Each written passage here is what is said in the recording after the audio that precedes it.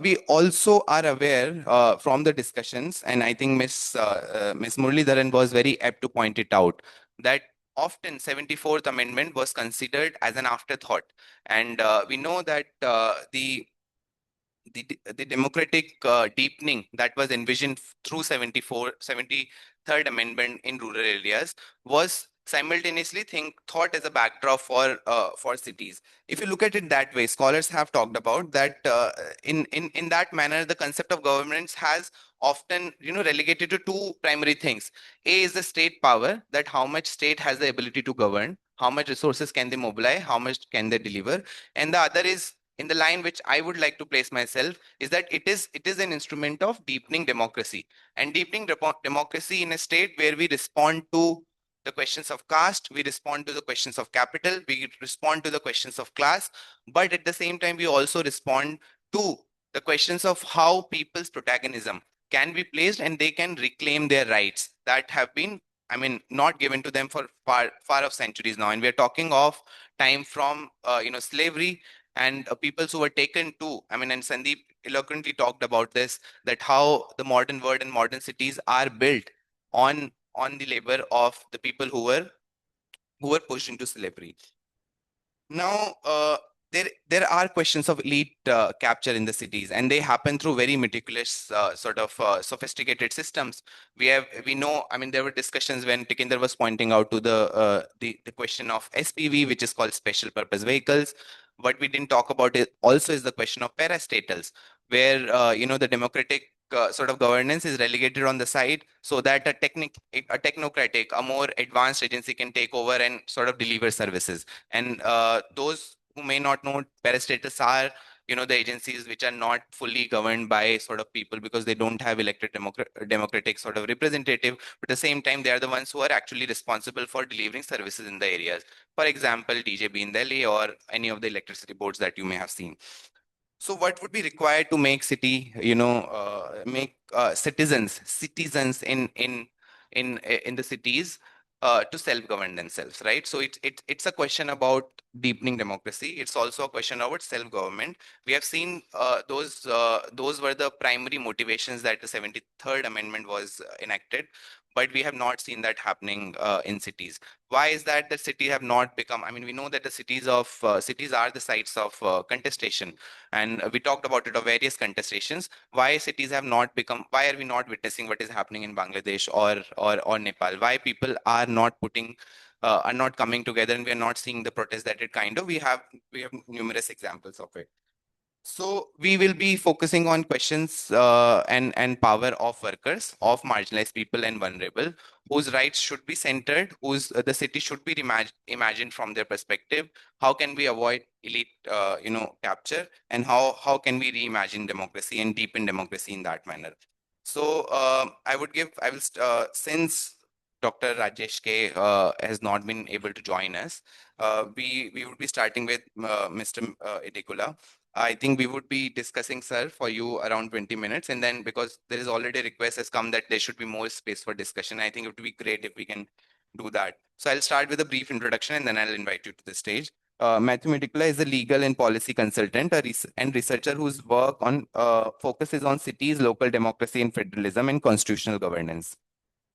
He has engaged with this field for over 13 years through academic research, legal consultancy, public advocacy, and popular writing. Matthew is currently a PhD candidate at UNSW, Sydney, and his doctoral research examines decentralized constitutionalism in India. He has taught at Azim Premji University. This? Okay. He has taught at Azim Premji University and the National Law School of India University, and has contributed to research and consultancy projects on peri-urban governance, planning, law, low carbon urbanization, and urban employment. Matthew has actively engaged with urban planning making and led the drafting of Greater Bangalore Governance Bill for the expert committee on BBMP restructuring. He is the founder of a discussion forum on cities and write regularly on law and policy issues in scholarly and popular publication. Uh, a round of applause for we welcome. We are very happy to have you with us, Matthew, and the stage is all yours.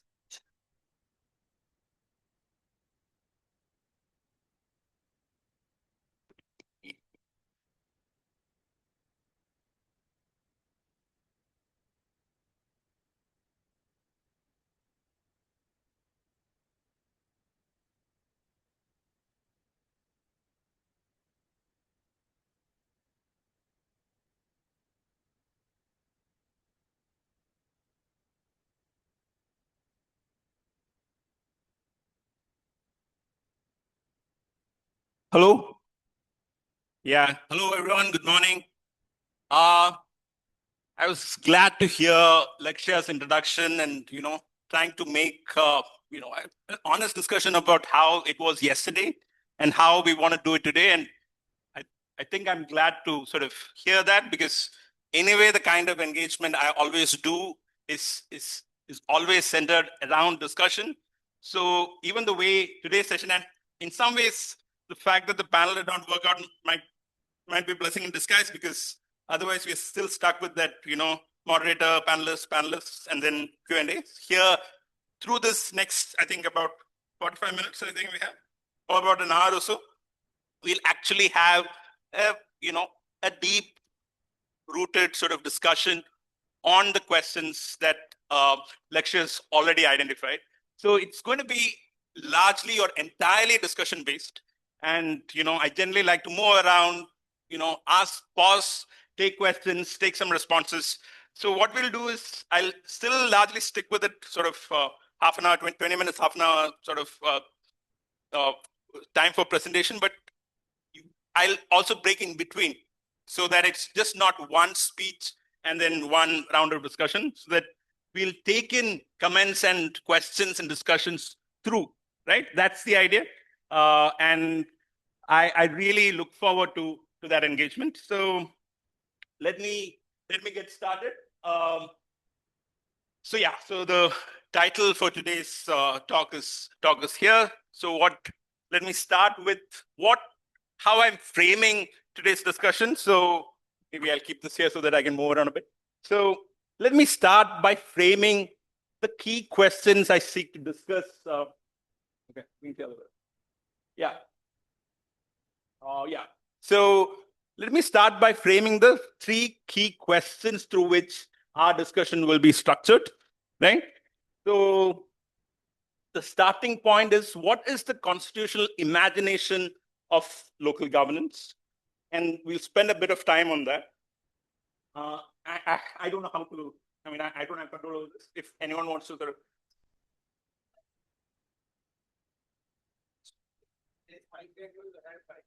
Okay. Yeah. No, I thought it was about the screen. I don't know how to do that. That's sort of, yeah. So, thanks.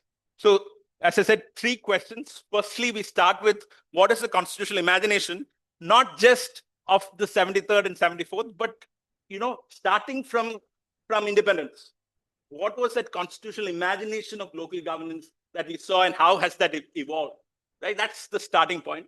Secondly, we know the 74th. I don't want to get into too much detail there. What are the challenges that impede that constitutional mandate that came in the 74th Amendment? Right? So, simple question is, why, despite an initiative like the 74th Amendment, why are cities still weak? Why do we still have the problems that we have? That's the second question. And finally, what can we do about it? How can we rethink and reimagine collective urban governance in this context? So that's broadly the structure of the discussion. So I hope that's clear. And the aim, again, is to keep it simple, raise the large questions so that you have some things to take back, and not just take back, because you're going to be here for the thing. You're going to be here for the next 5-6 days, hopefully frame, because this is the first sort of session which, at least on a, on these topics, maybe frame our engagement and understanding of these issues, in that way. That's the effort. Let's see how it plays out. Let me start.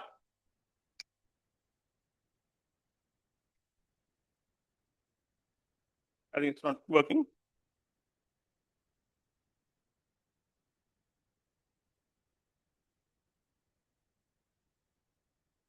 Yeah.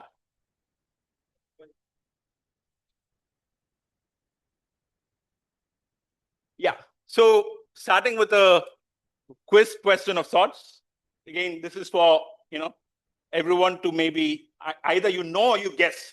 You can get the answer either by already knowing it, or you can think about what we are talking today and maybe guess. So I think we all know who these figures are. You have Nehru, Patel, Bose. What connects these three freedom fighters, 2 questions around urban governance. Anyone?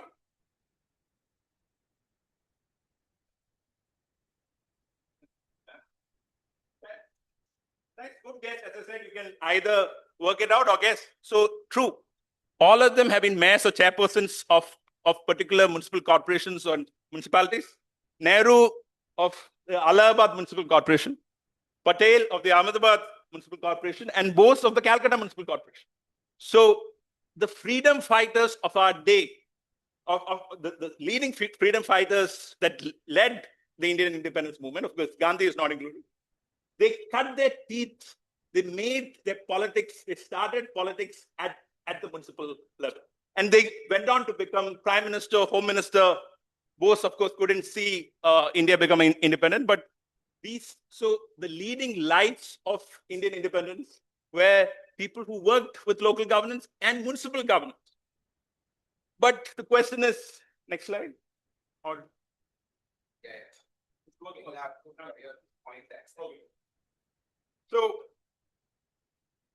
So yeah, I'm just trying to frame the constitutional imagination that was there. So as we know, in 1950, when we adopted the constitution, there was a major discussion in the Constituent Assembly for 3-4 years before that, and there were many visions of what the Indian constitution should be.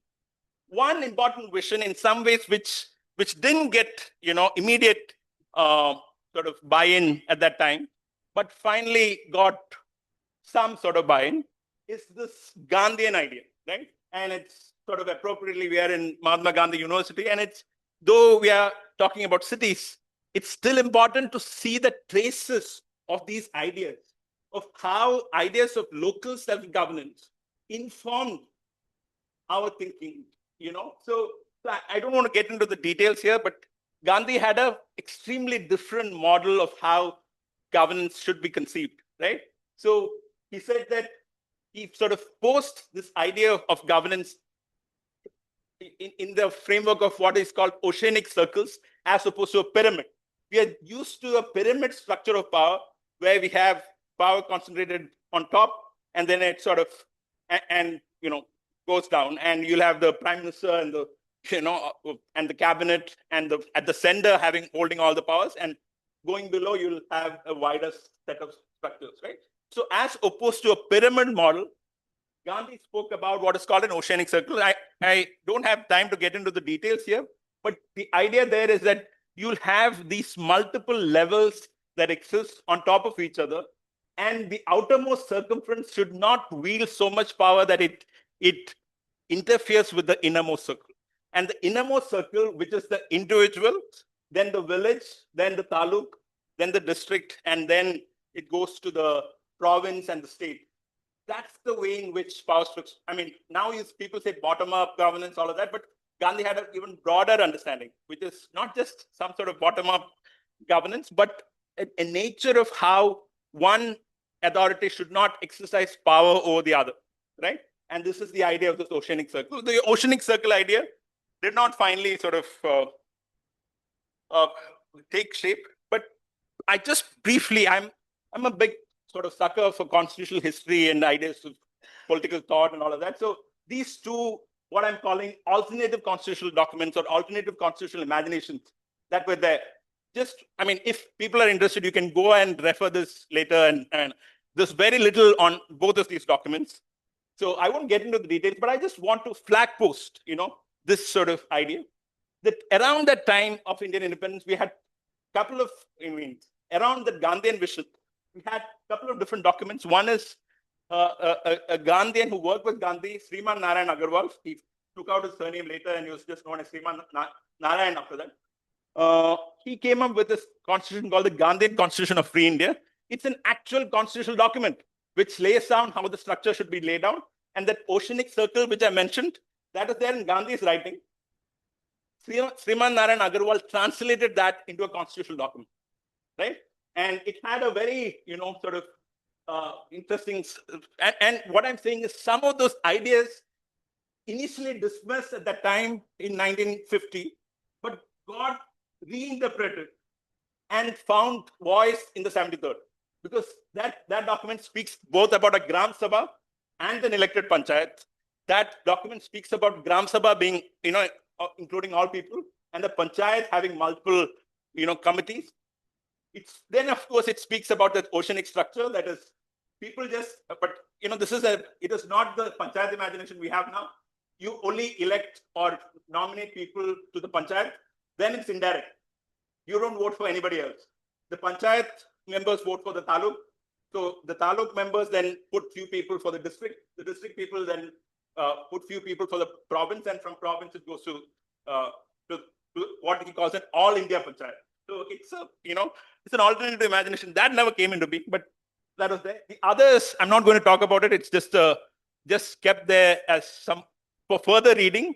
If you're also really interested in looking this up, this is the ounce constitution that Gandhi had a role in drafting, which speaks about and which is of a small kingdom in Maharashtra, and the king there, the Raja Bandarao Pant, was a progressive sort of king, and he invited Gandhi to draft the constitution, and Gandhi helped in drafting the constitution, which again spoke about the decentralized nature of power. But as we know, these ideas finally did not come through, and we had the famous Gandhi-Ambedkar debates in the Constituent Assembly. Gandhi's vision was at one level quite idealized and romantic, but beyond that, it was blind to certain realities. It was in some ways blind to the realities of social power structures that exist. When we're talking about decentralization, who are we decentralizing power to? If the social structure of a community is inherently, hierarchical, caste, right? That's the big blind spot of caste. When you have caste hierarchies, how do you actually deal with empowering the local? Which is why, if you remember that famous Gandhi-Ambedkar debate, Ambedkar was opposed to this. Ambedkar said, we are trying to create a modern, liberal, democratic republic where the individual is the unit. So he said, what is the village but a sink of localism, a den of ignorance, narrow-minded and communalism? The draft constitution has discarded the village as a unit and instead looked at the individual. Let's empower the individual. So in that context, it was sort of opposed. The idea of a individual liberty-based, modern form of democracy was seen as opposed to a decentralized democracy, but going back to certain older ideas of organizational power. So this is but what I'm trying to say is that instead of just pitting these ideas against each other, I'm trying to see a confluence, right? And the 73rd and 74th in some ways represent, at least in my view and view of few other people who have been involved, for example, even Manishankar Iyer, who was actively involved in drafting the amendment in the conference on Ambedkar that we had a couple of years back in Bangalore. He pretty much said the same thing. What we see in the 73rd and 74th is a confluence of both Gandhian ideas and modern liberal ideas of Ambedkar, Nehru, and others coming together, right? So when the Gandhian view came in, there was some opposition to, sure. So when the Gandhian view was sort of spoken about in the Constitution, in the Constituent Assembly, the mainstream sort of opposed it. But finally, to sort of pacify the Gandhian sentiment, they kept one provision in the Constitution on local government, just one provision. That is Article 40 in the Directive Principles, speaking about, organization of village panchayats. But just mind you that, yes. Yeah.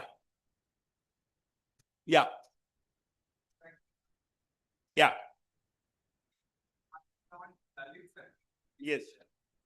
Ambedkar is such a visionary. Yeah. In 1957. Wait. So, hi. Yeah, thanks for bringing Ambedkar into local governance conversation, because what happens is that many times when we talk about local governance, people don't bring Ambedkar into the topic. So, this is based on the article that I have written on Dalits and decentralization. So, in the Bombay Village Panchayats Bill in 1927, Dr. Ambedkar pointed out that, in the Legislative Assembly, that he clearly pointed that he was only apprehensive about the existing functioning of panchayats because of the caste-based atrocities and discrimination. And in 1927 itself, he was asking for a reservation. Yes.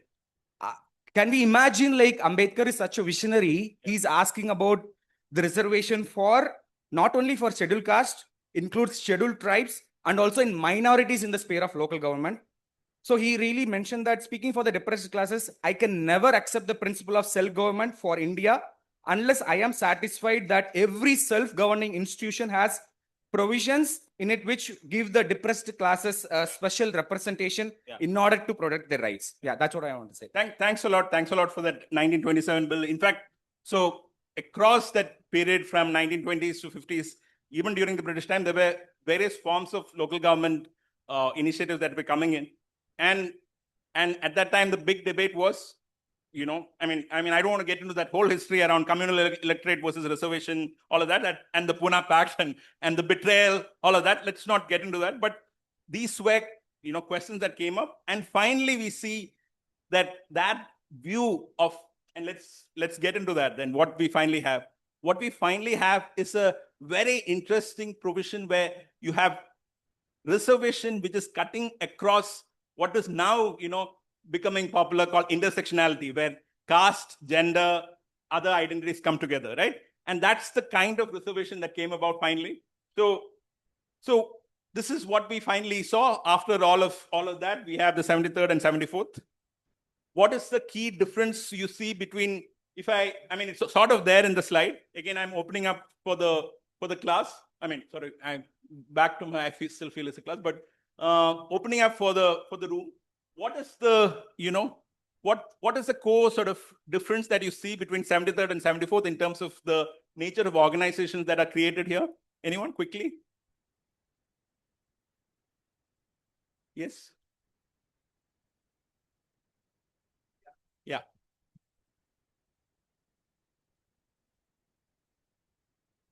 Correct me if I'm wrong, but what I'm looking at is that in the 73rd Amendment, it calls for 3 different levels of governance, versus the 74th talks for 3 different types. There's not a layering of the governance as opposed to this individual body creation. Thanks. That's exactly the answer I wanted. Thanks a lot for that. Basically, within the 3rd tier of government, in the 73rd, there are 3 levels. So 3 levels within the 3rd tier. That's the idea. 3 levels of government within the 3rd tier. Whereas in 74th, it's 1 layer of government in the 3rd tier. And that 1 layer can be of 3 types based on population. That is Nagar Panchayats or town panchayats, or then municipalities or municipal councils and municipal corporation, right? So there is some sort of distinction that we see, but I don't want to get into the details there. Let's, going back to the discussion that you had and what key changes that it introduced. Again, since it is descriptive, I don't want to get into the details here. What are the key institutional changes that the 74th introduced, right?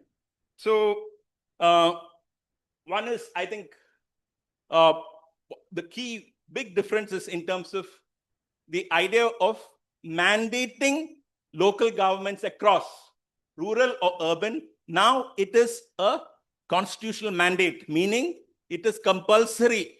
It is required that every local area should have an urban. Of course, we have something called the industrial township exception. And then that has been used and SEZs have been created.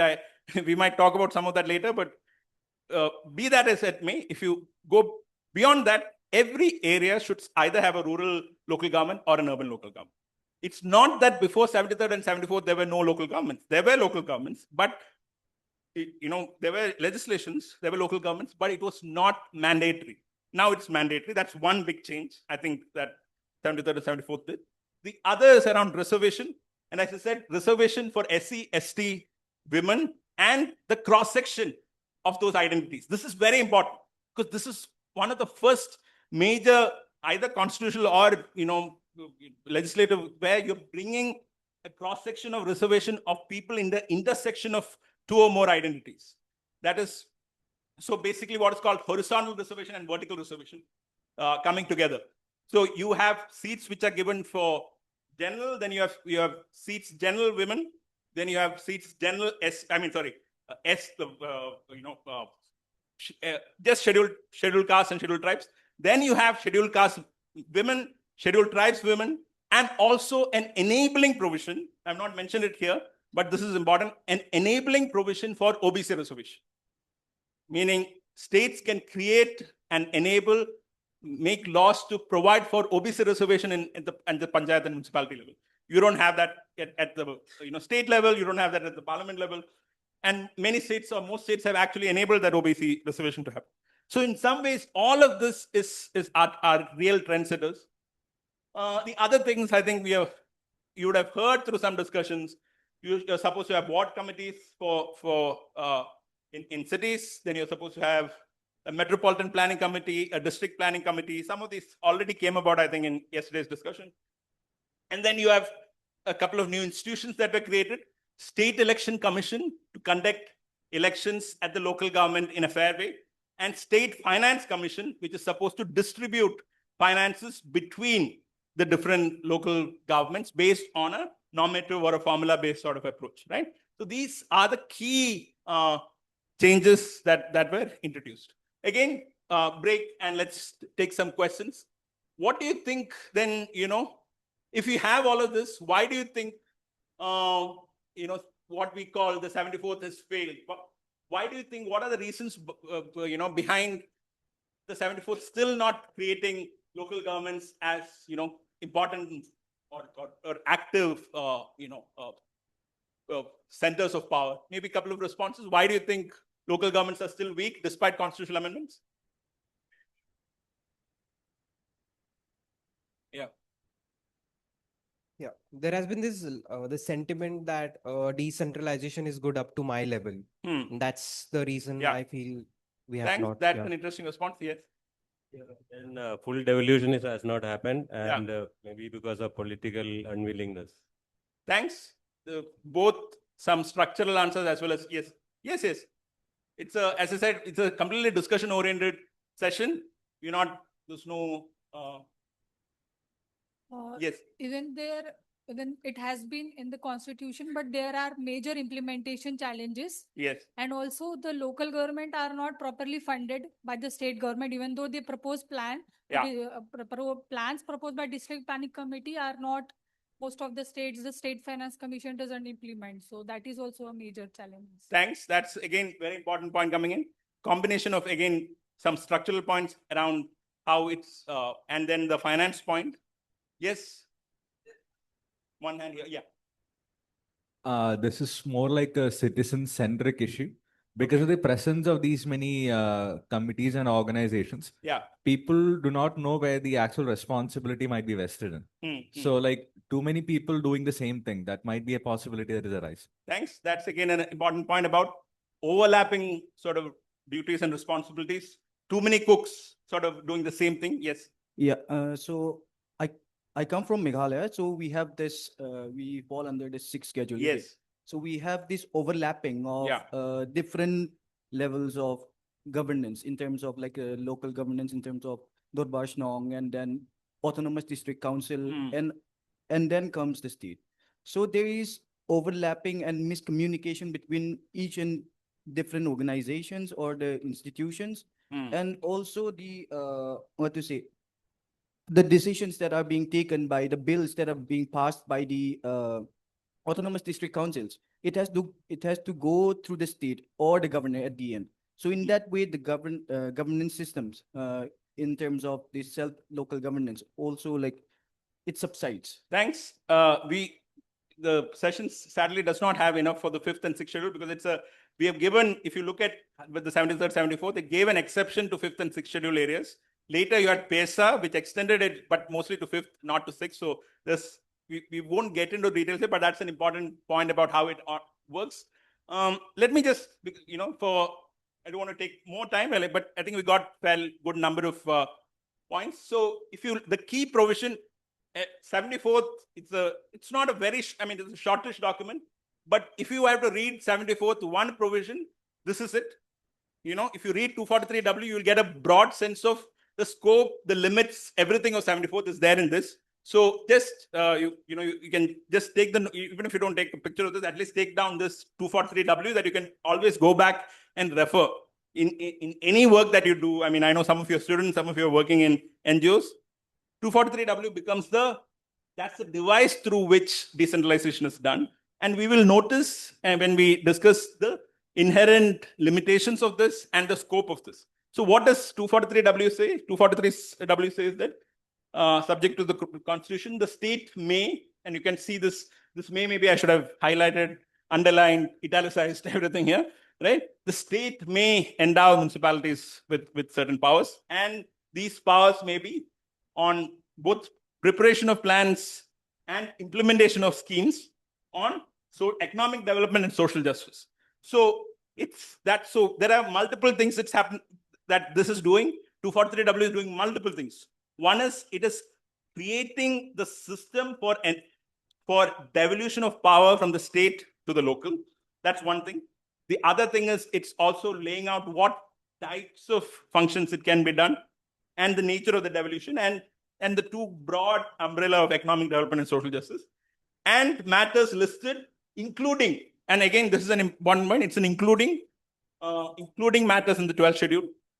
So it's an inclusive definition, which means it can also go beyond, right? And the 12th schedule lists all these 18 functions, and I don't want to go through these functions. I think it's fairly clear. Some of you have already seen it. Some of you are aware of it. And I think even Sharda Muralidharan yesterday was talking about the nature of these functions because it has certain very broad functions like urban planning. And this is, we'll actually notice Kerala in some ways is an exception, but to what extent are municipalities involved in urban planning, other than sanctioning of building permits, because the master plan is often made by a parasitical agency, right? Like a development authority. So you have things which are wide ranging like urban planning and planning for economic and social development and roads and bridges. And then you have things like cattle ponds. Can you see that? Cattle ponds as a major function. So there is, in some ways, even within the way the text is framed, it's at one level it's giving very broad functions. At other level it's giving maybe insignificant narrow functions like cattle ponds and crematoriums, crematorium grounds, electric crematoriums. Do we want things like electric crematoriums to be one of those core? When you have 18, if it's a list of 50 or 60 functions, different. When you have 18 functions, you are having things like crematoriums, electric crematoriums, and cattle ponds. So I'm saying, my argument through all of this is that 74th Amendment, I took a few responses from you on this, which is what I keep hearing all the time.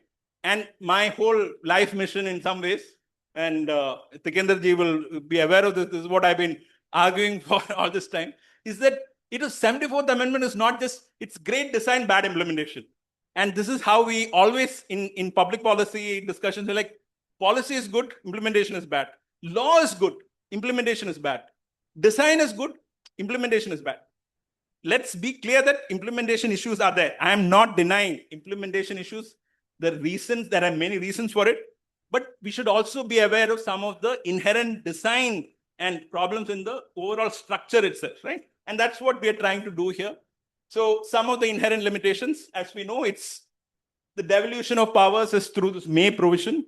And that is why the states can willy-nilly say that, hey, the 74th only enables this devolution. It does not mandate. So, mere mercy, if I want, I devolve. If I don't, So that is one inherent problem. As I said, 12th schedule lists things like, cattle ponds and crematoriums, but does not speak about transport. Transport is not mentioned as something that should be devolved. Does not speak much about housing, urban commons, other kinds. So it speaks about social justice broadly, but not in any specific terms. Even on environment and commons, there are some provisions, but not clearly there. So that sort of is also a limitation. The other is that it does not provide for any 3 levels of government. It only provides for 1 level, and there is no Gram Sabha equivalent. The very idea behind decentralization was Gram Sabhas would be there. Where is Ward Sabha or Area Sabha or anything in the 74th? It's not there. It has come about later as something that needs to be done. Within the 74th, there is no provision or a Gram Sabha equivalent body being there. And of course, I mentioned there is an industrial township exception. If there is an industrial area, the government can notify that this is an industrial area. I don't have to create a industrial body, a local government here. Instead, an industrial body can be created. And states have done that. Some states have also classified SEZs as industrial townships.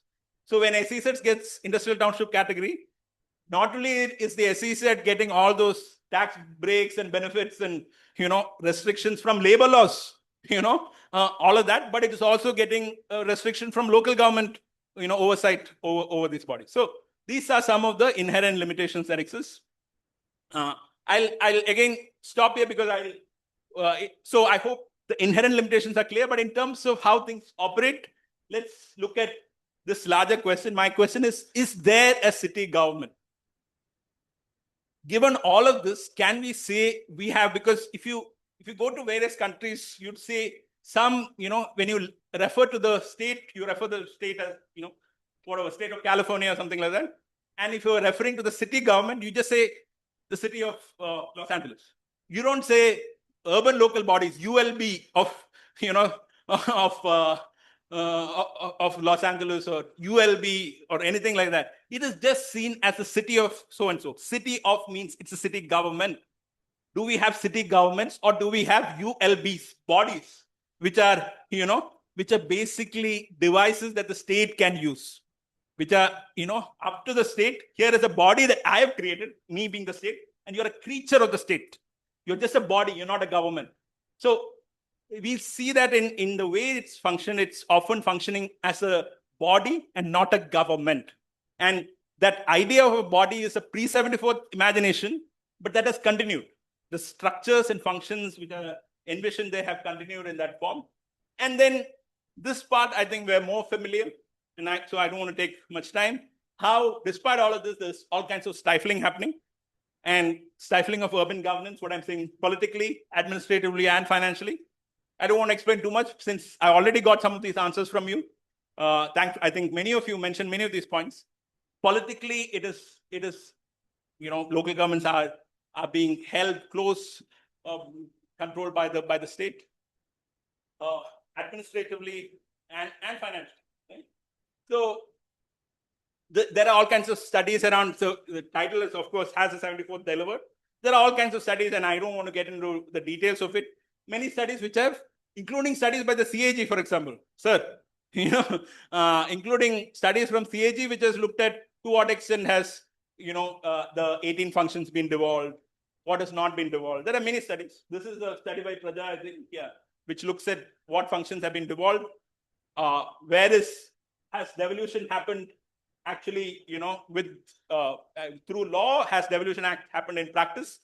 So there are all kinds of studies. So I don't want to get into it. Long and short story of it is that some functions have been devolved, some functions have been devolved only in theory and not in practice, right? And some functions have not been devolved at all, right? And those functions which have often not been devolved at all, one is, of course, fire services has not been devolved anywhere out of those 18 functions, but often urban planning has also not been devolved, even legislative. And many functions which have been devolved are in practice not devolved, right? So that's, yes? Exactly.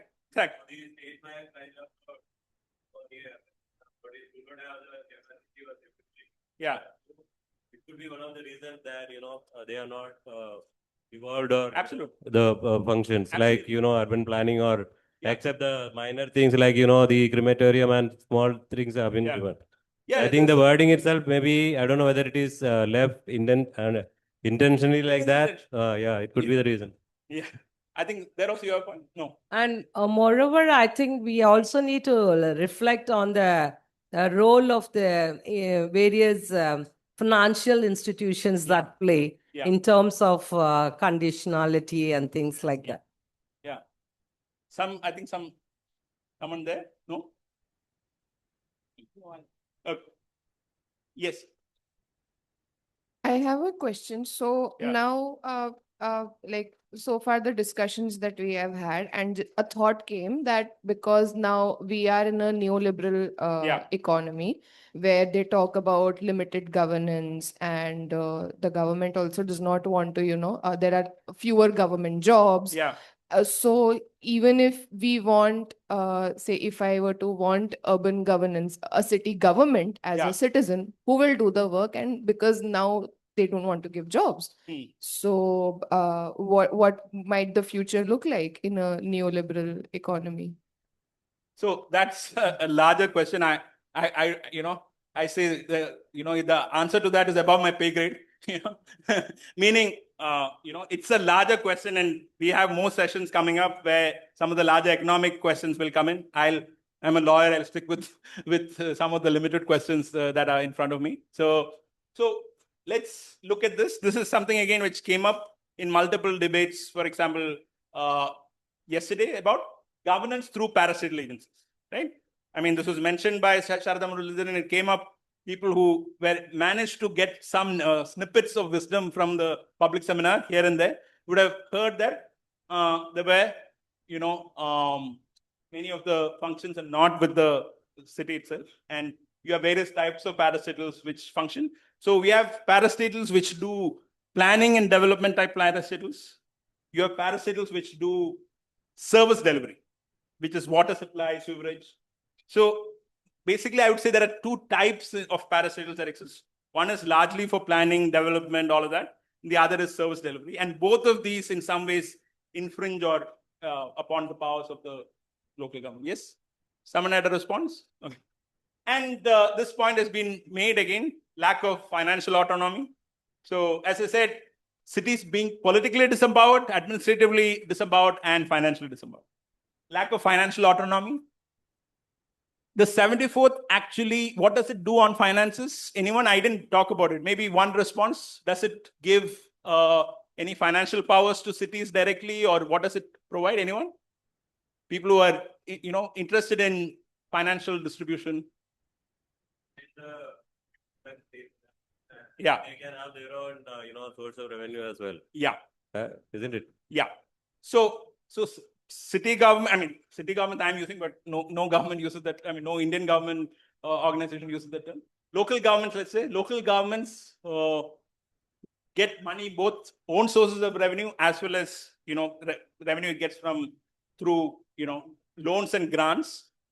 What is important in the 74th Amendment point of view is that the 74th Amendment says that the states can enable local government to tax. But this is a minute point, but important point. So I hope you get this. But this 74th itself does not give local government any fixed domain of taxation or any fixed taxes to be directly collected. Meaning it's still enabling provision which says that state governments pass law which can enable local government to levy tax. It does not directly give any domain of taxation to the local government. This is something that we miss. We talk about, it does not have money, all of that. But where the 74th Amendment does not give them a direct domain, either a percentage or, property tax will be collected, or the local governments can collect taxes on it by itself without a state mandate. So there's nothing of that sort also being there. So that's it. And of course, we have all of this creates what powerless mayors. We have Tikender with us who will talk about how that operates. So I don't want to elaborate on that. So, and then what we see is the other beyond 74th, what we see in the last few years, again, as part of, I said it's above my pay grade and all that, but in the context of neoliberal urban governance, we also see a centralization of urban governance happening, right? You have more and more schemes and programs coming from the center, which is trying to tell what should be done. The JNURM is sort of mixed because it spoke about implementing the 74th and also spoke about how it should be done, right? So it has a mixed legacy, I would say, because it has this commitment. It's, I think, a standard sort of UPA type, both neoliberal and democratic, So it speaks about empowering local government and implementing 74th, but then it said, by the way, for schemes through PPP, by the way, for this thing, and enable it through, international financial institutions, all of that, right? Cut off stamp duty, reduce,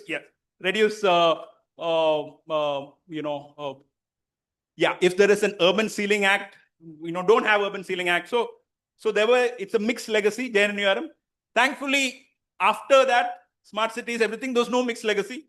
We are very clear what is there. It is the center basically, knows what's best, and Well, 74th, I mean, smart cities has a different model of competitive subfederalism, as it's called, where cities compete against each other. So there is an element of cities actually having its own vision. But yeah, so that's how centralization of urban governance has been at play. And connected with that is what we see as an SPV-driven urban governance model, right? Special purpose vehicles are set up to enable local governments to function. Special purpose vehicles are companies. It can be public, private combination, or largely public. And if you look at the Smart Cities Mission's mandate, it says that smart cities should necessarily have SPVs. All smart city projects will be done by the SPV and not by the municipal government. And it speaks about the plan to appraise, approve, release funds, implement, manage, operate, monitor, evaluate, everything, of the smart city development projects is by the SPV. And then it has this very interesting provision, right? Operational independence and autonomy in decision making is also given to the smart city. So to the SPV.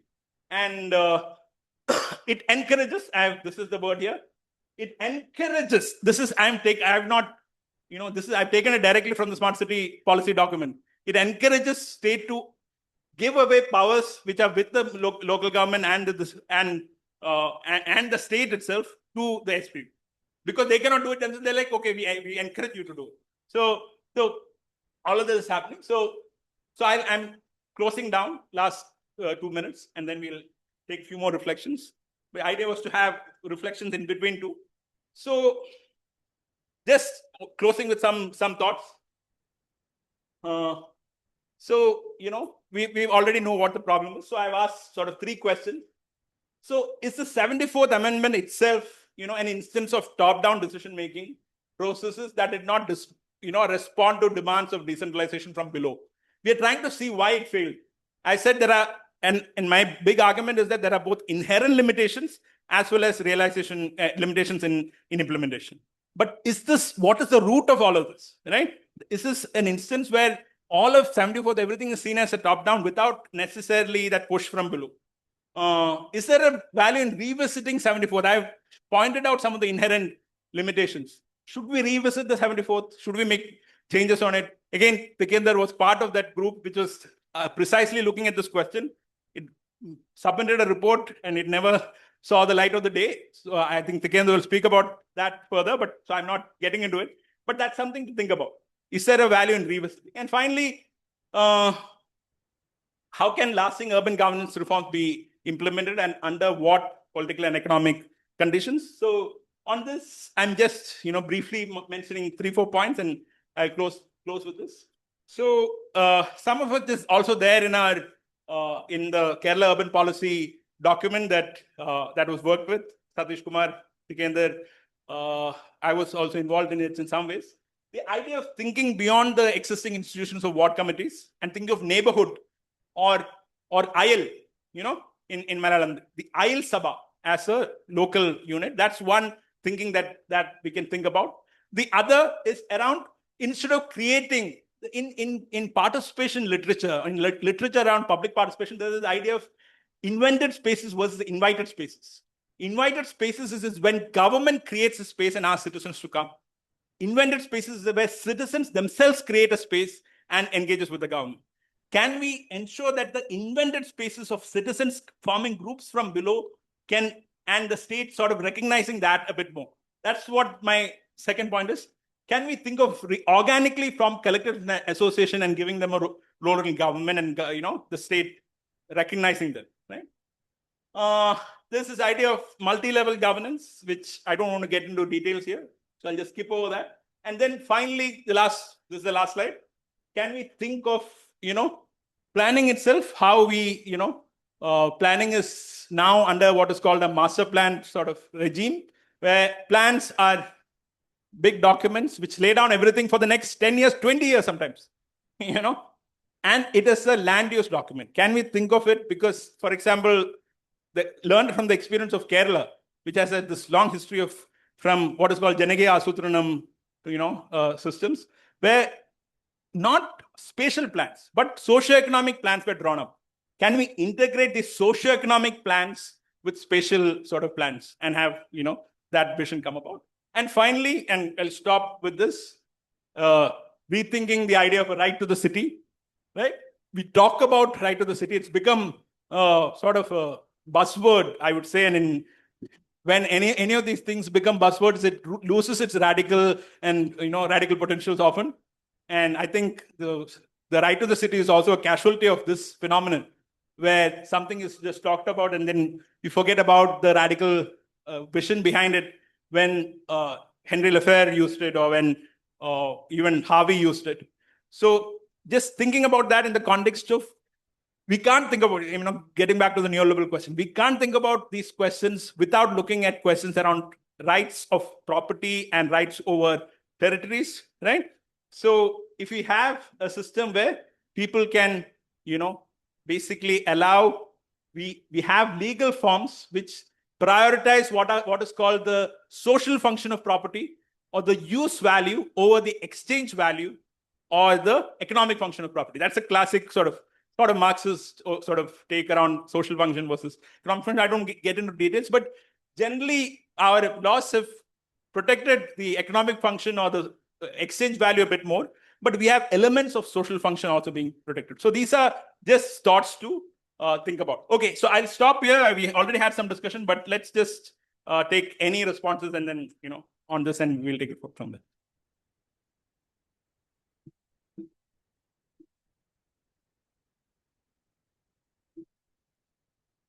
I think we can clap to also, as a social energizer, and also to thank Matthew for his, almost a 40-minute discussion. So thanks a lot, Matthew, for eloquently, covering both sort of the legal provisions which are available in the 74th amendment, and also what are the limitations that there exist. And I think it's a good, I myself think that this is which Sabukutan was referring to, is that we often think that the laws and the policies are perfect and the implementation is poor. And there is a problem with the design itself. And I think this is not just the 74, but a couple of other sort of this thing. And we know that the logics of capital, the logics of disenfranchisement drive that process. But I think if you listen to the whole story, you also see that where are the people? We are talking about the state, we are talking about the laws, we are talking about the parastatals, we are talking about SPVs. Where is the people's vision of the city, right? Is a legal amendment or a law amendment is sufficient to give the right to the people to vision a city that belongs to them? Or do we have to go beyond those legal changes? And how do we realize that right to the city? What would be the strategies for that? I think you did allude to it in the last section about organic associations and SGs, etc. But do we need a radical remuneration in the way we also think of coming together, or of the fraternal space? And I think our vocabulary is also sometimes is heavily influenced by what we have thought broadly in terms of sort of global north cities. For example, there's a lot of literature which does talks about neighborhood as a concept is also quite Western. We did have mohallas which were sadly organized around caste, but all of our planning documents did talk about, talking about neighborhood, which is eventually a planning unit, where again, the people vision of making that mohalla or neighborhood is almost missing. I think you were right to point out that planning processes in this country remain sort of elusive to people, and even though there is tokenistic representation, the DDA master plan of 2041 claims to have done wide consultation at the time when the country was really reeling under COVID. So if you look at the report, you read around 600 and more consultation online done to create the MPD 2041. How many of those happened on the street? How many of those happened with the workers? How many of those happened with the people who are actually city makers, or how many of them actually happened with the homeless, who are also the city maker living on the streets? And mind it, all of the 2-3 year process that the NIUA drove was done during the time of COVID, when half of the India was shut. And that is a plan which is going to be driving Delhi's growth, Delhi's participation, Delhi's future for next 20 years. And it does talk about, Matthew, that it is not going to be a static document. So there are vocabularies which are picked up from the consultancies of the MNCs and the KPMGs, but they are rarely implemented. And there are cities like mine in Uttarakhand, which even after 5 years doesn't have a master plan. Uttarakhand state came into existence in 2020, and the master plan for one of the 3 municipal corporation dates back to 1990. and it still has the stamp of UP urban government department. I think the realities of cities are different. They are not often are matched by people's vision of the city. There are two, and we keep referring back to the readings which are available in the folder. There are two important documents, I think, which I would urge you to go back and look at. There's one which is called Who Governs the City, right? Urban governance for whom? And we are looking at the question in Guwahati and understanding how there is a sort of a difference in the public amenities which are provided in Guwahati. It was a long work. It's building on the long work that Action has done from 2014-15 onwards and beyond that, and it comes across as a report. The other one we should also check is a comparative study of 3 cities, which is looking at smart city and urban deprived communities, where we are reflecting on a couple of the questions that you raised, that even though the SPVs and other systems come up, what is going to be the engagement with SPVs, and you saw the sort of the legal structure behind it. I would stop with my sort of commentary here and open up the floor for questions. We do have around 20 minutes to do that, so ample of time. I think we'll be starting with Sandeep. So I'll just, yeah. No, very nice, and thank you so much for a very beautifully done presentation and sharing. Really appreciate that. Thank you for that. Since you were delving into the tunnels of history for quite some time, may I ask you from your perspective on urban governance, do you think the time for separate electorates overdue and somewhat purged in history has come from the perspective of all that you've spoken and all the past that you referred to, including the debates? Sometimes one gets the feeling that perhaps separate electorates would have served social, economic, and overall progress much better. What is your view on it? Maybe I'll just take one by one initially. Maybe I'll just respond to this because I feel this question will be very different from all the others that come in. So I'll just, it's almost like a googly that you're thrown. But yeah. I mean, I was never a good batsman. I was the one usually bowling the googlies. But yeah, so but I think I've not thought about it too much in terms of the separate electorate question. But let me just say that I feel, given the context that we are in with 75, 80 years of the system that we have, now moving from a very practical sense, what is in the realms of possibility? Going to a separate electorate sort of, framework seems, whether desirable or not is one question.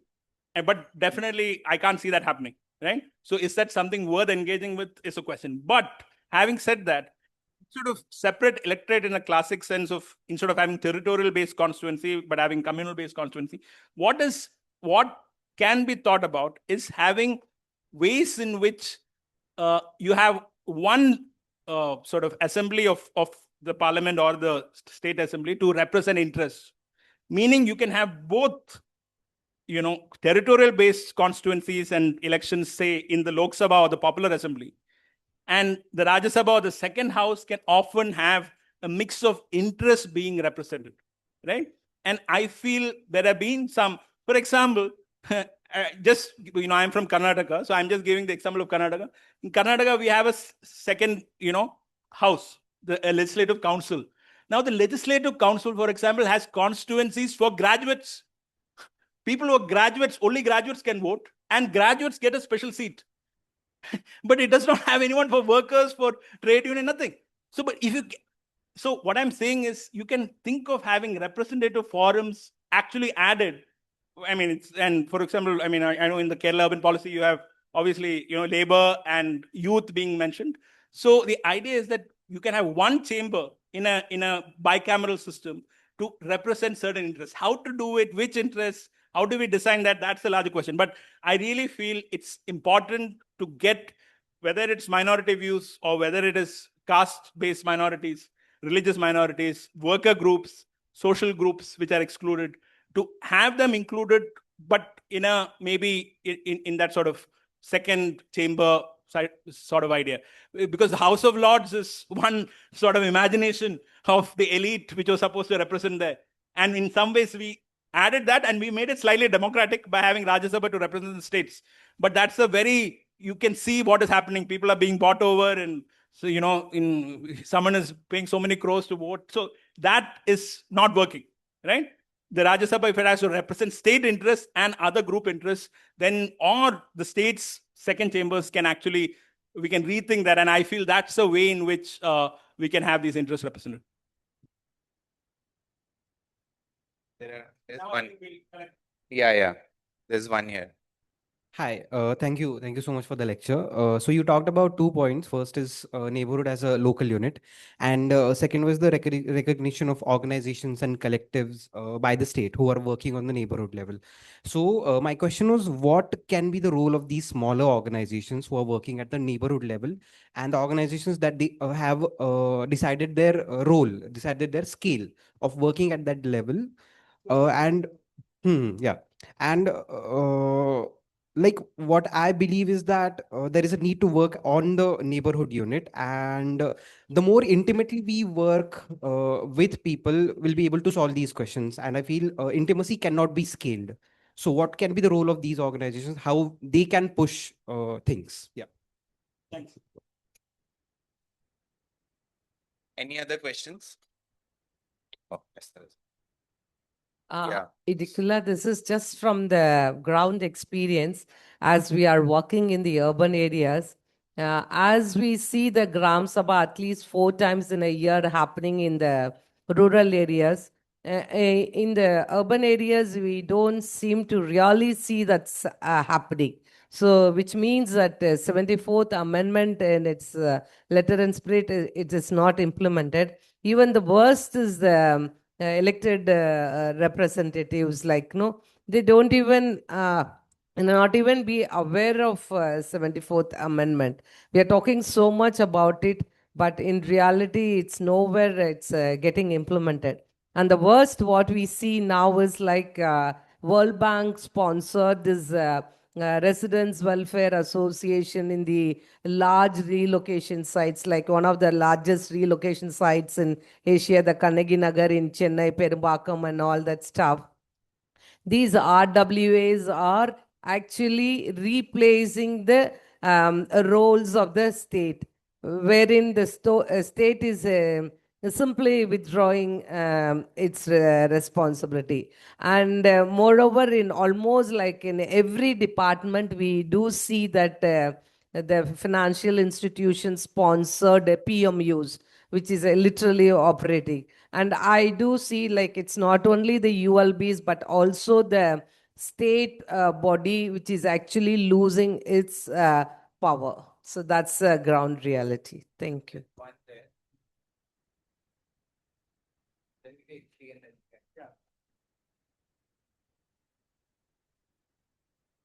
Also, I would request you to introduce yourself. Just say your name and where you're from, so it becomes easier. I mean, people know you, Esther, but hello, good morning, sir. I'm Ayash from Srinagar. So, actually, thank you so much for such an insightful lecture. From yesterday, I was having so many questions going on in my mind. Thank you so much for answering some of them. My question, before I put forward my question, I just wanted to say that what I got to know about the issues which you are facing in local governance is despite reforms which we talked about, to decentralization, that is 3Fs, which is funds, functions, and functionaries, still remain incomplete. And when everyone was talking about models and everything, what we can do better in local governance, my mind was going through the question that we're still fighting for implementation of local governance in our region. And luckily you showed the map wherein I saw myself coming from the region which was shown in the gray color, wherein nothing have been given to the local governance till now. So my question in that perspective is, can we say that the urban governance reforms in conflict affected regions follow a different trajectory compared to other Indian states? Can we say that urban governance reforms in conflict affected regions like ours, that is J&K, follow a different trajectory compared to other Indian states? I think we You can answer this round and then we go on for another. Thanks. I think there are 3 questions, so I'll take that. So quickly on the neighborhood group, what role? I think it's interest. I mean, whatever we call it, MOLA. I think you should localize these terms, ILO, and it should also in some ways be again not extremely top down way of creating them. That's one level, but then the idea of the other idea which I mentioned, which is about organically grown institutions. My only concern there about the role is, of course, they do the functions or they carry out the ideas that they've always been doing, or actively on the ground they're doing something. So we don't want that to be changed by the state having sort of an interference there. The only point there on sort of incorporating them into this model is that to what extent will issues like co-option, once you get formally integrated, then will you just, start dancing according to the tunes of the government or the representatives there? Do you lose your autonomy? So I would not say there is a clear answer for that. It's a balance that we need to strike. And we're talking about it as an abstract idea. Only when it actually plays out in specific context, we'll see what role they should play and what should be their formal role in an administrative setup. So that's my response on that. Dr. Esther, yes, thanks for your input. And yes, of course, based on your work there, what you are speaking about is entirely true. I'll just add that as I mentioned, at the Gram Sabha sort of not functioning in the urban context is not even problem of lack of implementation, because it was not there in the 74th. It was there only came again as a mandate from JNNURM. Again, one of its dual legacies. It's asked mandated states to create area sabhas. Again, a form of top-down decentralization, right? It's almost ironic, or to speak about a top-down sort of model, and it has not worked, and there are many reasons for it. How do we actually enable that without it being sort of thrust from above is something we need to think about. Even as activists and organizations, do we just say you have to just implement area sabhas, or do we think of what are ways in which people are already thinking about, and what are the demands coming from below? So that's and of course, ActionAid has been working on this, so you'll know how to answer that question better. I'll just mention that in terms of the larger point you made about the RWAs taking up role, and and the people being sort of powers being structured around those institutions. It's entirely true. We are now in a stage where in the urban, especially in metropolitan urban context, you have a public city which exists, where there is some public provisioning and all of that, and then you have the middle class and the elite who have seceded, who have seceded in Bangalore, in Bombay, in Delhi, in Gurgaon, maybe all of Gurgaon, right? You have seceded from the city and created private republics, private enclaves, private republics, where when I go to my sister's place, it's hard for me to enter there without giving my, as a joke, my grandmother's maiden name. They don't ask that. I'm just saying that's the level of things you need to, when you enter this new territories of these new republics, that are there. So we have enabled, our systems have enabled that process to happen, and the elite has seceded, so they're fine with it. They only complain when they come onto the road, and that's when they talk about traffic. We don't have collective ownership of the city. So that is exactly where the problem lies, and it's a self-fulfilling prophecy when it works as a cycle. So that's on that. And on the Srinagar point, I think it's interesting, because whether it's Srinagar or whether it's some of those 5th schedule and 6th schedule areas, there is this idea of what is called asymmetric federalism, right? In the Indian context, where certain states are given certain types of bodies, certain special authorities. So you actually have, whether it is autonomous district councils, you have all kinds of other bodies which are there. So my point of view there would be, we should be thinking of how to engage with those institutions also, beyond the institutions of 73rd and 74th we are talking about. Even this thing did not cover those, because it's limited time.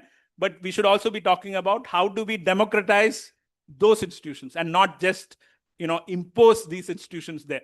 So that's on that. Do we have there's one here, there's one there.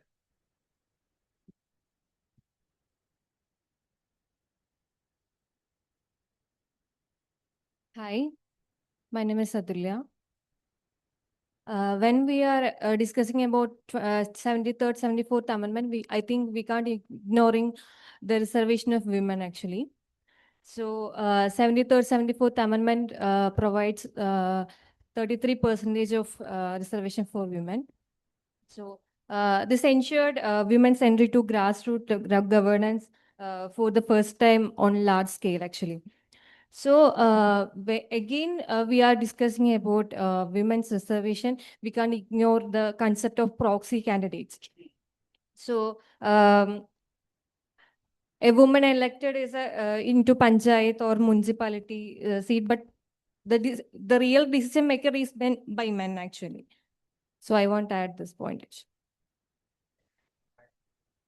To it is also the question of gender minorities. I mean, we already have a sort of whole, issue going on about the transgender bill, but we still don't have, enough representation of gender minorities, and particularly speaking transgender and other gender minorities who also have the equal right to the city. So if you can add that. One more, I think. Hello, my name is Tirdev. I am from Delhi. I want to say that the informal sector contribute around 50% Indians total GDP. My question is, if migrants and informal worker already run the city, why are they still treated as outsider in planning, and how can we include them in decision? Any other question? Yes. But there is one. I think some of the questions, there is one there, Joseph. I would be an equal opportunity employer. Sabukutinu got the chance previously, so you can take it up in the tea. I am Abhinand. I am a research scholar from the School of International Relations and Political Science.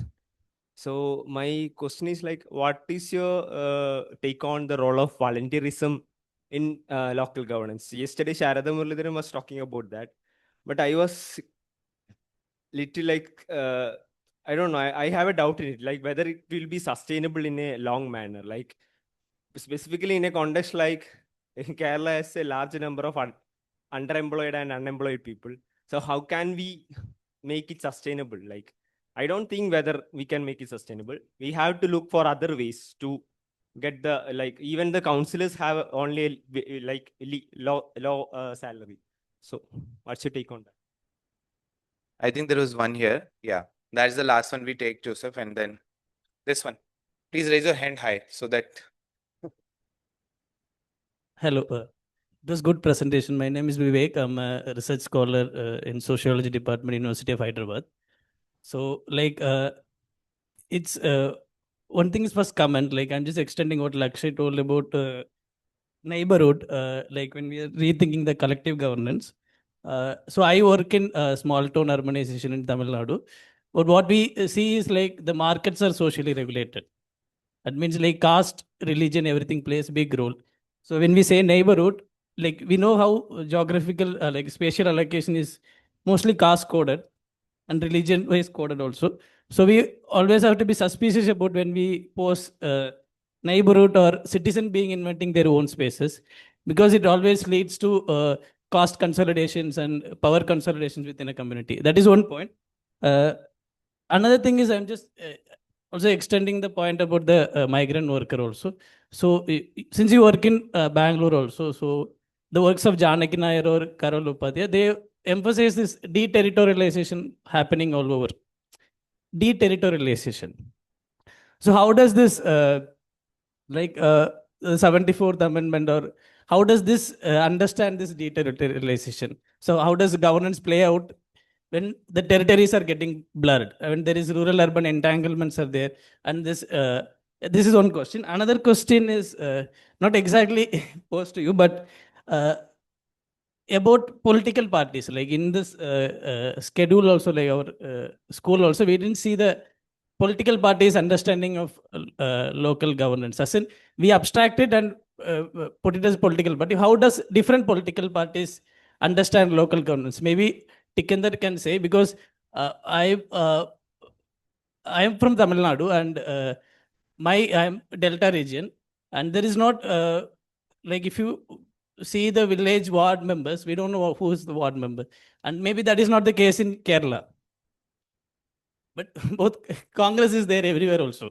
So I'm just putting it, how does political party sees the local governance? Does it make any effect on how effective of working of the local governance? Yeah, thank you. And that goes with the presumption that all the political parties have a certain political ideology nowadays, which is rarely the case. But anyway, over to you, Matthew. Thanks. That's I would say a rich set of questions. Thanks for that. And I'll be very brief, I think, since we're already out of time. So let me just be very quick and brief in the responses. So yeah, on reservation of women and what the 73rd did, 73rd, 74th did, I honestly feel that's, one big change. And it's the trendsetter in some ways for women's reservation, provided for 33% reservation minimum. And a majority of states have passed laws which have made it 50%. About half of the states in India now have, more than half states of India have laws which require 50% reservation.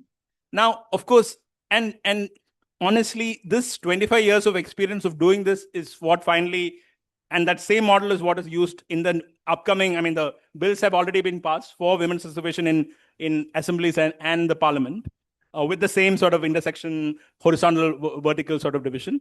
Of course, all of it, this is subject to, the census and the delimitation, and all of us in the South are going to lose seats, all of that. So there's a larger thing at play for that to happen. But this is a trendsetter, and I would say it's a positive trendsetter.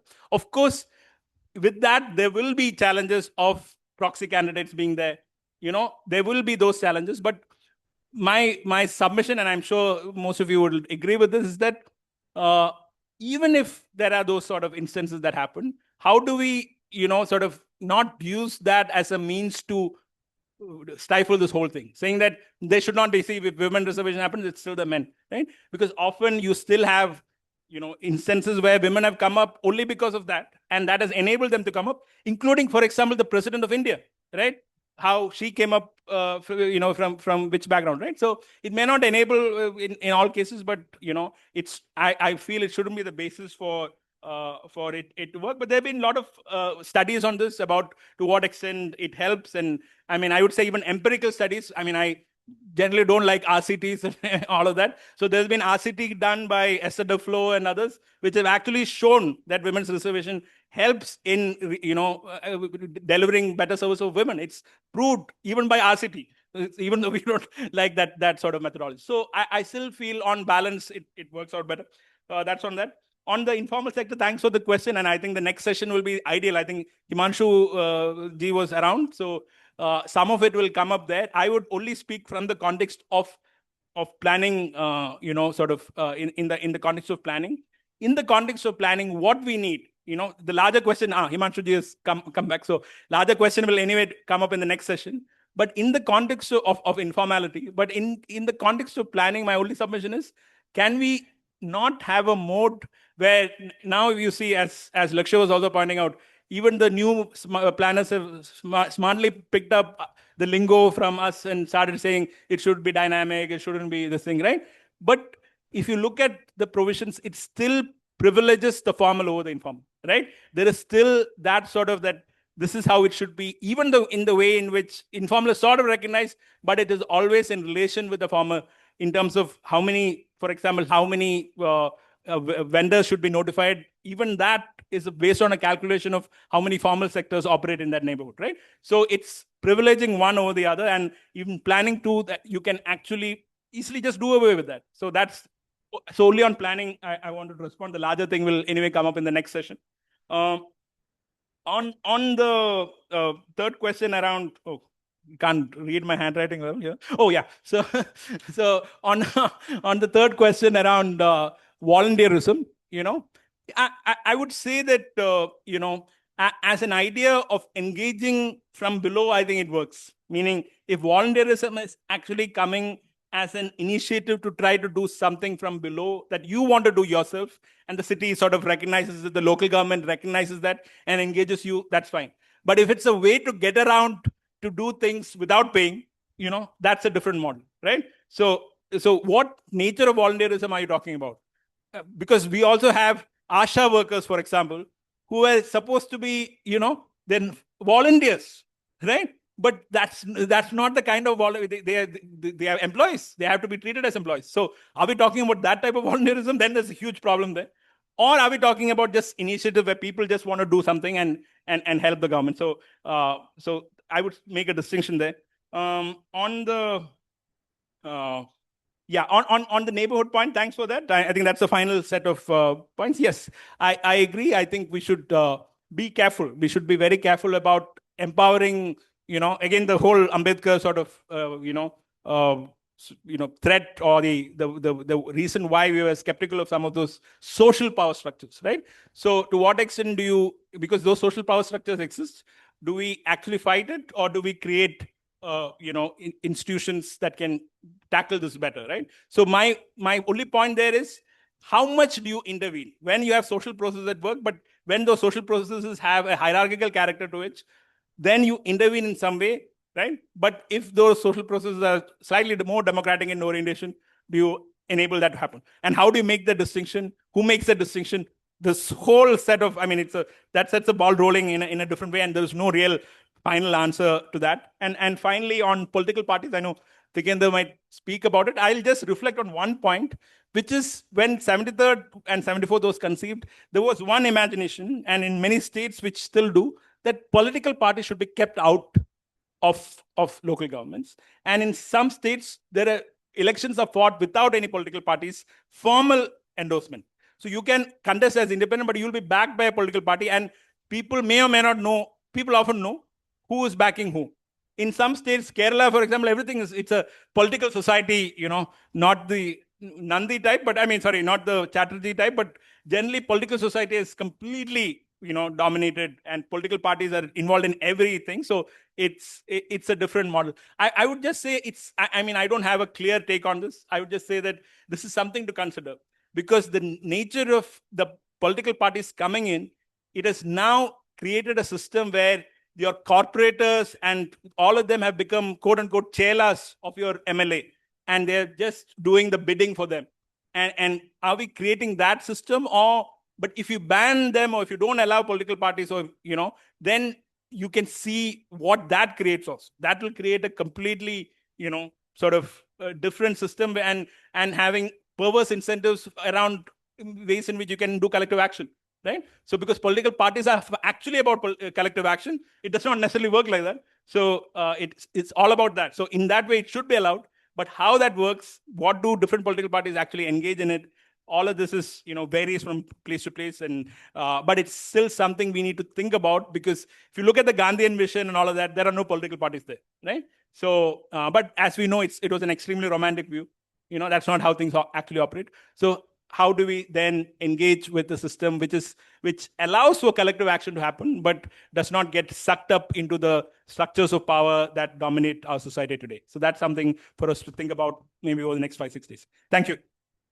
Thank you, Matthew, for walking us through the vast sort of terrain of ideas, starting with Constituent Assembly debates to the question of separate electorates, and also to the issues of everyday sort of governance.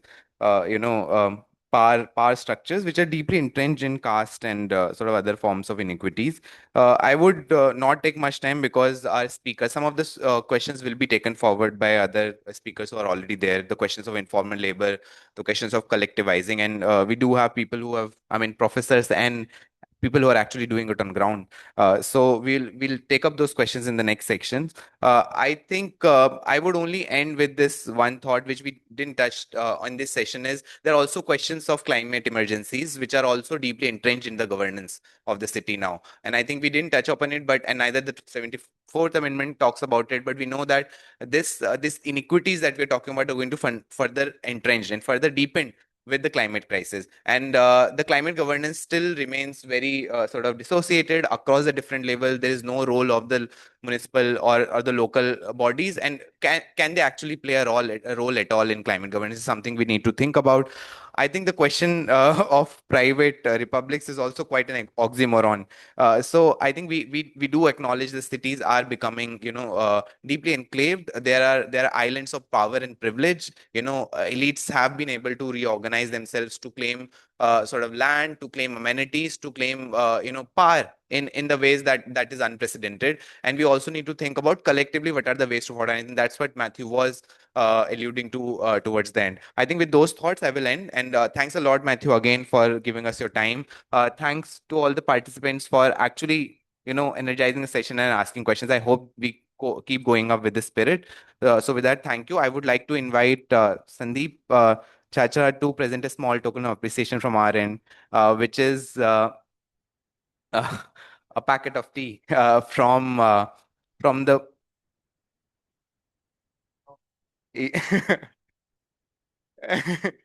So this is the tea which the ActionAid Association has been working in the district of Vienna in the aftermath of the landslide, and this is a livelihood initiative that we have been involved in.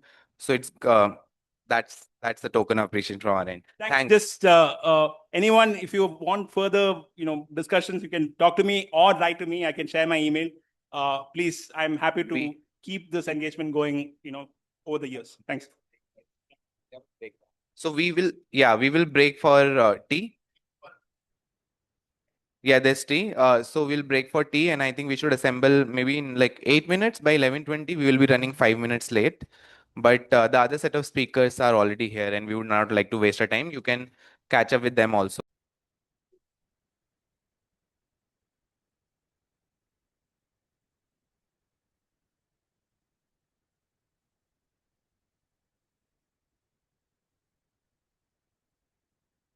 Okay, I think I'm going to start now. Okay. Yeah,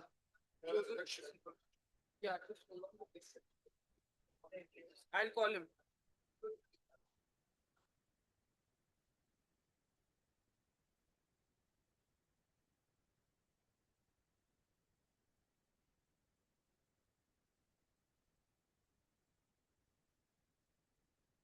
Come inside. We're starting.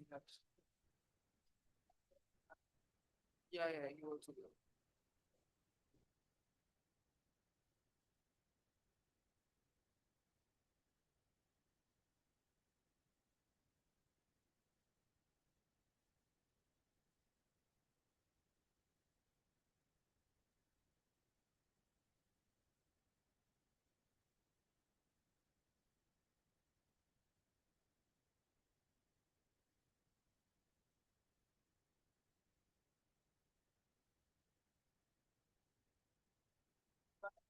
Okay.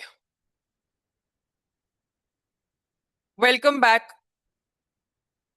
Welcome back, everybody, for the next session titled Urban Governance and Labor, Informal Economies, Workers, and the City. So, just a little bit of context for this session.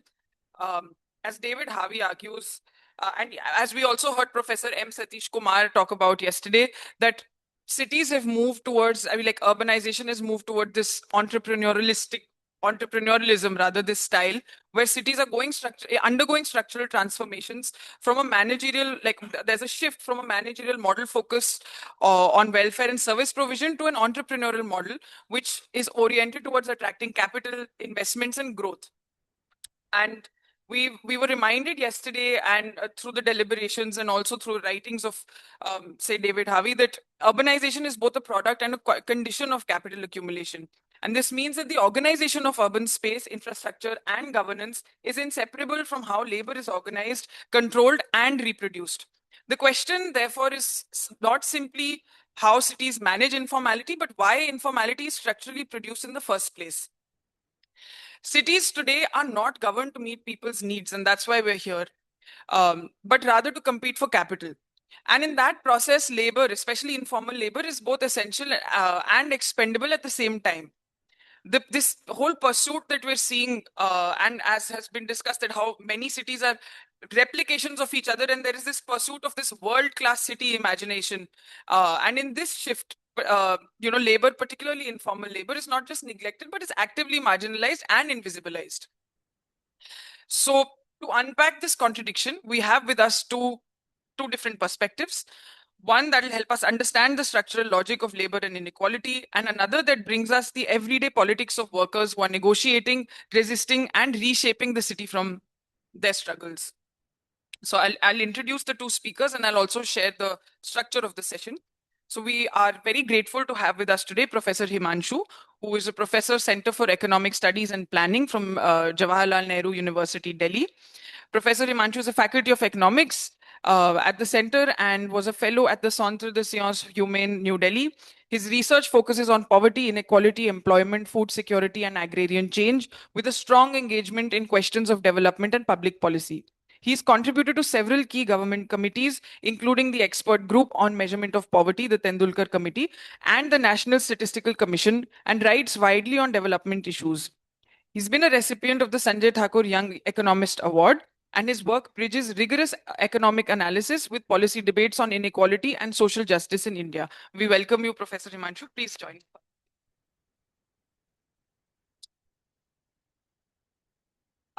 Next, I'd like to introduce Mr. Shaktiman Ghosh, who is the General Secretary of the National Hawker Federation India.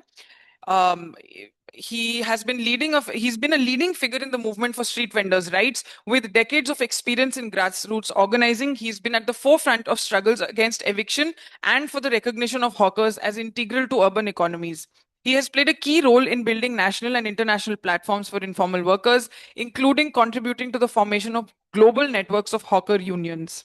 A long-time advocate for livelihood rights and inclusive urban policies, his work brings critical insights into the intersections of labor, informality, and urban governance. Thank you very much, sir.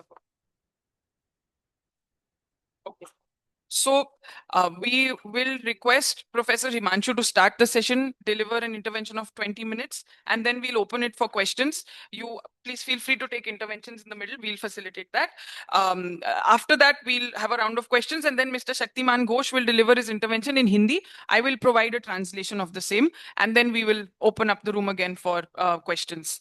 So without any further delay, I'd like to invite you, Professor Himanshu, please. Thank you.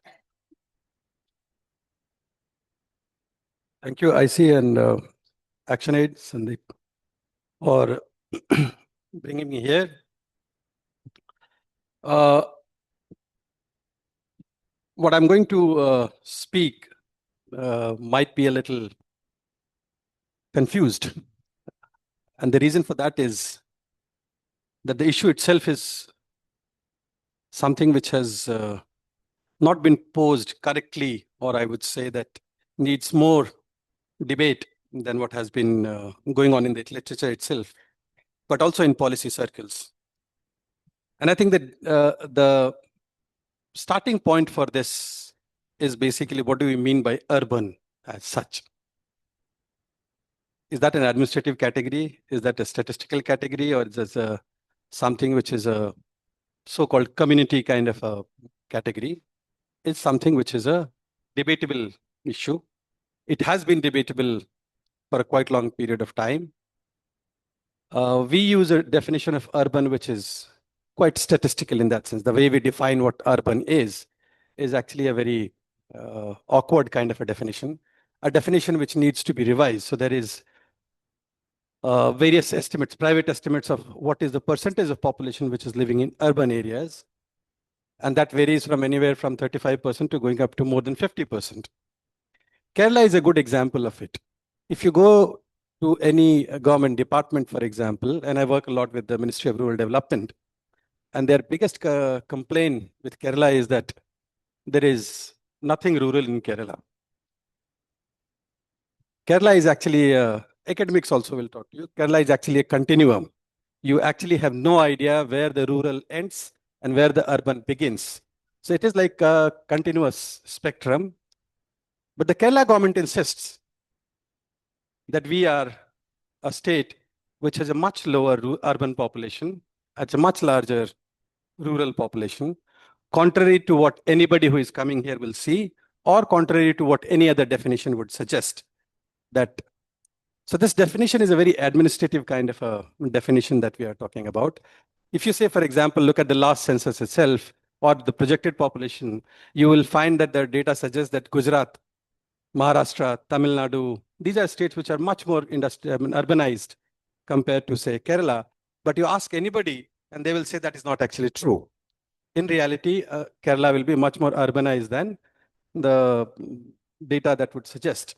That happens because of a very simple administrative problem, which is that a large amount of money flows from central government in the name of rural development programs than the urban development programs. And the state governments have an incentive to show larger rural population to get larger share of the money that is coming to the state. And therefore, Kerala government at any point of time would be willing to extend that rural definition to 99% if it is allowed to. That will give them a larger share of money than, say, for example, the current share of urban population that they are projected. That's just a way to give you the kind of a definition problem that we are dealing with. I'm going to come to the issues of labor and informality a little later, but just to give you an idea of the complexity that we are dealing with. The rural in that sense is something which is far more complex, in fact, more complex than urban. And there are technically now, at least in India, there are 4 different kind of villages that exist. You have what is called a Nyaya Panchayat, which is a boundary that is defined by, the government defines as a Nyaya Panchayat. There is a revenue village, there is a census village, and then there is a administrative village. And then there is a finally one which is recognized by the Panchayati Raj department for the definition of a village. Now, all of them are not the same, and they all have different geographical boundaries. But we have multitude of definitions that we employ to define a rural areas. On urban areas, it is purely administrative. Our state government defines that this particular area is to be defined as urban area. It becomes an urban area, and that is how it basically has been working so far. So it's a purely administrative definition that we are talking about.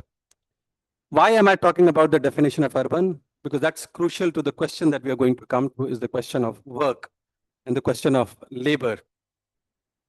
And I would like to, the previous discussion particularly was very interesting on the definition of the 73rd Amendment, I mean, the whole implementation and the issue of 73rd and 74th Amendment.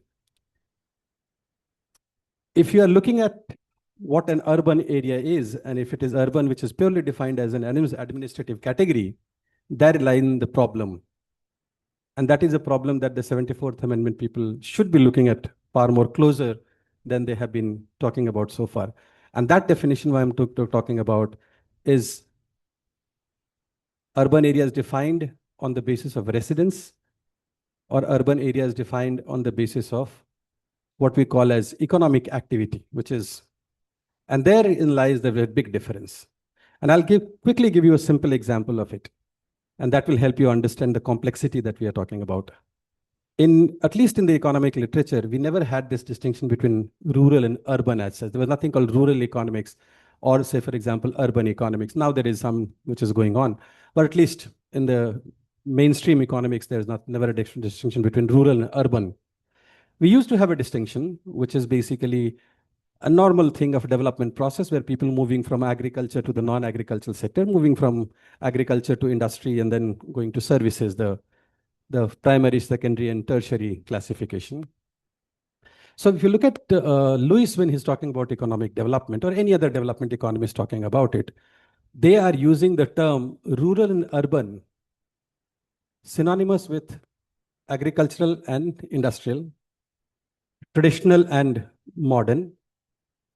And these terms were defined almost synonymously. There's not much of a distinction. So the urban was defined as something which is non-agricultural, something which was modern, non-traditional in that sense, mostly the service-led kind of a thing. So we had that definition that was coming up, but that was more a colloquial kind of a definition. It was not a standard kind of a definition. It basically meant an occupational pattern that changes.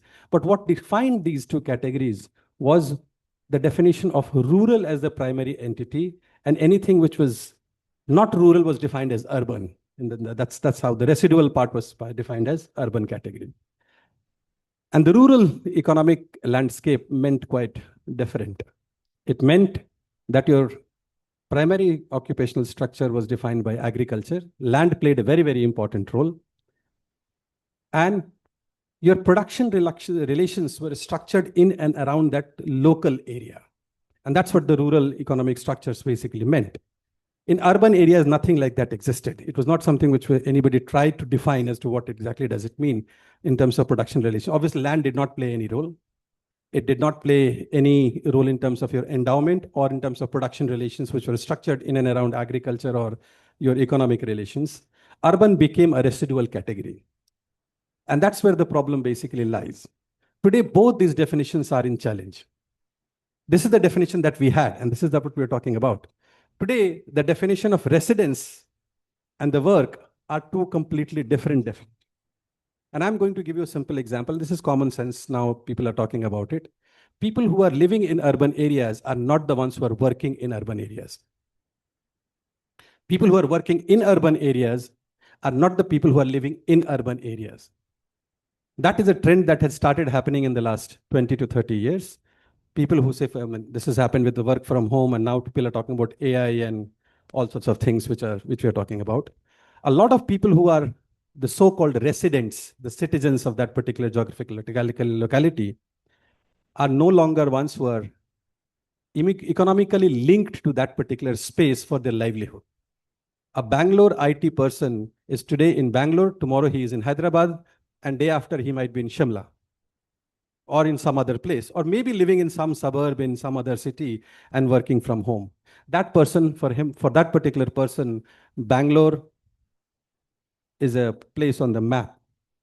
It is not where he derives his day-to-day living, and he is not interested in the local governance of that particular area because he has basically retrieved himself, taken it away from that particular place.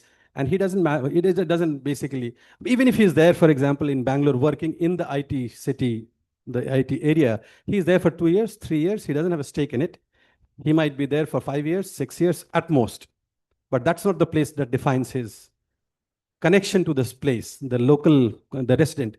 He would like to be called a resident for some time, as long as he is there, but he's not a resident from the true sense in which the 74th Amendment that we are talking about, or somebody who has a stake in the system, who defines himself as somebody. The reverse is also true.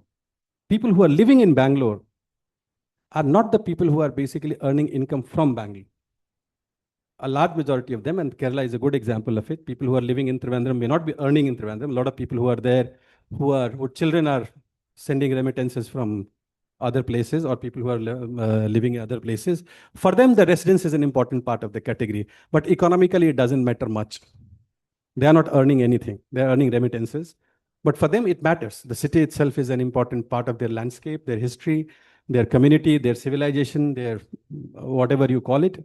And for them, they have a larger stake in that particular one. But those who are working may have a lesser stake than those ones. And there is a distinction that starts beginning to grow. It has become now more and more visible. And that is true what we're seeing in Delhi, we are seeing it in Mumbai, we are seeing it in all of these urban areas.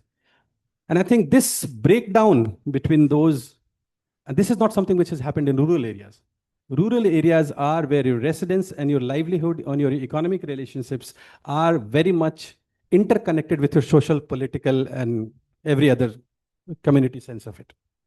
A person who is there in the rural areas will have every bit of it connected in that sense.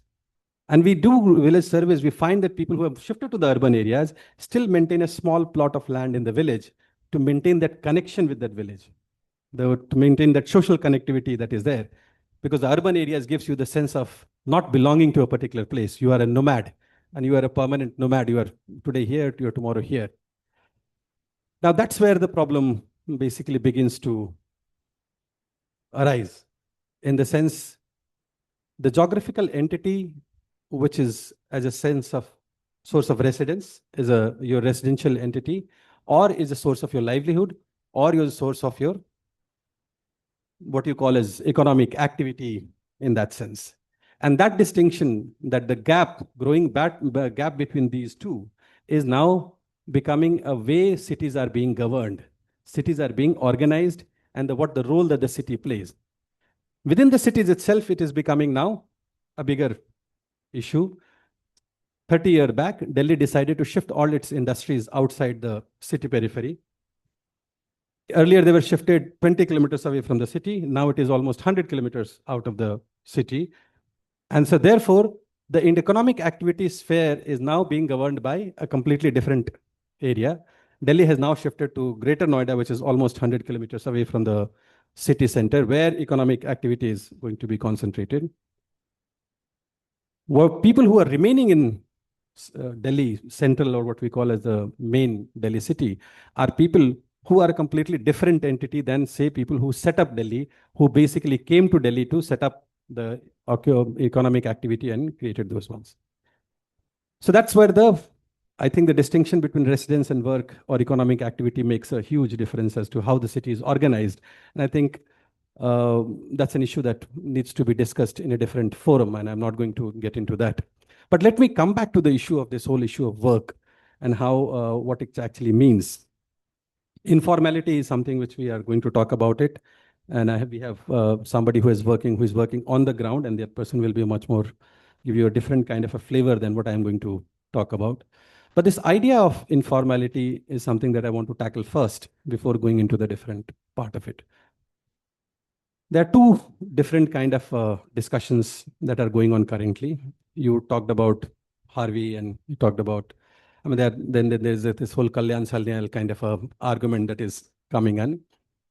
But this, where the capitalism itself is producing certain kinds of structures, certain kind of mechanisms, which are perpetuating this what we call as the self-exploitation, where these things are becoming. But it is something which is can be seen from the other side of it. And I want to bring in the other side of it, which is important to mention here. Might be a little provocative, but I think it is important to put it in the public domain. And the idea of informality itself emerges as a classical capitalist construct. It doesn't start from 1940s, 50s, 60s. It comes in 1973 when Keith Hart is the first time who starts talking about informal as a category as such. And then it becomes informality as some kind of a inefficient system. It's a system which is something that needs to be negated, something that needs to be seen as an evil or bad thing that needs to be formalized. And the governments have been very happy in terms of formalizing what they call as the informal. But is informality an wrong thing? Is it something that one should view it as some kind of a disease that needs to be cured of? A lot of new research has come in. I'll give you one research which is there. It came in by Shanta Devarajan, who was working with the World Bank at one point of time. A lot of research in Africa went into it, and where they found that informality is actually the way that capitalist system has to operate. And it does not necessarily mean it is coming from the top, but it may be an organic process of growth where industries change from basically going from a small scale level to going to the higher level. And he coined the term what is called informal is normal. Quite controversial.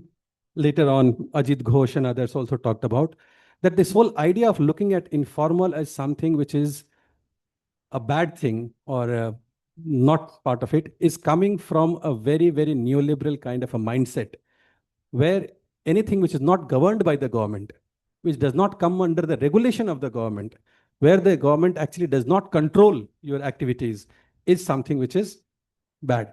Informality has been the standard form of employment in rural areas for centuries.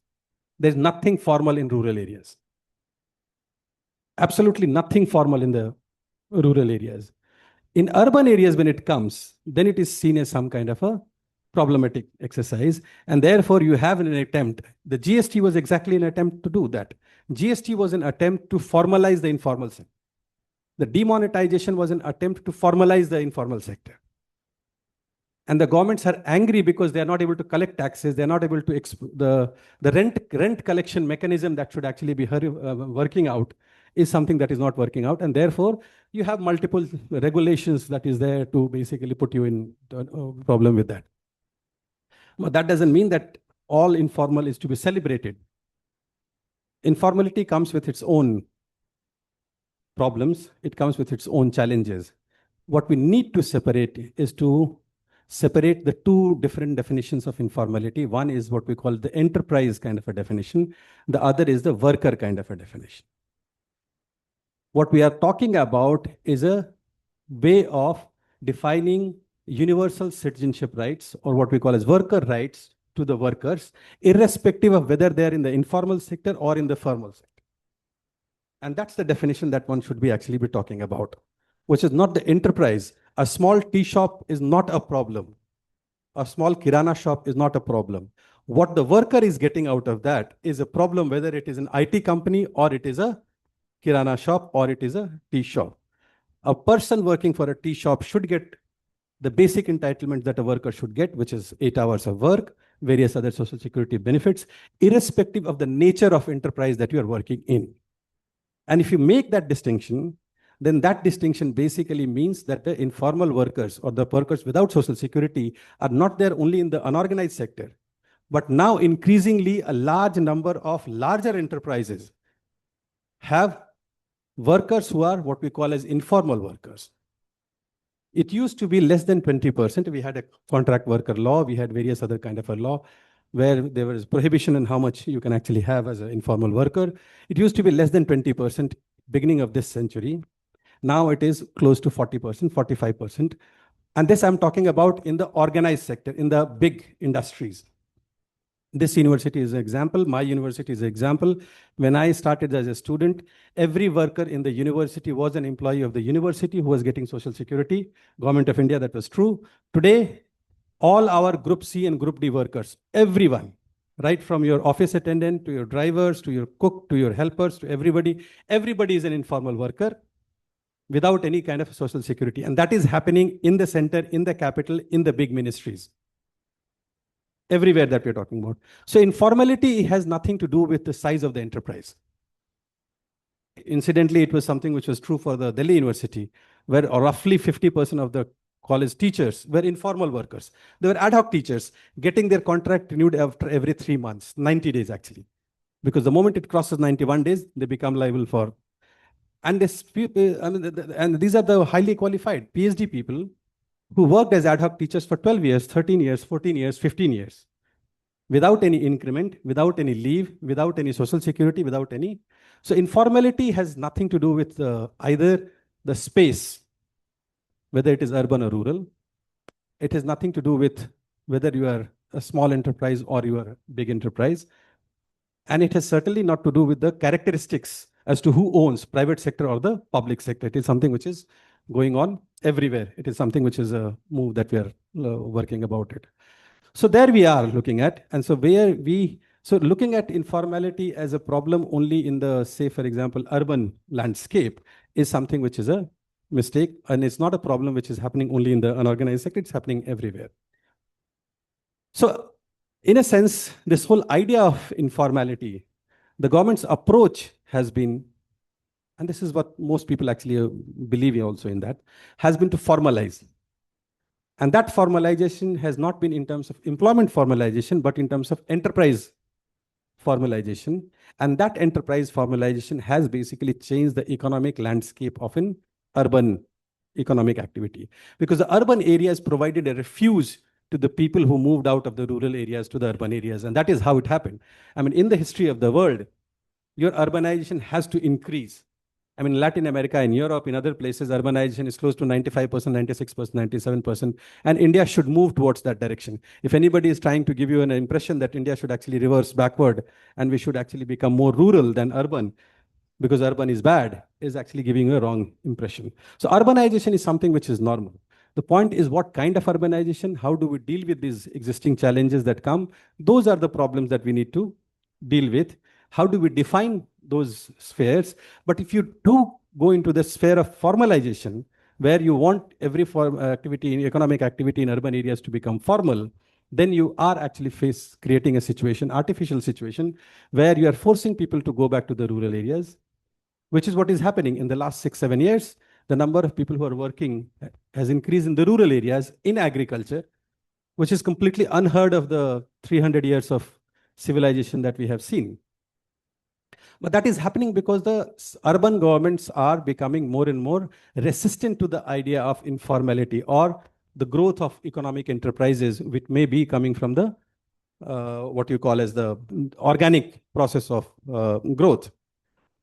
That creates that problem, and we haven't, we have not got an answer, and not India. It is true everywhere. World over, we are struggling with the form of, the problem of this issue, what we call as the gig workers or the platform workers and other workers. Now, this is a legal problem as well, and lawyers will be more aware of the problem, will be in a better position to answer some of these questions. I'll give you an example of this. This is the question that came up in the case of, say, for example, who are the workers? I mean, what is the category that they are classified? This went to a Supreme Court in UK. And UK basically came up with a definition that these Uber drivers, the people who are driving these taxis, Uber drivers, are not employees, but are workers. Now, here is what you see, a distinction being made between employees and workers. And it gave a very strict definition that, okay, we agree to the extent that we'll classify you as a worker, but you will not be classified as employee. I mean, you don't have an employees. Now, the gig worker companies are smarter. They found a third category. They call themselves as partners.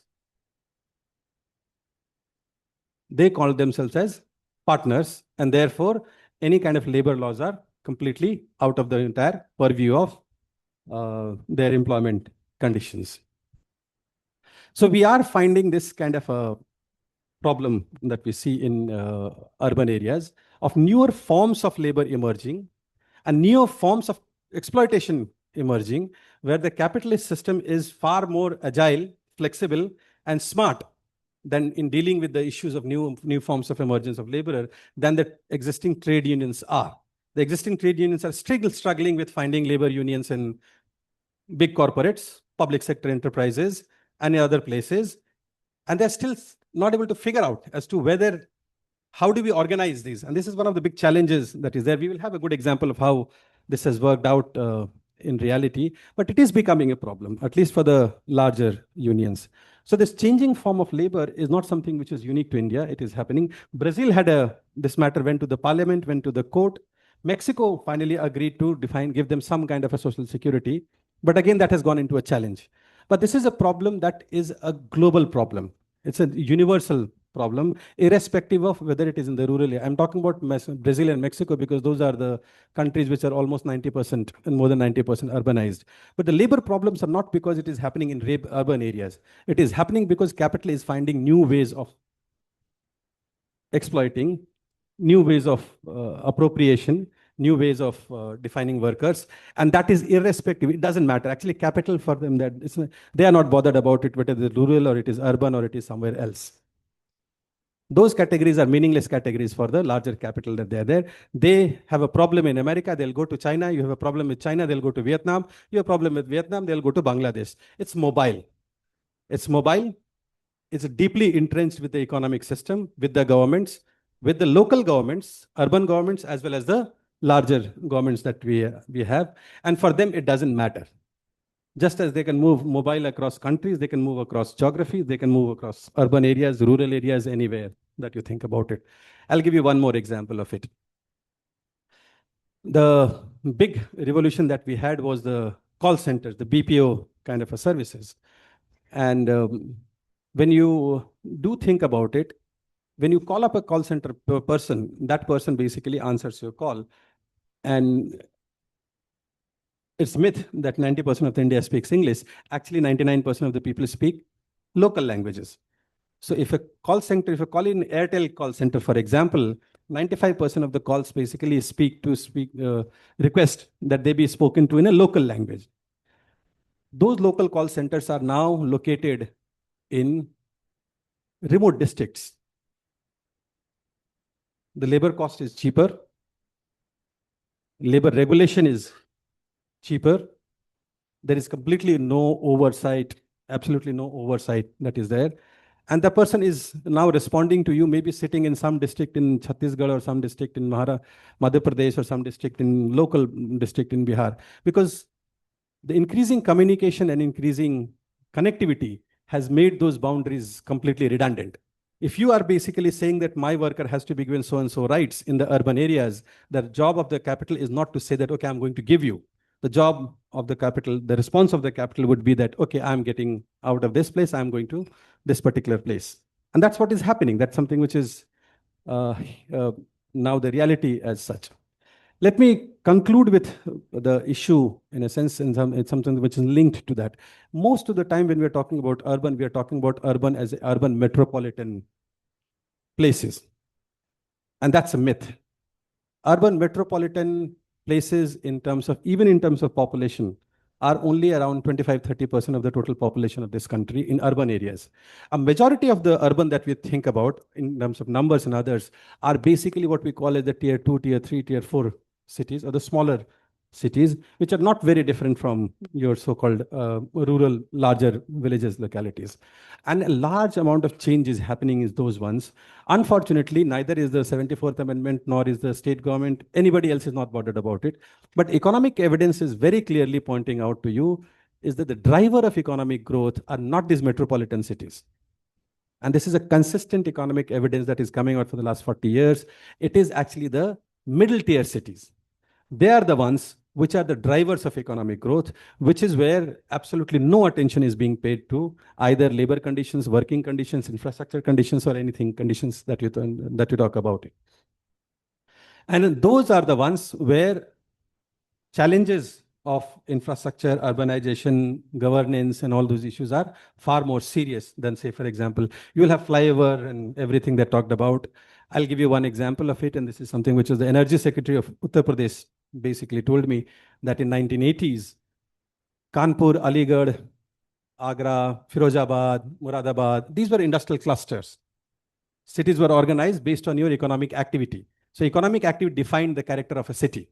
So you had a place and so for example, Firozabad, bangles, Aligarh, locks, leather, Kanpur, you knew this is how cities were basically formed. And the rule of the electricity department was that electricity will not be cut for any of the industrial enterprises for even a single minute, because that's what the survival of the...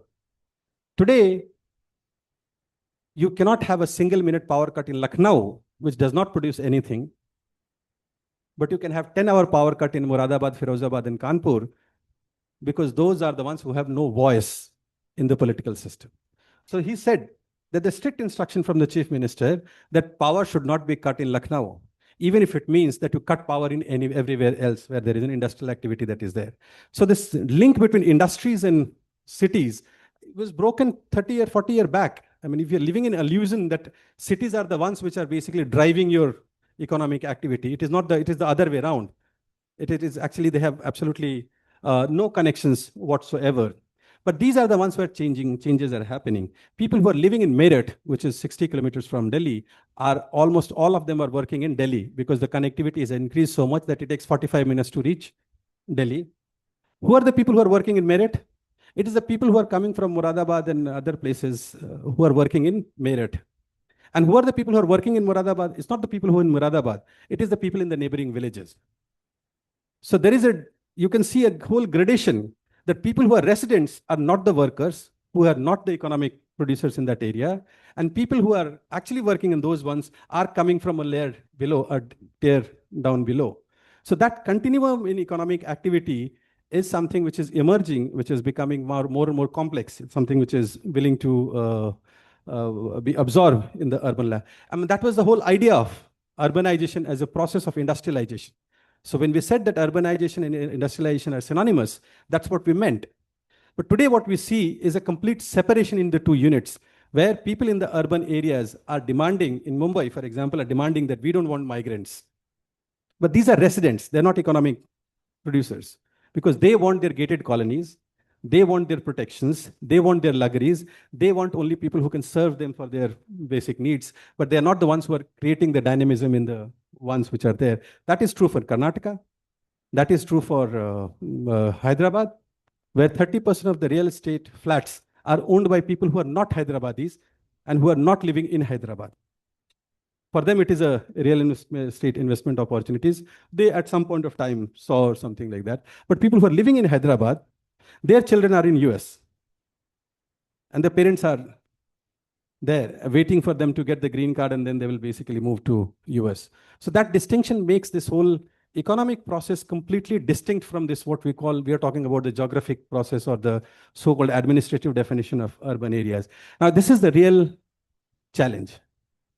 We don't have an answer of this bifurcation that is happening. On the issue of employment, remember, it is not an urban problem. It was never an urban problem to begin with. It is a problem of how capitalism has become more agile, more flexible, smart, and has basically been so much in collaboration with the state, the so-called state, to find newer ways of exploitation. And those exploitations are not limited to any particular geographical category. So trying to find an answer through this is not the workers are not interested in that. Somebody who is a worker as a, say, for example, a gig worker there in Delhi, tomorrow is a gig worker in Vadodara, and day after he's a gig worker in Mumbai. That fellow is interested more in his economic well-being. The issues of governance and other things are important. But how do you link this is a challenge that the policymakers will have to struggle, will have to find and get some kind of an answer to those questions. But that cannot be done without starting with the first question as to why were cities made. That answer is changed. We needed more discussion on those issues. Thank you.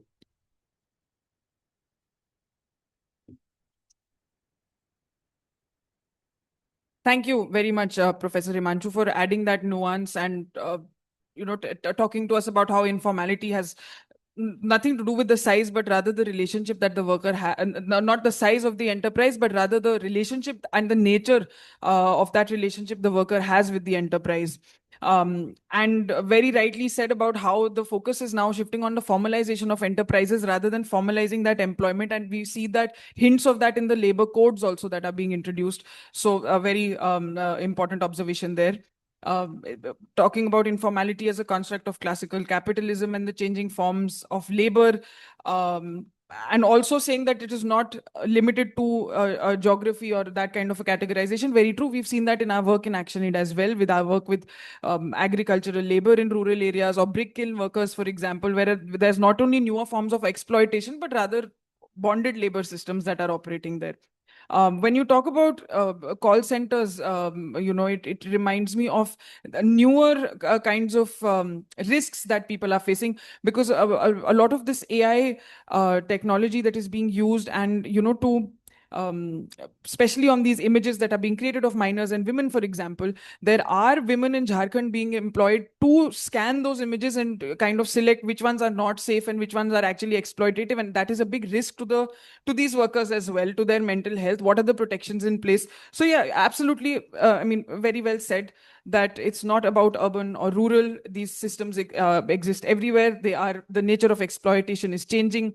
And I think that's a very good segue into our next session with Mr. Shaktiman Ghosh, who will share more about the struggles of street vendors, hawkers, and more on these newer forms of exploitation. Thank you.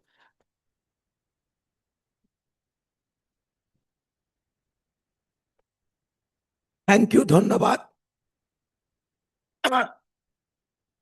Organiser जिन्होंने हमें बोलने की chance दिया है. But Himanshu जी या हमारा सामने जो बैठे हैं, ये एक्सपर्ट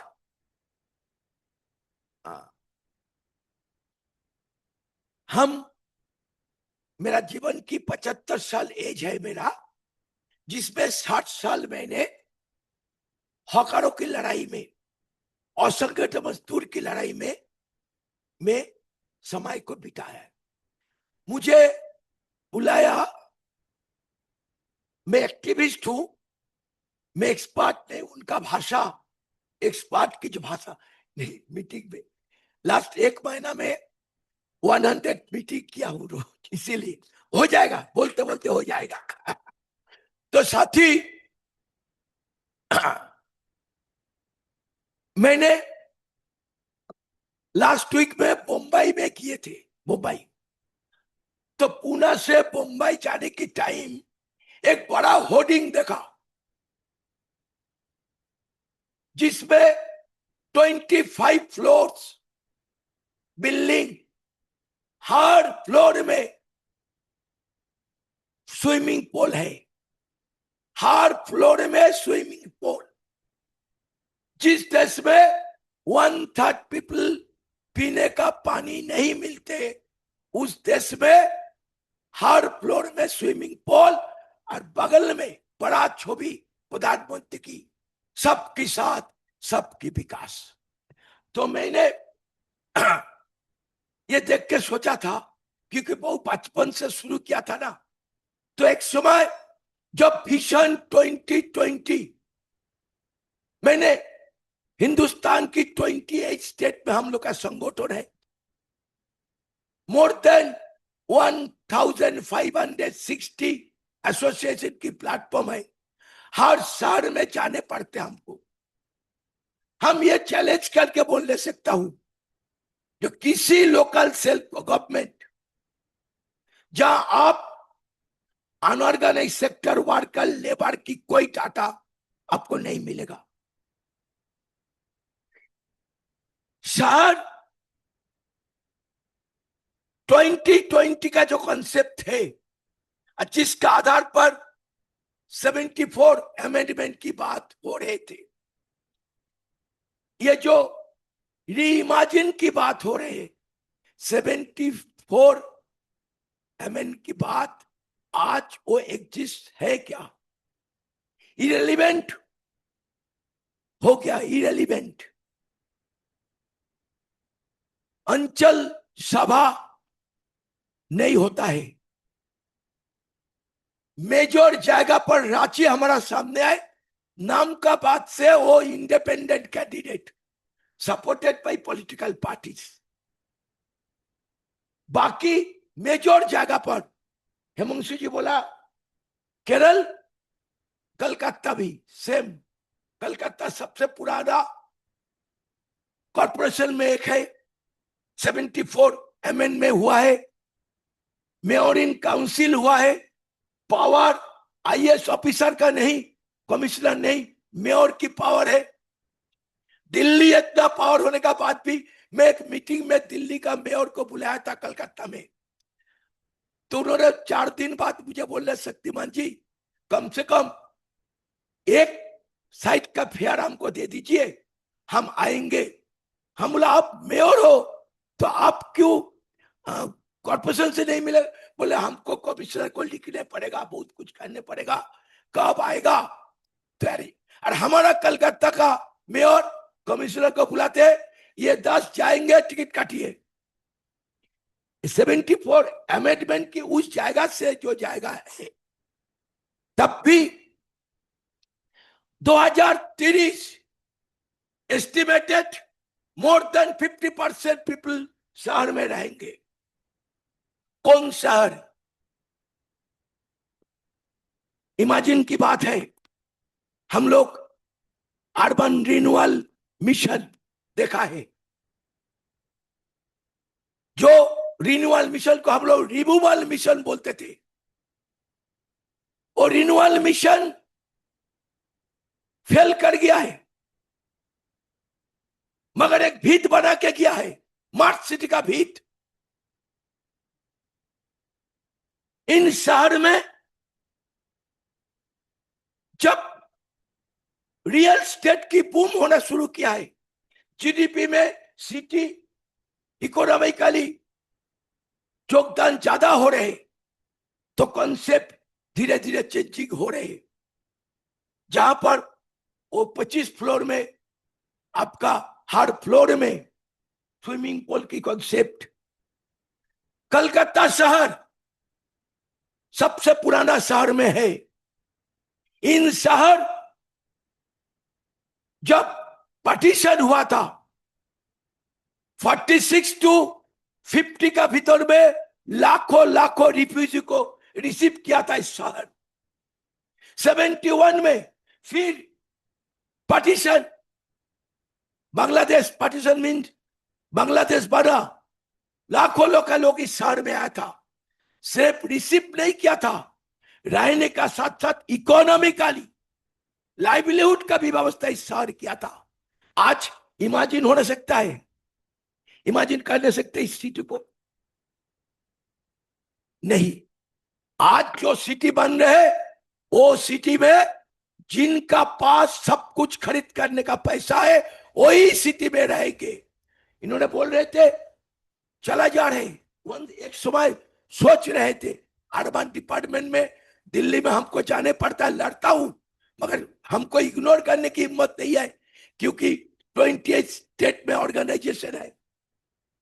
तो उसमें चर्चा हो रहे थे जो दिल्ली में ये इनफॉर्मल सेक्टर को रहने की जगह नहीं रहेगा, इस कॉन्सेप्ट में मीरठ से एक स्पेशल गाड़ी रोज मॉर्निंग में आएंगे, वर्कर को लेके दिन भर काम करेंगे, फिर रात को गाड़ी लेके चले जाएंगे। अर्थात शहर में जिनका योगदान एनएसएस की रिपोर्ट में 80 to 90% वर्कर शहर में है। कुछ शहर, कुछ स्टेट में informal sector, unorganise sector worker का सोशल सिक्योरिटी है, मगर इम्प्लीमेंटेशन 10%। हमारा पश्चिम बंगाल में बहुत बढ़िया, केरला में बहुत बढ़िया, इम्प्लीमेंटेशन 10% आर्मी वर्कर का नहीं है। हम आया है इस केरला बोल के हम आया है, हमारा पश्चिम बंगाल में निर्वाचन छोड़ के आया है क्योंकि यहाँ पर और पश्चिम बंगाल में दो जाएगा हम प्रतिवाद करने सकते, बोलने सकते। आज ये देश की सिचुएशन में हम वो 4 करोड़ स्ट्रीट वेंडर, उनका वॉइस को आपका सामने लेके आ रहे कि ये सिटी गवर्नेंस हमें इग्नोर करते हैं। मगर आप अगर सोचेंगे 4 करोड़ पूरा देश के हॉकर्स है, 4 crore, economically every day turnover 8,000 crore रुपए per day turnover. Urban economic को स्ट्रेंथन करते, अर्बन पॉवर्टी को काटल करते, बिकॉज हमारा कस्टमर कौन है? वही unorganise sector workers 45 crore to 50 crore, और देश के 80 करोड़ जिनको बिना पैसा राशन देने पड़ रहे। मगर हम डिमांड कर रहे, जो बिलियनर में हम सेकंड है, देश आगे बढ़ रहे। 2026 की इनइक्वालिटी की रिपोर्ट, ये रिलेटेड है सब इनइक्वालिटी का रिपोर्ट, जिसमें हिंदुस्तान हमारा ये बगल में जो कंट्री है उससे भी बुरा हालत है। हम कल मीटिंग में बोल रहे थे, भगत सिंह की फांसी का दिवस था, बड़ा मीटिंग किया था इनइक्वालिटी के खिलाफ, तो बोल रहे थे जो अंबानी का 1 मिनट की कमाई 1.5 करोड़, जो हमारे एक हॉकर भाई जिंदगी भर कमाई करके भी 1.5 करोड़ का नहीं सकेंगे। इन शहर में खौफ में देखिए अंबानी का जो बिल्डिंग, जिसमें 6 फ्लोर में 4 फ्लोर सिर्फ गाड़ी। इन शहर की प्लानिंग में गाड़ी की संख्या, उसमें कोई राशनिंग नहीं है। एक परिवार में कितने गाड़ी रहेंगे? अर्बन ट्रांसपोर्ट के हिसाब से रेगुलर गाड़ी हो रहे, रास्ता कम हो रहे। और हमारा जब कोई जगह भीड़ होता है, कंजक्शन होता है, कोई जगह ट्रैफिक जाम होता है, तो बोलते हॉकर्स के लिए, स्ट्रीट वेंडर के लिए होता है। ये नहीं बोलते जो कार के लिए हो रहे, 2 व्हीलर, 4 व्हीलर, 3 व्हीलर। मेरा बात नहीं, doctor Ashok Gangopadhyay supreme court में ये बात बोला है, स्ट्रीट वेंडर के लिए ये हो रहे बिकॉज कुछ आदमी के पास इतना पैसा है शहर में, जो 1 नहीं, 2 नहीं, 3 नहीं, 4, 5 गाड़ी खरीद कर रहे एक परिवार में।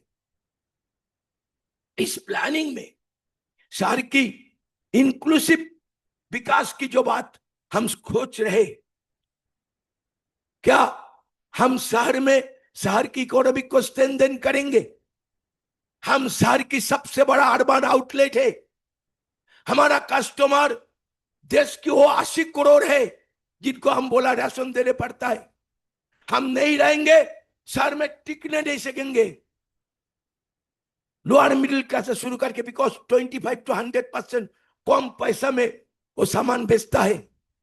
तो इस हॉकर्स की 4 करोड़ की जो प्रोडक्ट बिक्री होता है वो कोई विदेश से नहीं आता है। Small scale industries, cottage industries, home based industries, pharma, करोड़ों मजदूर, किसान जो प्रोडक्ट करता है वो ये बाजार में बिक्री होता है। बिग मॉल में या बिग बाजार में ये बड़ा बड़ा दुकान में ये प्रोडक्ट नहीं बेचता है। तो उस मजदूर को क्या होगा? उस small scale industries, cottage industries को क्या होगा? उस वर्कर को, क्योंकि हॉकर नहीं रहेंगे तो उसको कहां से लाइवलीहुड मिलेगा? इनका साथ साथ 2 शहर की हम जो बोलना शुरू किया था, कोलकाता शहर जस्ट 2 किलोमीटर, 1 किलोमीटर में एक नया शहर बना है, स्मार्ट सिटी, न्यू टाउन। बगल में आईटी सेक्टर, सेक्टर 5। शहर क्या बना? क्लाइमेट को दिमाग में ना रखते हुए, कलकत्ता में आप पानी आएंगे, गर्म ज्यादा धूप होगा तो आप रास्ते में चलते चलते एक सेट का नीचे में या बिल्डिंग की नीचे में खड़ा होकर रह नहीं सकते हैं। ये जो शहर बन रहे जहाँ क्लाइमेट को ना सोच के बना रहे, कुछ सेट नहीं, कुछ नहीं। हाँ, दिमाग में एक ही है, सबके पास गाड़ी रहेगा, पैदल चलने की जरूरत क्या है? ये दिमाग में रख के बना रहे शहर। हम not only economically, street vendors योगदान समझ में है उनका छोड़ के, इन क्लाइमेट चेंज में we are the most positive forces because we are zero carbon emission or minimum carbon emission, but we are the most vulnerable because जब सुनामी से शुरू करके बाढ़ आता है या हीट वेव ज्यादा होता है, सबसे डायरेक्ट उनका लाइफ एंड लाइवलीहुड दोनों को इफेक्ट होता है। रिसेंटली दिल्ली में national hawker federation, green peas का जो स्टडी हुआ है इसके ऊपर, हीट वेव के ऊपर में, अब देखेंगे 90% स्ट्रीट वेंडर उन्होंने बोला जो उनका बिजनेस कम हुआ है, कस्टमर कम आ रहे। महिला स्ट्रीट वेंडर के ऊपर उनका पीरियड में प्रॉब्लम सबका शुरू हुआ है, 80% की प्रेशर प्रॉब्लम शुरू हो गया। मगर शहर की जो climate action plan, street vendor नहीं, कोई इनफॉर्मल सेक्टर नहीं, इन इनफॉर्मल सेक्टर अगर 90% है शहर में, इन शहर में उनको रह के किस तरीका से शहर में रहेंगे वही रीथिंक की हमें करना है। और शहर बनाने वाला प्लानिंग में आर्किटेक्ट, इंजीनियर, इन सबको ये सोचना चाहिए इस शहर में जरूरत है जिनको, उनको 100 किलोमीटर दूर में भेज के ये शहर की अच्छा नहीं हो सकता है, उनको उसको रह की उनको व्यवस्था करना है। आज 2014 की कानून आया है, स्ट्रीट वेंडर काफी संघर्ष की बात, 8 बार पार्लियामेंट मार्च करने पड़ा है। इतना योगदान होने का बावजूद भी शहर में, किसी शहर में हिंदुस्तान में जहां स्ट्रीट वेंडर है, ना कभी डकैती हुआ है, ना कभी छिलताई राहजानी हुआ है, ना कोई वही जगह पर महिला को ऊपर टच्चर या महिला को रेप या उनका ऊपर अलग कुछ तरह के चीज घटा है। कोई जगह पर हिंदुस्तान में नहीं जहां स्ट्रीट वेंडर है। स्ट्रीट वेंडर वो सीसीटीवी कैमरा का जैसा काम करते हर जगह पर, मगर पूरा शहर में तो सीसीटीवी कैमरा देके घिर के रखा है। ये हमारा, इस शहर को हम नहीं चाहते जो पूरा शहर हमारा नजर के अंदर में रहे। तो ये कॉन्सेप्ट, ये सब कुछ सामने आना चाहिए।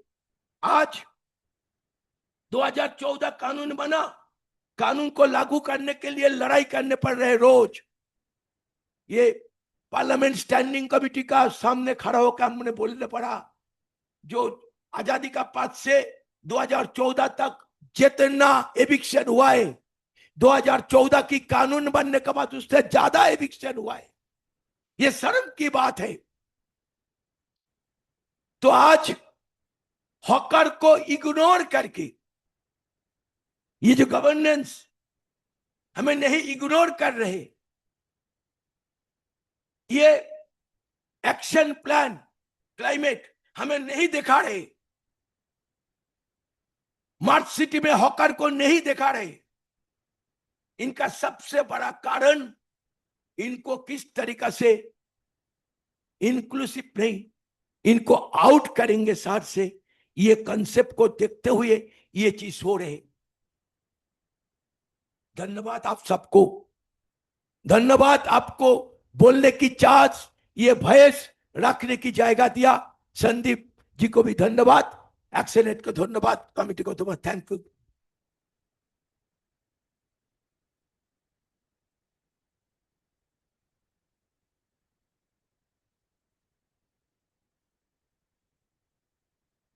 बहुत बहुत धन्यवाद शक्तिमान जी यहाँ आने के लिए और अपनी बात रखने के लिए। मैं जरा अनुवाद कर दूंगी सबके लिए। Okay. So Shaktiman ji said, thank you for the chance to be here, to give me this platform to speak here. I'm 75 years old and I've spent 60 years working on the rights of street workers. He was sharing an anecdote that while traveling to Bombay, he saw buildings that were 25 stories high. Every floor had a swimming pool, whereas a majority of people don't even have access to safe drinking water. And juxtaposed to this was a billboard of a slogan saying "Sabka Saath, Sabka Vikas." So that he was pointing out that disparity and inequality.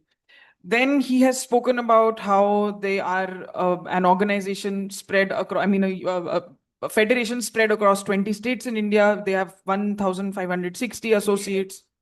28, sorry, my bad. 28 states in India. And however, they have not seen the fruits of any local governance. He has said that reimagining the 74th Amendment, it has almost become irrelevant now. So he pointed that out. He talked about how these processes are often marred. For example, even independent candidates usually have a political party backing them, etc.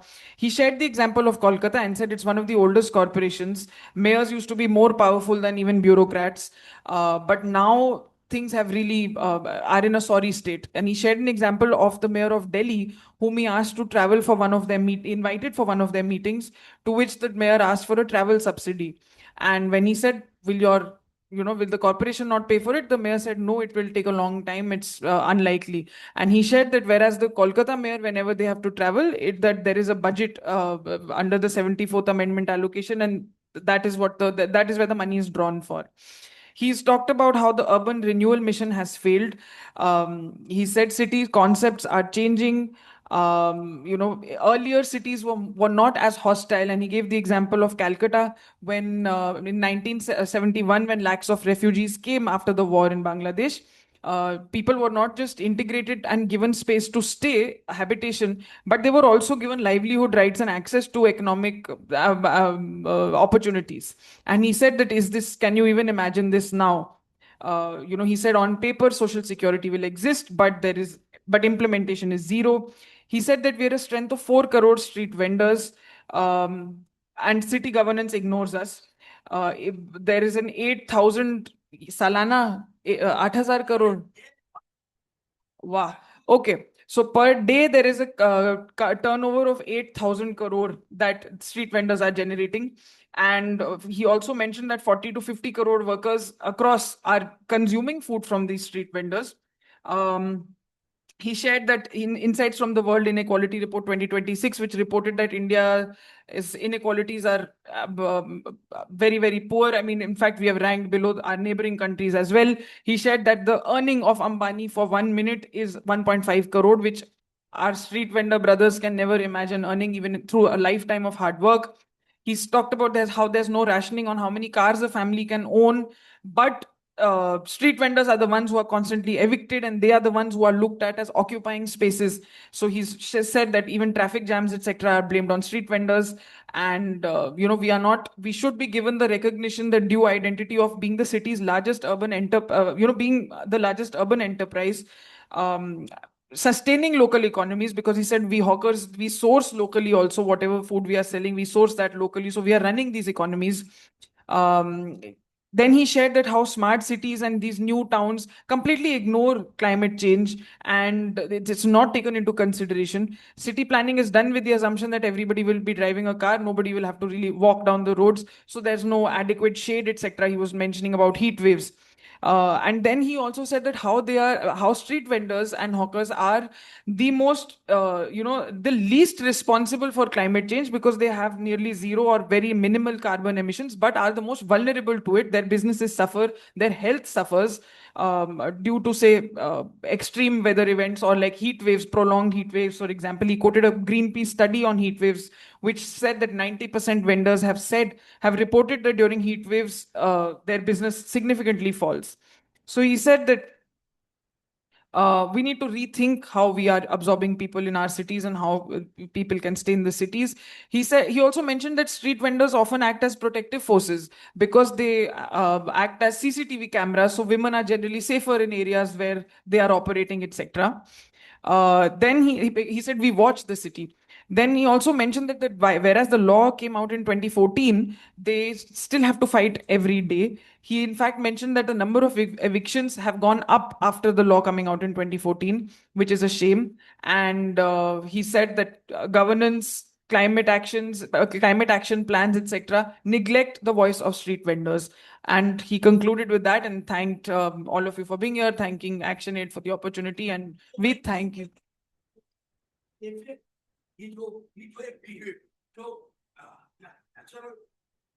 National hawkers federation and green peas जो study किया उसमें देखा है जो women के ऊपर में impact heat wave की इम्पैक्ट हेल्थ का ऊपर में वो बोले थे हम जी. So the study was jointly done with Greenpeace and National Hawkers Federation, and it found that there are impacts on women's health, particularly women street vendors' health in particular, due to heat waves. So yes, माफी चाहती हूँ अगर मैं कुछ भूल गई, पर आपका बहुत बहुत धन्यवाद. इतनी जोरदार और दमदार स्पीच का अनुवाद करना थोड़ा मुश्किल था, बट थैंक यू.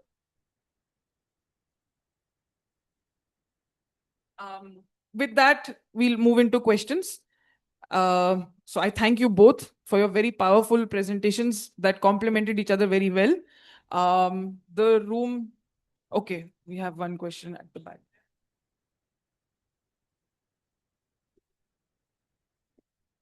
Hello, मेरा नाम त्रिदेव है. I was repeating my last question. So, the informal sector contributed around 50% of India's total GDP. My question is, if migrants and informal workers already run the city, why are they still treated as an outsider in planning? And how can we include them in decision?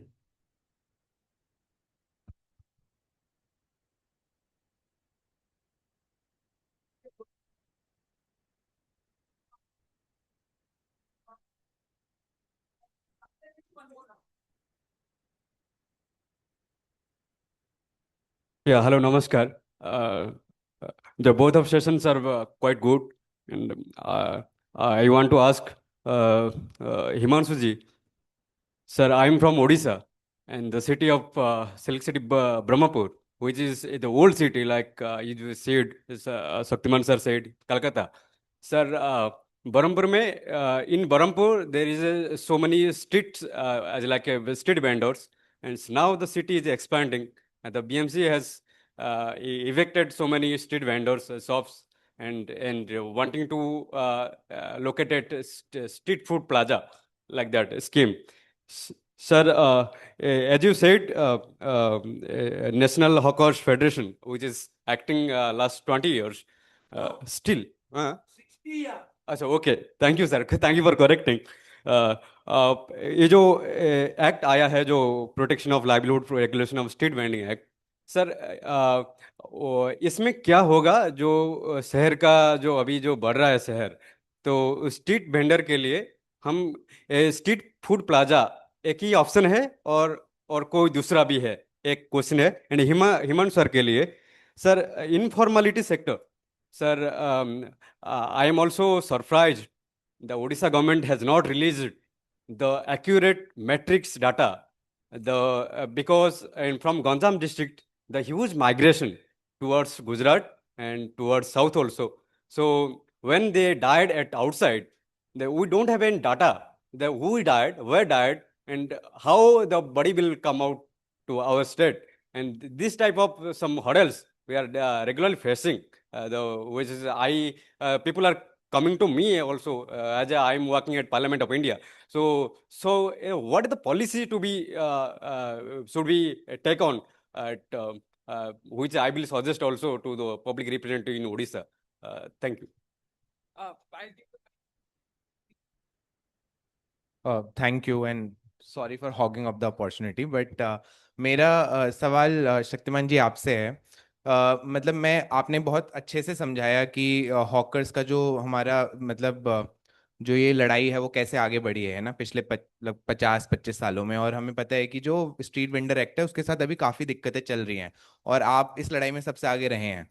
तो मैं ये चाहता था कि आप कुछ समय लें और ये बताएं कि असंगठित क्षेत्र के मजदूर को या फिर असंगठित क्षेत्र में जो भी मतलब इस एरिया में जो भी काम कर रहे हैं, जो हॉकर साथी हैं, उनको संगठित करने के क्या तरीके हो सकते हैं? क्योंकि आजकल बहुत लोग ये बातें कर रहे हैं कि इनको साथ में नहीं लाया जा सकता, गिग वर्कर्स साथ में नहीं आते, उनके पास टाइम नहीं होता है लोगों के पास, जिसमें हिमांशु जी ने भी बात करी कि मतलब शहरी क्षेत्रों में वो लड़ाई आगे नहीं बढ़ पा रही है क्योंकि अब वो मजदूर रहा नहीं है, वो बहुत बढ़ गए हैं, वो जाति धर्म के आधार पे बढ़े हुए हैं, और आप लोगों ने वो कुछ अच्छे तरीके से करके दिखाया है ना, हमारे राष्ट्रीय स्तर पे भी करा है और आपने अंतर्राष्ट्रीय स्तर पे भी करा है। तो उसको जो हम सॉलिडारिटी बोलते हैं बात है ना, वो हम कैसे उस लड़ाई को कैसे आगे बढ़ाएं? आपका इतना ज्यादा एक्सपीरियंस रहा है, उससे क्या आप कुछ मतलब अपना अनुभव शेयर करें और बताएं कि क्या तरीके हो सकते हैं, किन तरीकों से हम साथ हैं और इस लड़ाई को कैसे सब मिलके आगे और बढ़ा सकते हैं? तो अगर आप उस बारे में थोड़ी बात कर पाए तो बहुत बेहतर रहेगा। धन्यवाद।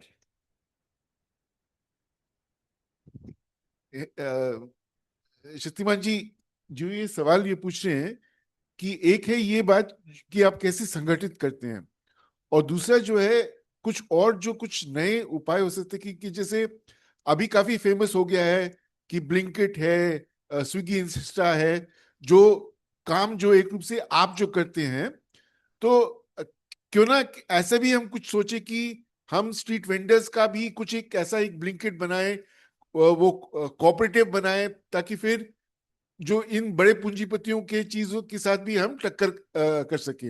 ये मैं आपसे जानना चाह रहा हूँ।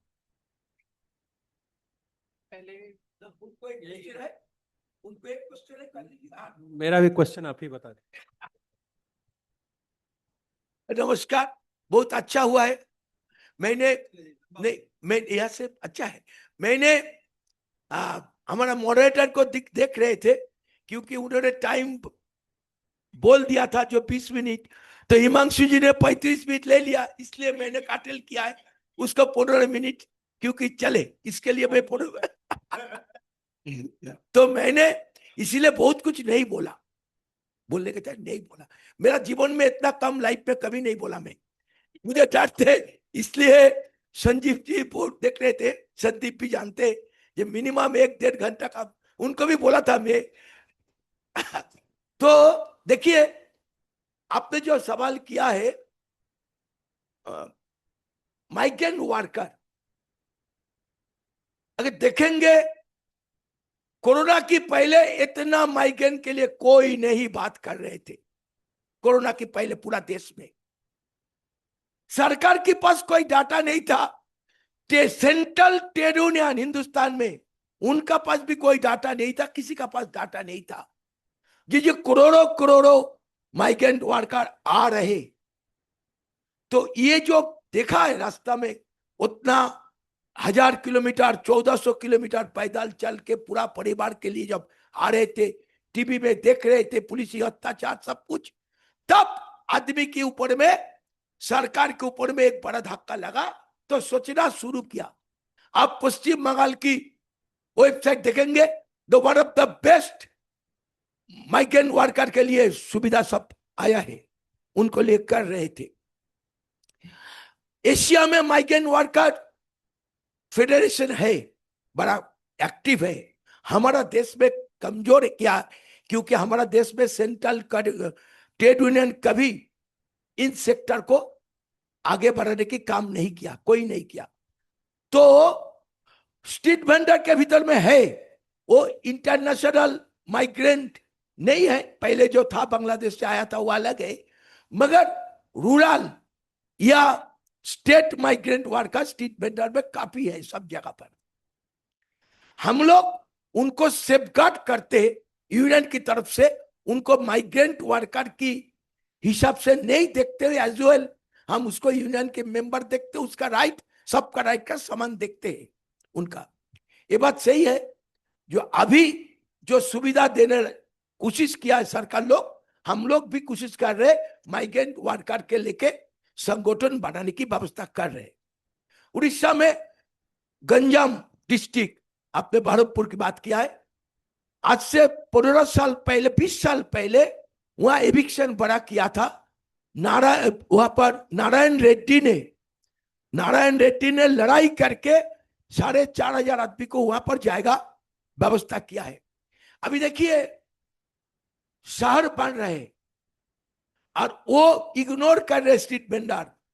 बट यूनियन अगर तगड़ाई है तो इग्नोर करने नहीं सकते। आप कलकत्ता में आइए, आप देखेंगे कलकत्ता का town vending committee, high court ने बोला नॉन हॉकिंग जोन की लिस्ट भेजिए। हॉकिंग जोन नहीं बोल रहा हाईकोर्ट, हाईकोर्ट भी कानून के खिलाफ काम कर रहे, सुप्रीम कोर्ट भी जो आदेश दे रहे। तो हम लोग का town vending committee Calcutta corporation बोला है, लिख के दिया हाईकोर्ट को, जहां जो रास्ता में एक भी स्ट्रीट वेंडर है वो हॉकिंग जोन, जहां स्ट्रीट वेंडर नहीं है वो नॉन हॉकिंग जोन। कोई जगह होगा हिंदुस्तान में? होगा नहीं ना, कोई जगह होगा नहीं। इसका कारण एक लंबा लड़ाई, और ये जो सरकार में है उस समय लड़ाई के सामने था, और ये कानून को इंप्लीमेंट करने के लिए लगातार संघर्ष हो रहे। टाउन वेंडिंग का भी हम लोग बोलते हैं ये कानून हिंदुस्तान में आजादी का बाद से जितना कानून आया वन ऑफ द बेस्ट कानून है। इंप्लीमेंट ना होने का 3 कारण जो आप लोग बोल रहे हैं सब जगह पर। आपका सवाल भी साथी, आपका सवाल भी इस जगह पर इंप्लीमेंट ना होने के लिए सबसे बड़ा है, यहां पर बोला है एग्जिस्टेंस ऑल हॉकर्स, उनको सर्वे करने पड़ेंगे। आप देखेंगे शहर में जब बस्ती की सवाल होता है, रिहेबिलिटेशन, बॉम्बे से शुरू करके वेस्ट बंगाल, केरला, हर स्टेट काट ऑफ डेट बोलते थे, काट ऑफ डेट। और हम लोग पहला दिन ही बिल्ली मार दिया था। 2004 की पॉलिसी बनने के समय हम लोग टास्क फोर्स मेंबर थे, इस पे हम लोग बोले थे कोई काट ऑफ डेट नहीं होगा, जब तक देश में बेकारी रहेगा हॉकारी होगा, उसका कोई काट ऑफ डेट नहीं। बेकारी बंद करो, हॉकारी होगा नहीं, अपना से खत्म हो जाएगा, बेकारी रहेगा होगा। तो ये इसमें क्या बोला? सेकंड बोला देश की पॉपुलेशन, शहर की पॉपुलेशन, सिटी की पॉपुलेशन के साथ साथ लोकल पॉपुलेशन जो है उसका 2.5% आपको जायगा रखने पड़ेंगे। मास्टर प्लान में, सिटी डेवलपमेंट प्लान में, लोकल डेवलपमेंट प्लान में रखने पड़ेंगे 2.5 स्पेस। अच्छा, आज पॉपुलेशन 1 करोड़, कल 1.5 करोड़ होगा, हमारा 2.5 बढ़ेगा, संख्या बढ़ेगा। तो कोई सरकार आज तक हिंदुस्तान में जितना प्रोग्रेसिव हो, लाल झंडा हो या सोचा लोग, किसी ने मास्टर प्लान में अभी तक 2.5 जाएगा रखा नहीं। अगर इसको, ये कारण, 2 कारण, 3 नंबर कारण ये डेंजर, टाउन वेंडिंग कमेटी ठीक करेंगे, हॉकर कहां बैठेगा कहां नहीं बैठेगा, कितना चार्ज होगा, क्या होगा, सब कुछ प्रधानमंत्री नहीं कर सकता है, मुख्यमंत्री नहीं। ममता बनर्जी ने लिख दिया कोई यूनियन की दरकार नहीं है, लेटर लिखो, सबको हम वेंडिंग सर्टिफिकेट दे देंगे। हमने अर्बन मिनिस्टर को बोला क्या बोल रहे, कानून के खिलाफ, उनको देने का अधिकार नहीं। बोले शक्ति बंदा तुम मेरा नौकरी खाओगे, हम बोलने जाएंगे, माता का तुमको जो करना करो। हम केस किया, कोर्ट उनको बोला ये आपका काम नहीं है, आप कानून को लागू करो। 1000 वोट लगाया था, सब खुलने पड़ा उनको भी। तो हक टाउन वेंडिंग कमिटी एक मत तो जाएगा जो ठीक करेगा, कौन कहाँ बैठेगा नहीं बैठेगा। इसमें जो मजा है बोल रहे, कोई सिद्धांत अगर कॉन्ट्राडिक्टरी हो गया, क्योंकि इसमें कॉरपोरेशन, पुलिस, मार्केट एसोसिएशन, हमारा सिटीजन के तरफ से रेसिडेंशियल एसोसिएशन, इनको रहेगा। ये लोग 50%, 10% एनजीओ और 40% स्ट्रीट वेंडर। तो कोई सिद्धांत अगर ऐसा होगा, एनजीओ और स्ट्रीट वेंडर एक बोलेंगे ये रास्ता नॉन रॉकिंग जो नहीं होगा, वो लोग बोलेगा होगा। डिसीजन कैसा होगा? 50 तो लोग, हम लोग का 50। कानून इसलिए इतना बढ़िया है बोल रहे, जो कमिश्नर कॉर्पोरेशन की वो चेयरमैन है, उसका वोटिंग राइट नहीं रहेगा। तो हम 50 होगा, वो 49 हो गया, सब पास होगा। तो कॉर्पोरेशन चाहेगा ये चीज को करने के लिए। ये 3 प्रधान कारण जिससे, नहीं तो आपको टीबीसी जो ठीक करेगा, किसी स्टेट उसको फूड जोन बना दिया, सबको भगा दिया, ये नहीं होगा, होने नहीं सकता है। समझे आपका जो सवाल की बात आपने बोला था, टाउन वेंडिंग कमिटी क्लियर है ना? अपने संगठन बनाने की जो बात है, देखिए ये इंडिविजुअल भी बात है। मैं मेरा वर्कर को बोलता हूं, आप मुझे राजस्थान की वो रेगिस्तान में क्या ये 1 महीना बाद आइए, हुआ भी यूनियन बना देंगे हम बोलते, वो हालात बोलते 60 साल की जो है काम। आज भी हम बोलते, कल भी हम मोर देन 500 न्यू मेंबर बना के आया है वो मीटिंग से, जो मीटिंग किया था। एवरी डे लहर के खिलाफ खड़ा होकर हम लोग 1 इंच करके बढ़ रहे हैं। उनका तरीका, आप जमीन में हो, हम होकर की पास जाके ये बोलता हूं, कल तुमको यहां से हटाने बोलेंगे, तुम क्या करोगे? पुलिस कॉर्पोरेशन आओ, नाम का लिस्ट करो, रजिस्ट्रेशन हम लोग करके कॉर्पोरेशन में जमा देंगे, रैली करके उस एरिया सबको लेकर 2000 आदमी को सिग्नेचर किया है, नाम डिटेल्स लिया है, फाइल बनाया, रैली करके कॉर्पोरेशन को जाके बोलते इस लोग को रजिस्ट्रेशन की काम करो। तो वो मेंबर हो गया, लड़ाई में शामिल हुआ है, उनका रिकॉर्ड बना। इस तरीके से इजी स्ट्रीट वेंडर को आपने बोला ज्वाइन करने के लिए, उस तरीका से हमने इनफॉर्मल वर्कर को वो जो कार्ड, ई श्रम कार्ड, ये ई श्रम कार्ड को देने के लिए हॉकर या इनफॉर्मल वर्कर, उनका पास एक सरकारी डॉक्यूमेंट चाहते हो सेफ्टी के लिए, हम उनको इकट्ठा करते हैं।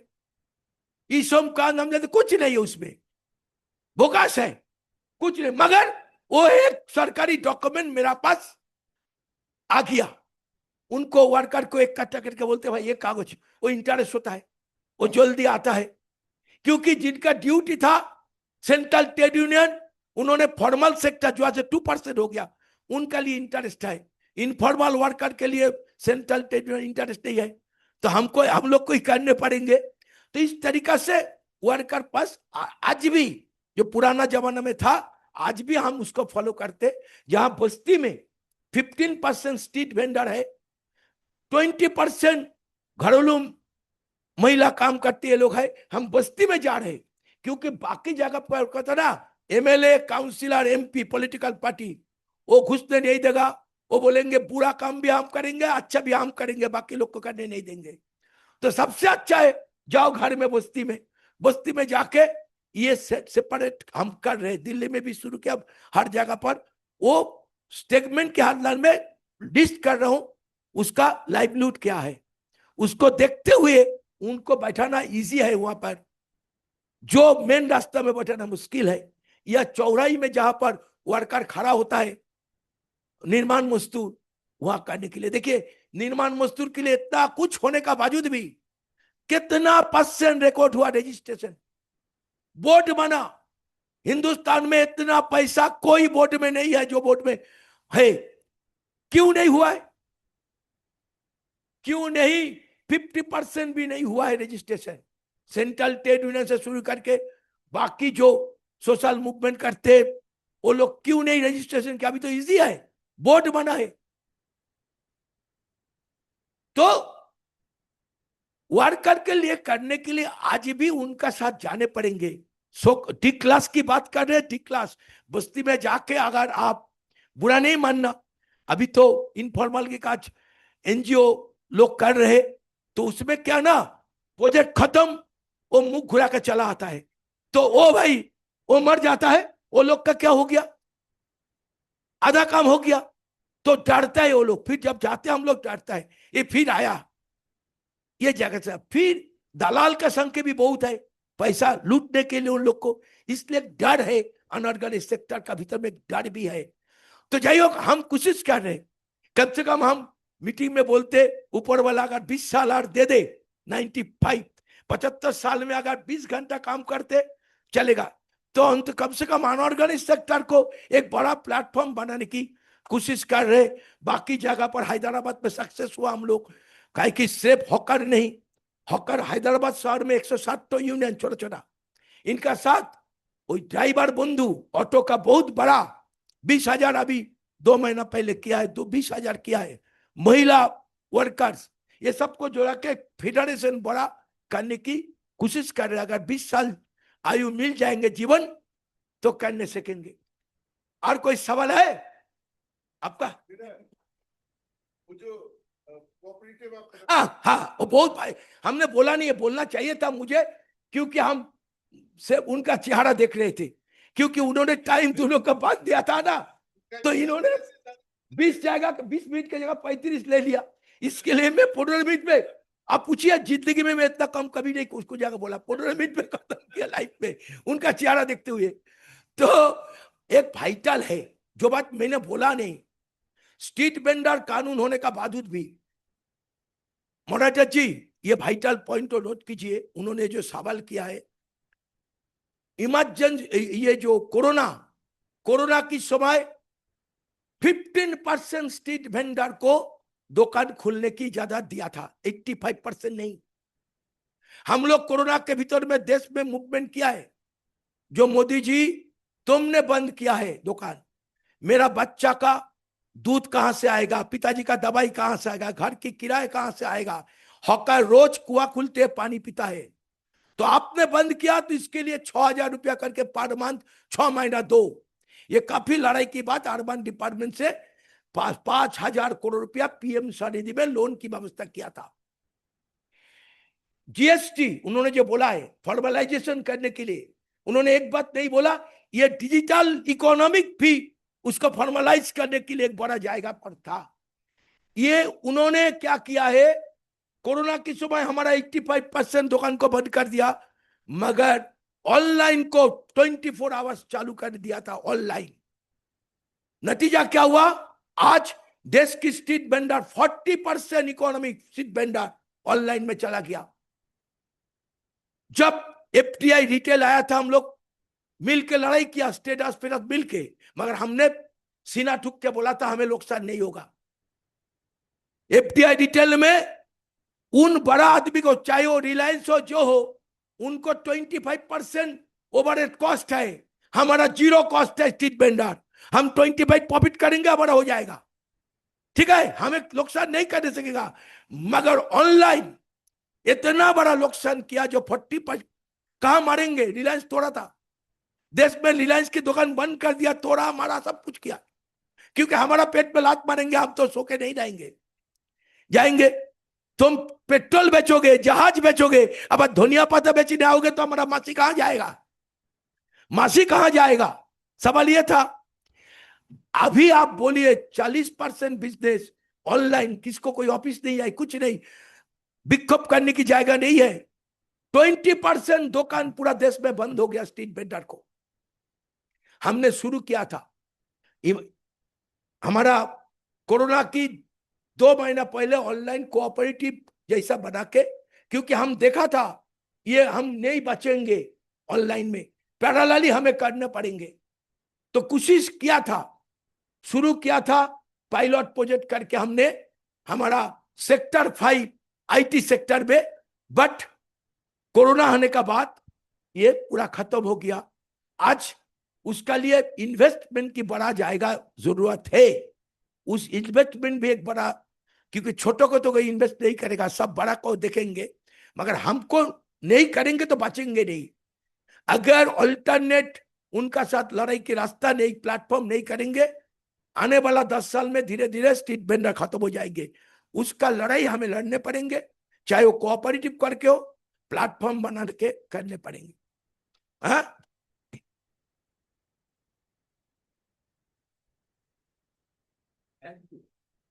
देखिए गला की आवाज खत्म हो गई।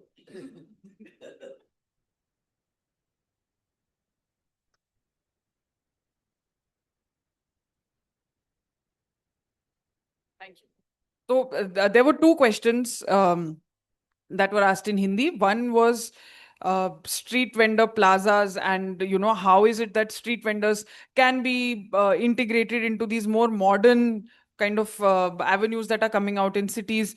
And the other question was that in these times of religious polarization and caste differences, etc., how is it that one can organize informal workers? Because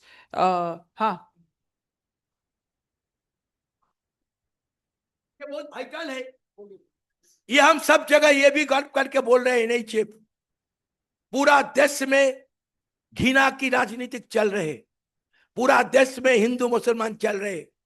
हमें प्राउड है स्ट्रीट वेंडर का भीतर में ये फर्क करने नहीं सका पूरा देश में। ये हमारा गर्व है। हम एक साथ में हिंदू मुसलमान सिख क्रिश्चियन सब एक जगह पर हूं। यूनियन इसका लिए सबसे बड़ा कंट्रीब्यूशन है हम लोग का। Thank you. So yes, so he already answered that there is no religious polarization within their union. But yeah, so the question was that how does one organize? How do you form these solidarities across national and international platforms? And then there was a third question added on to this, that with online platforms coming up, is it possible to have like a Blinkit, Swiggy, which is exclusively for street vendors, run by street vendors, some form of cooperative, etc.? So those were the three questions. Shaktimanji started by saying that this is the least he has ever spoken at a public gathering. His speeches are usually much longer, and so that is why some things may have gotten left out. But then he shared that even like for example, migrant workers, nobody really talked about them before Corona. And when crores of migrant workers were seen, footage appeared of them walking upwards of 1,000 kilometers. That led to some progressive policy measures coming out. That led to some good legislation coming out. And he took the examples of Bengal and Odisha as well. Then about mobilization, there were 4,500 people in Ganjam district, for example, in Odisha. So those kinds of issues led to this kind of progressive policy and law. Then he talked about on the question that was asked by, sorry, your name is? No. Narsimha, okay, thank you. The question asked by Narsimha was that about this street vending plazas, etc. So he answered that you have the town vending committee, which would be responsible for taking these decisions and responsible for negotiations. But there are contradictions within this also, and he gave a number of reasons as to why this also fails. So while this is there on paper, there is non-implementation. There is non-implementation because a lot of the things that the 2014 law called for have still not been completed. For example, the survey of hawkers, which still remains incomplete. I think last time I checked, maybe 40% have been enumerated. Only 25 to 30% have been enumerated. And then he also spoke about how in the master plan, for example, in a city, 2.5% area is reserved for street vendors. But then he said that what about when there is a swell in population? Population is increasing, but will this area be increased? That the percentage of area be increased? No, it won't. So that's okay, yeah. So he said the law is good, but then there are other constraints, like the chairman will not have voting rights. That impacts the vote shares, etc., for any decision that has to be taken. So that was his answer regarding the street vendor plazas. Then on how to collectivize, he said that it really depends person to person, and you have to use some creative strategies. He mentioned that the meeting that he's come from yesterday, he's managed to collectivize 500 new members. And he simply says, he goes up to vending zones and asks people that tomorrow if the police comes and shuts down your business, what are you going to do? Let us collectivize. Why don't we enumerate ourselves, like enlist ourselves, register ourselves, and do a rally and submit submit these documents to the local government, and then as a protective measure. Then he also says that while he agrees that the Ishram card has not led to any real benefits, but it is used as leverage. It is shown that, okay, look, we have this government document. Why don't you join us? You will also get this kind of documentation. It will be helpful. So that also is used as leverage to collectivize people. Another strategy that they use is they target bastis which have upwards of or up to 15% of population that is partaking in who that has host street vendors rather. And but he also mentioned some challenges.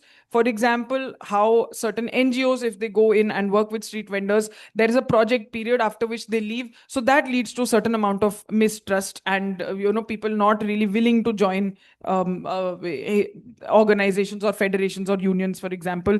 He also said that there are touts who will take money, promise certain things, and then disappear. So that also leads to mistrust. Then he shared the example of Corona and how they bargained for compensation. So 15% of street vendors were allowed to operate during the lockdown. And he said that where would people's life, how would they get access to basic medicines, ration, etc.? So they negotiated and they demanded rupees 6,000 to be given per month for a period of 6 months so that people's houses could run. Then lastly, when it came to the question on Blinkit and cooperatives, online platforms, he said that they actually did attempt this. And an attempt was made pre-COVID, I believe, in the IT sector, Sector 5 in Kolkata. Kolkata, hai na, sir? Huh.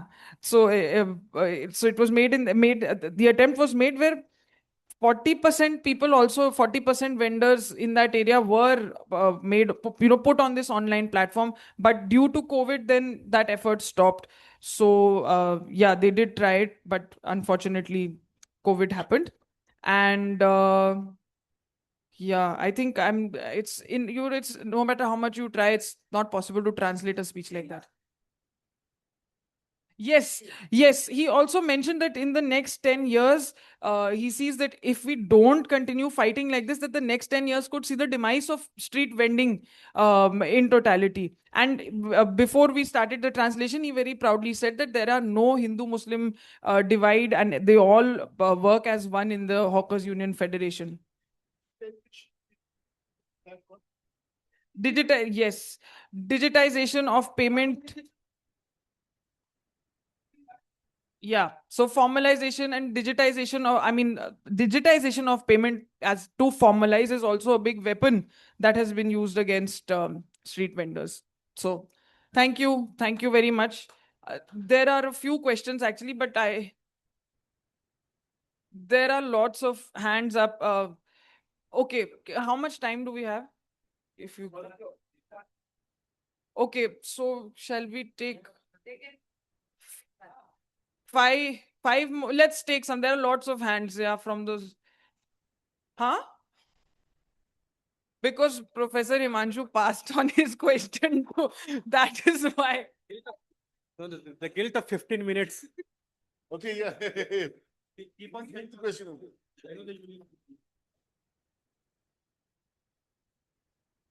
The question was to you. Please repeat the question. Just wait. Just wait. Will close at 1:10. Okay, and people who have not received the lunch coupon stay back in the hall. So we have 8 minutes. Sir, if the migrants and informal worker already run the city, why are they still treated as an outsider in planning? And how can we include them in a decision? I mean, there are two questions which are, one is that when you talk about policy making or planning as such, the concept is that of a citizen. You don't basically exclude anybody as such. So by definition, anybody who is part of if they're informal workers or other, they're part of the planning process. So you don't have to particularly go and include a particular category. I think the same question was there about the migrants. See, we are in India. And we are talking about migrants which are moving from one state to other state, or say, for example, one district to other district. Constitution gives a right to be treated as an equal human being anywhere. So if an Odia worker goes to Gujarat, it's the responsibility of the Gujarat government. Your question that why should the Odisha go, should the Odisha government, why should the Odisha government deal with that? Why should, if today something happens to me here, it is the responsibility of Kerala government. So you creating that category that you will be treated as a citizen from where you belong, you're creating an anti-constitutional thing. I mean, it's something which is not, should not be there. Why should be the case that a Bengali worker coming to Kerala, the responsibility of that person should be West Bengal's government? I have an equal right to settle anywhere, to work anywhere, to do whatever I want. It's the responsibility of the Kerala government to do everything to me. So it's a wrong question to ask. So the moment you start doing that, a migrant and the state government, why don't they have a policy? Why? I mean, that's a wrong question to ask. Similarly, any kind of a representative government, I don't have to identify that Uber worker will be included or Ola worker will be included or this worker. No, everybody who is a citizen will be included, irrespective of where they have been born and where they grew up. They will be part of the same thing. That's the whole idea of citizenship. That's the whole issue of citizenship. Nobody is a born urbanite, and everybody becomes. And if you start looking at this whole origin of birth kind of a system, that's a complete wrong way of looking at it. My name is Kamar. I'm working in UP West, informal workers, basically working with agriculture workers, some agricultural workers. So my question to both. Yesterday, PM said कि pandemic जैसी situation आने वाली है जो लग रहा है हमें, तो अभी मोस्टली जो माइग्रेंट वर्कर्स हैं सिटी में आते हैं उनके लिए हेल्थ और उनका एकोमोडेशन ये सब चीज़ें प्रॉब्लम होती हैं, और जो मास्टर प्लान जो बनते हैं शहर के उसमें उनके लिए कोई ऐसी पॉलिसीज़ या प्रोविज़न ऐसे नहीं होते कि उनके लिए, क्योंकि हमने दिल्ली में देखा है अभी जो हमारे माइग्रेंट्स वर्कर्स के किस तरीके से उनका वोट लेने के बाद उनका पूरा एकोमोडेशन वो डिमोलाइज कर दिया गया। तो हम अभी जैसे ये पीएम ने जो कहा है कि ऐसा मतलब ऐसा कुछ हो सकता है during the conflict of war, अभी सिलेंडर उनको नहीं मिल पा रहा है, वो तो माइग्रेट होके वो जा रहे हैं, सेम सिचुएशन बनती जा रही है कोरोना पैंडेमिक टाइम की। अभी हमने देखा है ट्रेन्स और बसेस में जो है वो धीरे धीरे उनको जैसा भी अभी उनको गैस नहीं मिल पा रहा है, बहुत चीज़ें उनको अभी आने वाले दिन और सामने कर, तो हम उसके लिए कैसे तैयार रहे, और खासकर हमारे वर्कर्स कलेक्टिव और यूनियंस उसके लिए क्या एफर्ट करेंगी, क्या उन चैलेंज को कैसे फेस करेंगी, थोड़ा सा प्लीज बोल। You want us to give us a strategy of how to organize migrant workers? Gas cylinder problem is here also. Average Keralite is facing as much as it is the Western UP. I think so the moment you start talking about one unit of it, you are moving away from the citizenship questions. And that is what I'm trying to tell you, that the categories change, questions remain. He wants to work for 20 years, but he also says that 10 year में हमारा hawker विज्ञान खत्म हो जाएगा, बाकी 10 साल में कुछ और यूनियन बनाना पड़ेगा इनको, क्योंकि 10 साल में तो खत्म हो जाएगा वो, which is reality. In a sense, he's not wrong. If you look at the future, and if you're looking at the future, 10 year, 20 year back, Delhi taxi unions were very, very strong. They were so strong that you could not do anything to them. And within 5 years, they disappeared. They completely disappeared. In Hyderabad, for example, most people, I mean, this retail trade, retail chains are not successful in the north, but in south they are. In Hyderabad, Ratndeep and various others, people buy it. I mean, right from your dhania patta to everything, they are buying from there. That is happening. That is happening. So things will change. I mean, in West, if you look at it, say if you want to visualize the future, if you go to look at Europe, look at America, look at other places, there are no street hawkers, or there are different kinds of, but I think the questions remains the same. The categories change.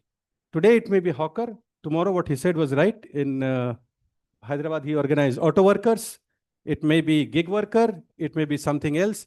The main issue, domestic workers, the main issue of exploitation of the workers by the system, whichever way you call it.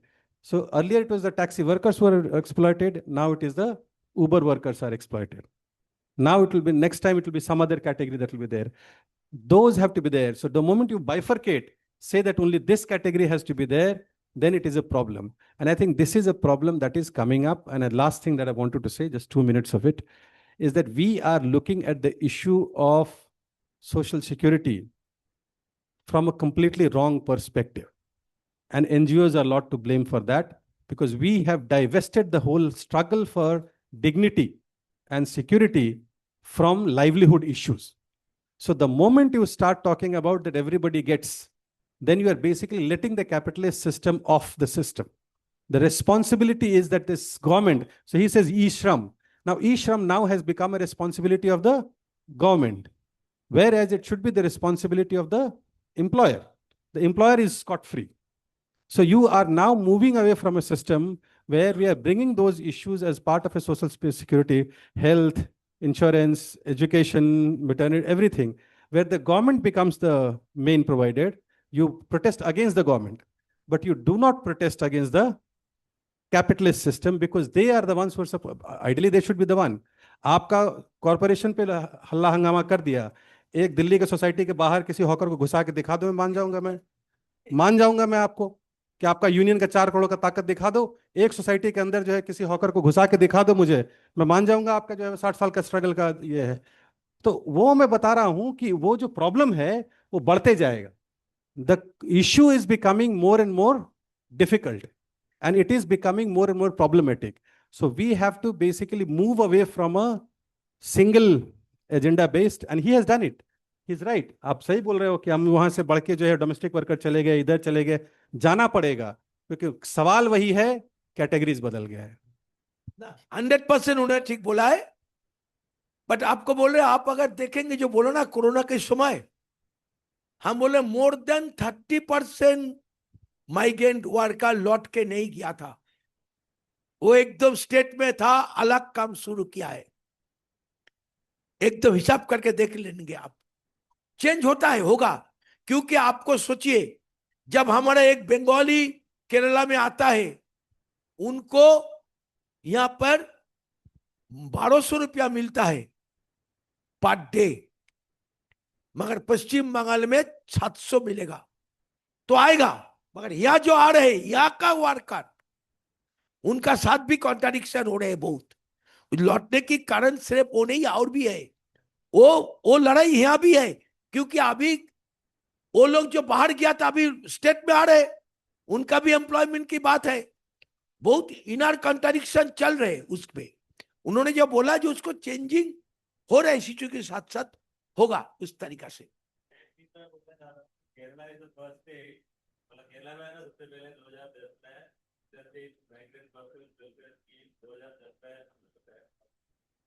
और Covid के time में भी बहुत कुछ हुआ है, और एक सही जो है एजी ने किया वो लिस्ट अवेलेबल है, क्या क्या कमियां है वो.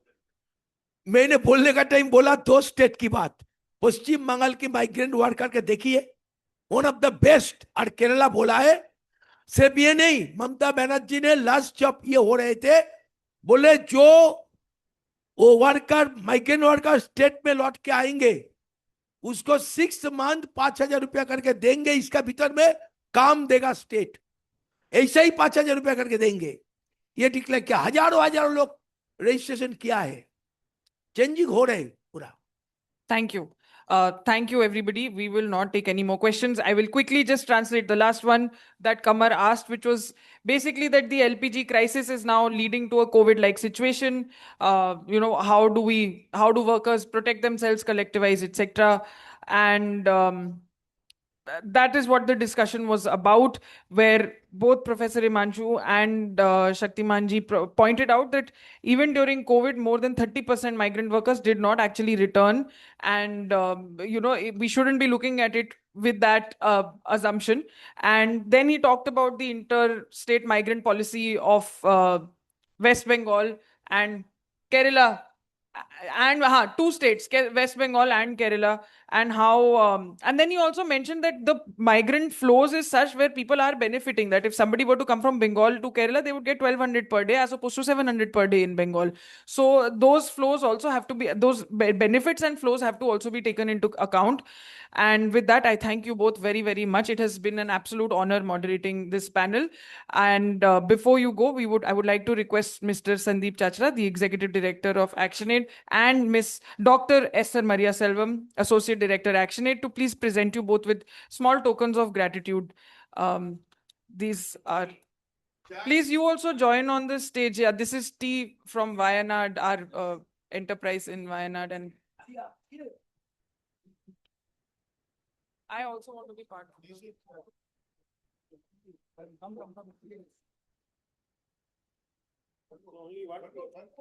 One more is there.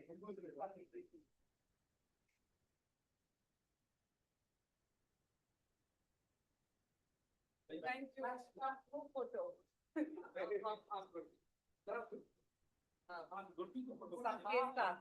I think he Thank you.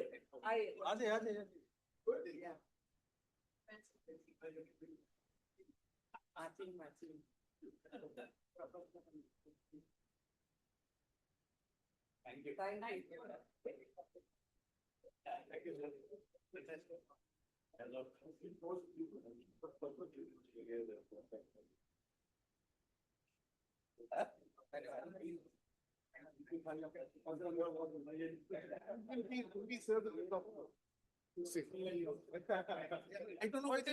I don't know.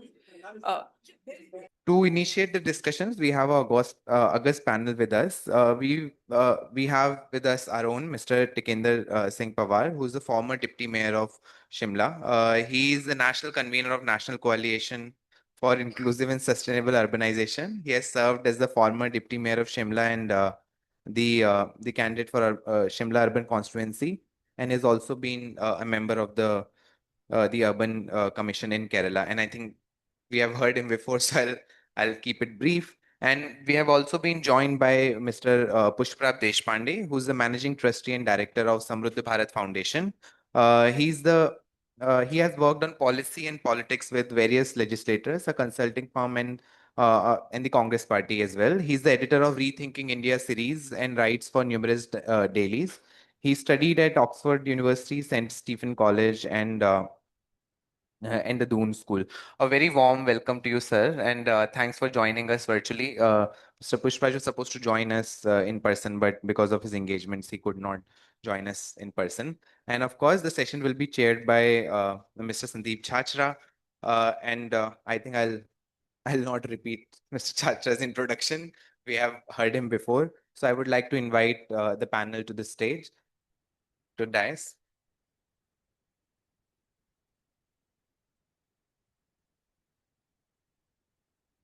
I think we need some warmer, because I know it's a post lunch session. It tends to be, and also we have decided to slightly make it a conversation. So over to you, sir. So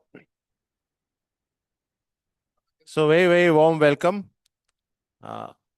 Honored to have you here, Pushparaj ji. His CV was only exposed partly. As he converses, as he talks, you will know the substance and the spirit of what he does. So thank you for being here with us. And thank you, our comrade Tikender ji. We've heard you, but not quite enough still. So we have you back here.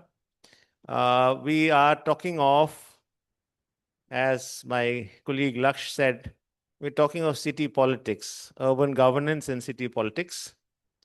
Something which Professor Himanshu and yourself, sir, अरे आपका नाम हम कैसे दिल से निकाल देंगे? तो शक्तिमान घोष दादा, the hawker man of India, if I may call, there's some waterman as well in this country. So I'm not comparing it. So the Shaktiman Dada and Himanshu were conversing around what are the issues. Yesterday in the sessions, I'm just laying out a context, Pushparaji, for your benefit.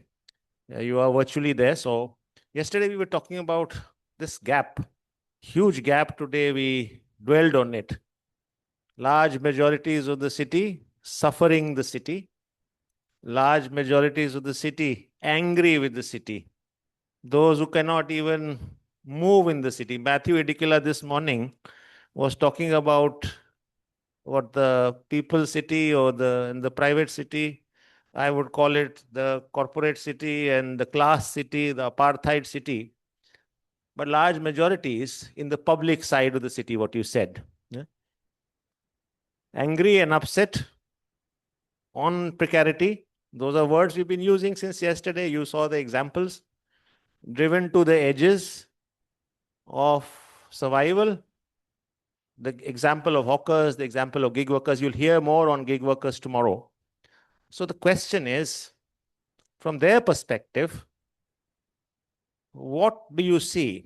I also said to open up that in the next 5 to 7 years or less than a decade, we will see a massive shift. Parts of it has already happened.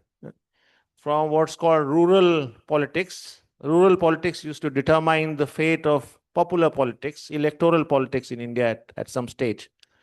So we are beginning to see, and we saw that in the last 7-10 years, how popular politics have shifted to an increasing urban space. Professor Himanshu was speaking to the unending process of urbanization, taking the example of Latin America, which is 94%, 90% plus urban. So how politics is eventually going to become more and more urban.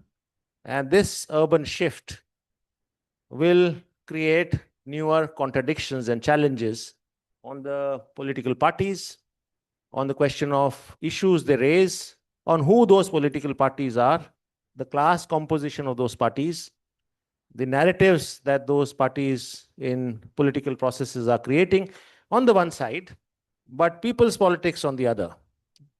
Newer formations of workers, newer workers formations, almost a class capture like specter of the city, class wars within the city. So these are likely not so distant possibilities. And you can see evidences, increasing evidences that you see in the context of weaponization of the city. It is in this context that this particular session, an interesting session to my mind, is located. And we will try and do it in a conversational manner with open spaces for you to ask questions. If that's all right with you, Pushparajji. Or if you choose to, and if you want to say something, please say it for a few minutes to begin with. I'll get to Tikendra first though. And then we can always have more questions following from you all, as well as some from me. If there are no questions from there, I'll be forced to ask questions. So I really invite you to go for it. Yeah? To go for it from where you see on the ground, to go for it from where you see in the universities, to go for it from where you see in working class populations, to go for it from where you see some NGO colleagues are there, to where you see these issues. So, Tikendra, without much ado, may I ask you to reflect? You have been a deputy mayor, an ex-deputy mayor, but you've been involved in mobilizing workers. You've been involved in organizing workers in a political spectrum for close on to about 30 years in your student days, from your student days. And you, the other day, were telling me that your latest essay or article is on the question of disenfranchisement, electoral disenfranchisement of workers, not just the SIR process, but what really is the situation there. So can we begin there and then we can go on? Yeah. Thank you, Sandeep. Are we audible, Pushparajji? Thank you. Thank you, Sandeepji. And Pushparaj, you are more visible than me. And I'm speaking and you are at the back of the screen. You look more vibrant. Anyway. Big brother is watching you. So it's a great honor. I'll come to that question, but allow me 2 minutes to just contextualize the entire issue. Matthew, last time when you summoned me here, I was a polar bear. Because that time we had the polar conference. You know, you have the two poles, the North Pole and the South Pole, and I come from the third pole called the Himalayas. We have the third largest ice reserves of the world. And it's so happy to be here. But before I jump to the question that has been raised by Sandeep ji, about the change, the metamorphosis of the working stuff which we just heard in the previous session. I would also like to go back to when we talk about reimagining citizenship with local governance to right to the person behind Pushparaj and Dr. Ambedkar. And I draw this inspiration from Dr. Ambedkar when he was placing the Constitution of India. So I don't think we have to reimagine. We have to just imagine what was. And to me, that is what collective governance should lead to. Of course, that's one particular lens. I will also come to the climate governance. What should that be? And I've just finished writing one paper for the Germans called the Climate Just Cities Framework. So, the framework that has to be built from a working class perspective. But perhaps we'll discuss it some other day. And Dr. Ambedkar stating that this constitution is a phenomenal one because this translates one person into one vote. And the movement should be from one vote to one economic unit. So Sandeep ji, we as activists or we as academia, I look at urban politics and urban governance from this prism. Are we able to translate, Matthew, this whole process through the given structures, through the structural form of governance, and through what you have said, the non-structural form of governance, into translating this whole question of equity in the cities?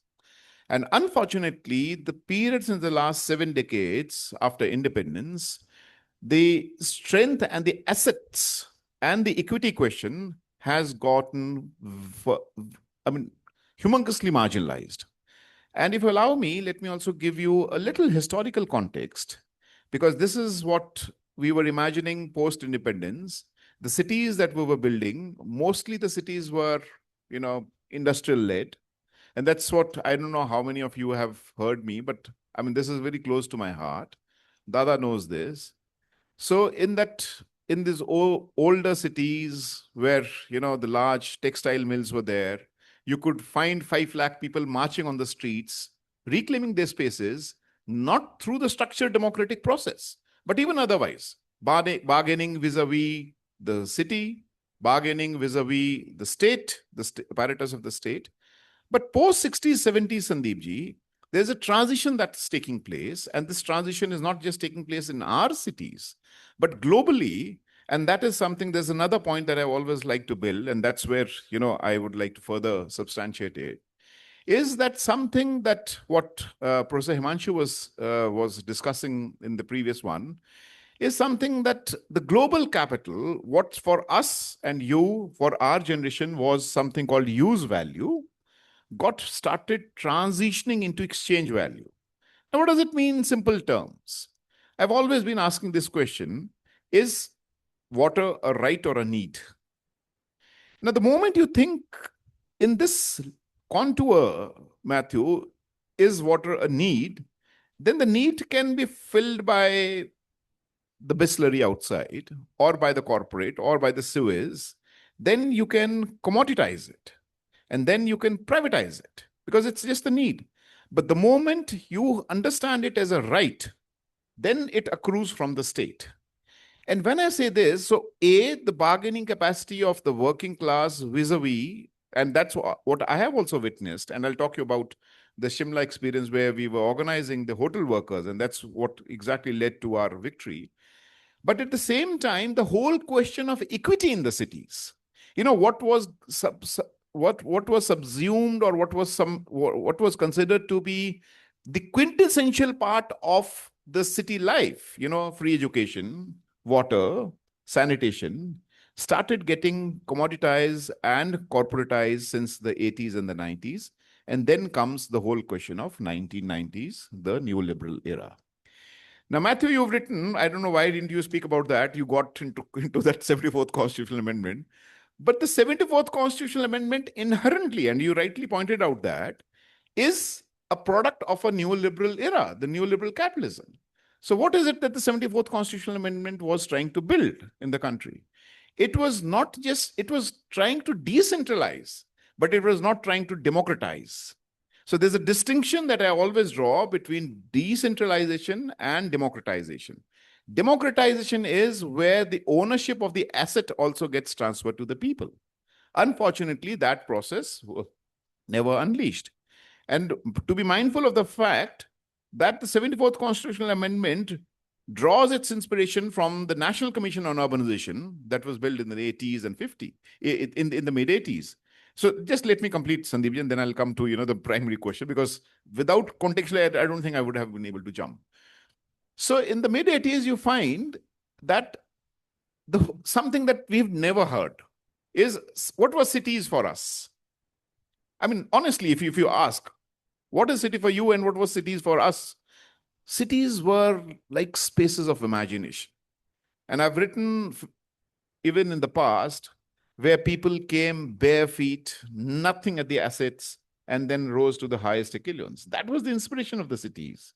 I've seen people coming, washing utensils, and then, so that was the inspiration in the mid-80s or, in the 70s, where that, and of course, getting rid of the feudal hierarchy that you have in the rural India. And of course, being wedded to the whole question of industrialization. But what is cities now? How do we imagine the whole space of city? The huge iniquity that has creeped in because of these basic principles of neoliberal capitalism. And finally, this has led to a situation where what you are very close to, something that is very close to your heart, you say that people are out of work. It's not just out of work. Where cities considered to be engines of growth, the new phenomenon, but at the same time, cities also becoming centers of capital accumulation. So what is the difference? Of course, cities have to be capital centers of capital accumulation. The point is, how do we democratize that surplus that gets generated? And that was getting fairly well in the 60s and 70s. That's how you were building your educational institutions. That's how you were building, you were somewhat able to democratize, not everything. Else you wouldn't have imagined corporates to be coming. I mean, not a single corporate, the total strength of the Indian, what we call the big bourgeoisie, was not even 300 crore rupees in the 50s. They couldn't have laid a single steel plant. But come 90s, and I can tell you names and names from the Adanis and Ambanis, how did that happen? It happened to this process of building processes, cities being one of the centers. Now, coming to your point, Sandeep ji, that what is the transition that I find? The transition that I find in the cities are, the hotels are no more hotels being run in the previous style. This is something new, the whole question of unorganized, informal sector. The hotels are being outsourced. So you find there is no worker. Because you come to these hotels, especially in the small towns, the workers have, either the hotels have been the process has been outsourced. So it's a new dynamics that one is witnessing in the cities. So the whole question of mobilization of the working people is getting a complete toss. And which means this is also leading to a situation where the larger sections of the working class, not just the hotels I'm talking about. Take, for example, the biggest mobilization that we used to do in our student days and, of course, of the working class was the Kashmiri porters, the Kashmiri workers who were there in Shimla. And, we've also visited one of their places where we had some good meal, Kashmiri meal. The first fundamental point for us to reclaim the space of governance was the right to franchise, because none of them would be voters. So there was a continuous process, the process in which we would fight with the Election Commission. And I'll talk about the SIR now if you want to. SIR is a later addition, but where there was this continuous process. So I think to get this local governance, the first point is right to franchise, the adult franchise. If you have a whole section of people who do not have the right to vote, then you can understand the right to the city becomes meaningless. Now, I'll give you some statistics because I just finished that article, so that statistics is really hounding my mind. I have given statistics of 10 cities. I do not remember all the cities now, but if I dig into my article, I'll be able to share. Shimla, Patna, Bhopal, Calcutta, Mumbai. Now imagine what is happening. And this is prior to SIR. The SIR is further worsening the whole question of the disenfranchisement of the working people. And of course, for the students. The population that was there in 2011 in Shimla, imagine it is 100 number. By 2026, what do you imagine the total number of electors should be? A rough guess should be 150. Guess what? If the population 2011 census, because we have census, the new census is coming up. If the population was in 2011 was 100, the total number of electors still is 75. And the population 2026 has gone to 250. Likewise in Delhi, where the population is some 1.5 crore, somewhere around 1.5 crore, Delhi still continues to be somewhere around 80 or 90 lakh.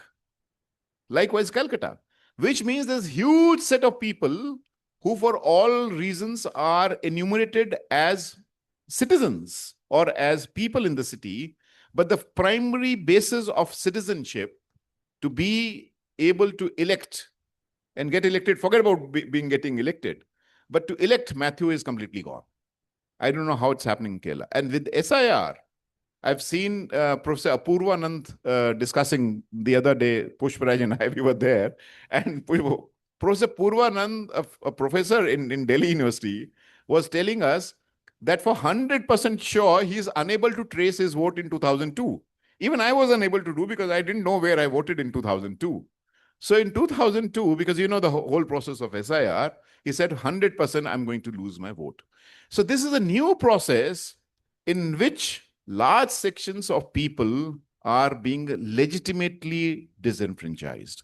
And this is, I think, what we should be talking about, reimagining the whole question of citizenship. And to reimagine the whole question of citizenship, I suggest, and let me just tell you a funny anecdote, because for the Muslim porters when we used to mobilize, and what are the basic segregation, the segregation, we have the India segregation report, Dalits, the marginalized, and the Muslims. They are the first target on the radar. Then Dada Shaktimanji, street vendors, they're the second. So most of the sections who are in the marginalized sections, I mean, are completely out of this process of voting. What do you do in such a situation? I think that is. So the funny anecdote, let me share with you. And I remember when we were going back to the Kashmiri porters, and they said, एक खुदा को मानते हैं, उसके बाद तुम्हारी इज्जत करते हैं, क्योंकि वोट बनाना ही सबसे बड़ा संघर्ष उनके पास है. That was so they used to say, we one Allah, and after Allah you come, because you are there fighting for us. So the point is, if politically, what is the urban politics that's going to happen? I think the urban politics, apart from revolving upon economic issues, reclaiming those spaces, is something that I never thought, that the right to franchise has to be one of the most important elements of urban politics. No, thank you. I want to go to Pushparaj. Some initial reflections to begin with, but also this debate. And I open it up as well to you for your thoughts later. Is there a social consensus?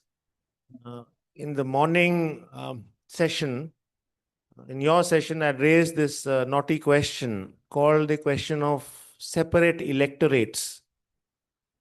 I don't think in the past its time had come, but I do think its time seems to be coming.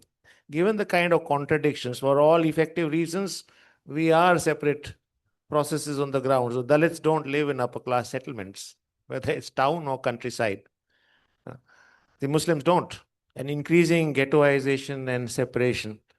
Anyway, that aside, there doesn't seem to be, there's many attempts to build a social consensus, even among the people who are actively being disenfranchised, the workers of the world, and overlap between caste, identity, work, and informality is humongous. And those are the majorities who drive popular politics in the cities, right? At least those who haven't lost their vote. So in that situation, there are attempts to develop a social consensus. There are attempts to hijack it through various divisions of identity, religion, and blah, blah, blah. The native migrant feeling, the sons of the soil, I will not say daughters of the soil yet, but the sons of the soil rising in almost all states, the xenophobia and so on and so forth. So it is in that context that these issues are located, Tikendraji. And that is where I want to come to Pushparaj, because he has been navigating these issues in developing narratives, but also in driving ground actions for progressive social consensus building, whether it's, let me add the word, secular consensus building. So over to you, Pushparaj, for some of your opening remarks and some thoughts on where you see things going. So what Tikendra has done is to trace the last some years and land us up with the question that what next? So really, over to you. Thanks, Sandeep ji. Am I audible to everyone? Yeah. All right. Thank you. I'm so sorry I couldn't join in person in Kerala. I was actually looking forward to it. Unfortunately, I'm stuck in Delhi, where, as you know, it's quite difficult to breathe and other things. Parliament is also on. So that's another kind of thing that we have to suffer. But I'm missing being in Kerala in person. And of course, I'm very thankful to Matthew, Sandeep ji, Tikendra ji for inviting me here. So taking very quickly from what Tikendra ji said, I'll just keep this very brief so that we can actually answer some questions and perhaps make it a bit more deeper. Look, my big question from what Tikendra ji was also saying, and this is an ongoing conversation, which again I'll come back towards the end, is that as progressive forces, both political and non-political, what is the alternative, inspiring alternative that we are offering? And in that sense, I want to dissect very quickly just 5-6 key themes, which some of it Tikendra ji has spoken about. Others may have already spoken about this earlier today. So firstly, we know the issue of fiscal federalism, right? There has been the 15th Finance Commission, now the 16th Finance Commission. We're already suffering from declining devolution. It was stuck at 41%. Actual devolution is roughly around 33-34%, and it doesn't seem to have increased. In fact, I feel that this is going to stagnate. This is going to get compounded because of the cuts to centrally sponsored schemes, the VG Ramji bill being the most recent example. And of course, this is again compounded by the centralization by state governments. We all know, I don't know what the case is in Kerala, but I can speak to this with regard to both India party state governments and non-India party state governments. There is heavy centralization in the Chief Minister's office, which is again compounded by the fact that there is these weird schemes like smart city schemes and so on and so forth, which I actually can't figure out what they're trying to do or what they try to do. But my point is that there is actually very little operational financial devolution to the cities. That's one theme. The second thing is opacity in municipal governance. Given this larger structural fault line that exists, that there is centralization at the state level, and there is less devolution of finances to states, cities have sort of become sort of almost overlooked. That's one part of it. The second thing is opacity in municipal governance, which raises very serious questions. The thing is that primary question that raises itself to us is whose city is it and whose India is it? Because core issues, and I'm taking from this Amitabh Bachchan's famous film, Roti Kapda Makan, these issues, along with Sadak Bijli Pani, these issues are completely secondary to city governance. People and CSOs and movements are unfavorably included, if at all, in this decision-making process. And we, the people, are largely excluded. Now, consequently, what happens is that everything that we hold dear, I mean, everyone has a certain view on what their city, what their the colony should be, could be. But all of these issues are invariably assigned to the margins. And this is a universal phenomenon across India. There might be exceptional cities here and there, but by and large, this is the prevailing problem. The arrangement that we have with the city government is a purely instrumental transactional arrangement. We vote every 5 years. As Tikendra ji said, in many cases, people are not even allowed to vote now. So that is another completely different problem. But the arrangement right now is we vote every 5 years. We try to maximize our extraction from candidates who then become councillors in that election period. After that, the cities govern in a completely exclusionary manner. Now, in this framework, the city becomes a site of extraction. Everything is up for sale, and everything, as he said, is a commodity. Whether it's water, whether it's housing, whether it's roads, whether it's waste management, everything becomes a commodity. Very soon, it's going to be us, the citizen, because once privacy, this data centers and other things come up, we ourselves are going to become a huge commodity that is going to be exploited, and cities will become instrumental to this particular process. Now, frankly, this elite and exclusionary model is to the benefit of companies, and I know many places where companies and conglomerates don't want to deal with the chaos of democratic processes or the people, and so what they want is that they want this entire process to be limited to just 3 or 4 people. This is, of course, this entire scenario is going to compound magnifold with the census, when I think at least 60, maybe 63% of India will become urban with the changing of the towns.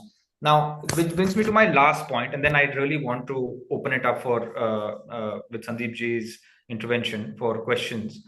Resolving this particular structural crisis, this fault line, our solution cannot be technocratic. It cannot be focused exclusively on ideas. It has to be a political response. Now, in that sense, we are going to have to unlearn and relearn how we approach city governance. One is, of course, as Tikinderji, Sandeepji said, we have to reclaim our spaces, reassert our voices, no doubt. But the bigger problem is, how do we recalibrate our operational methodologies?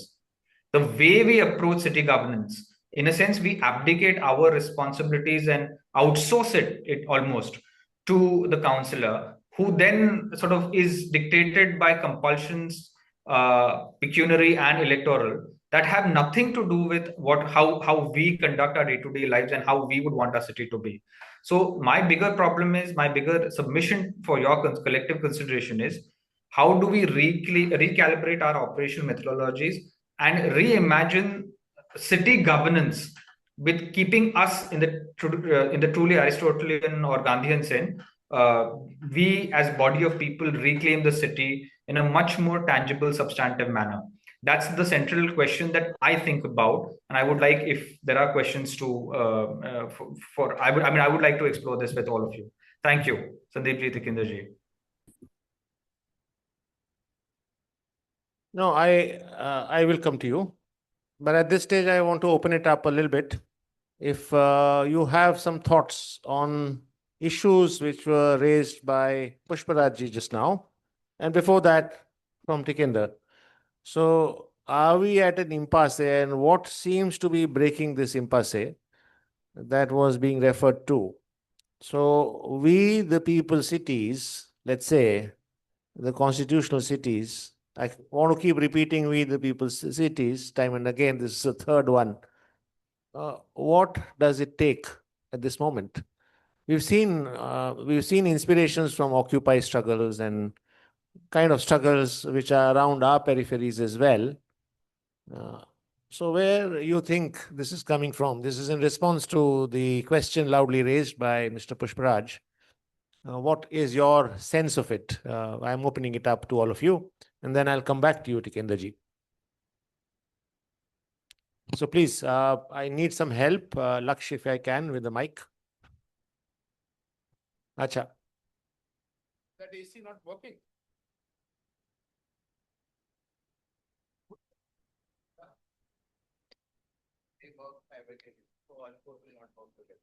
Please reflect quickly, guys. Full hands. And maybe can you introduce yourself? Okay. So good afternoon, sir. Good afternoon, sir. My name is Vishnu V. Kumar. I'm a PG student here at MG University. So thank you for laying the background for the session itself. I think it was very enlightening for us to understand how this process itself has evolved. So my question is pertaining to specifically the special purpose vehicles. I think it has been mentioned in the previous talk by sir. So what I was very much interested in is how the purpose of planning itself has changed. like how faster service delivery is given more priority rather than equity. So basically, tighter control is put on resources so that more efficiency is given more paramount. Just you know, uh, just evading every any kind of political participation into it.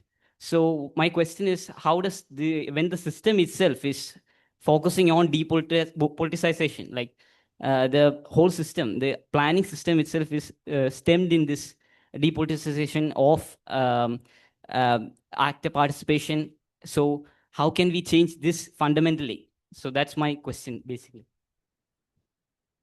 Any other ideas? No, I mean, you are saying, no, he's talking about depoliticization, efficiency, and SPV, and people being driven into morons, and the idea of sort of artificial workers. Bhargavi ji. So, yes, please, I'll remind you what the question was. Both of you, please. Yeah. Bhargavi ji. Yeah, thank you. My name is Bhargavi. I resonate with what Tikandar ji just said, that, even before the 74th Amendment came, it was the protest tenacity from trade unions. So in Bangalore, it was the public sector units at that time. And I grew up where, they would shout on the street saying Dikara, Dikara. And, that was like a game that we played as children. But eventually what happened, and even through my college days, I saw a lot of protest. But over a period of time, the spaces of protest were banned for public protests. So now in Bangalore, you can only protest in one secluded spot. You can't protest everywhere.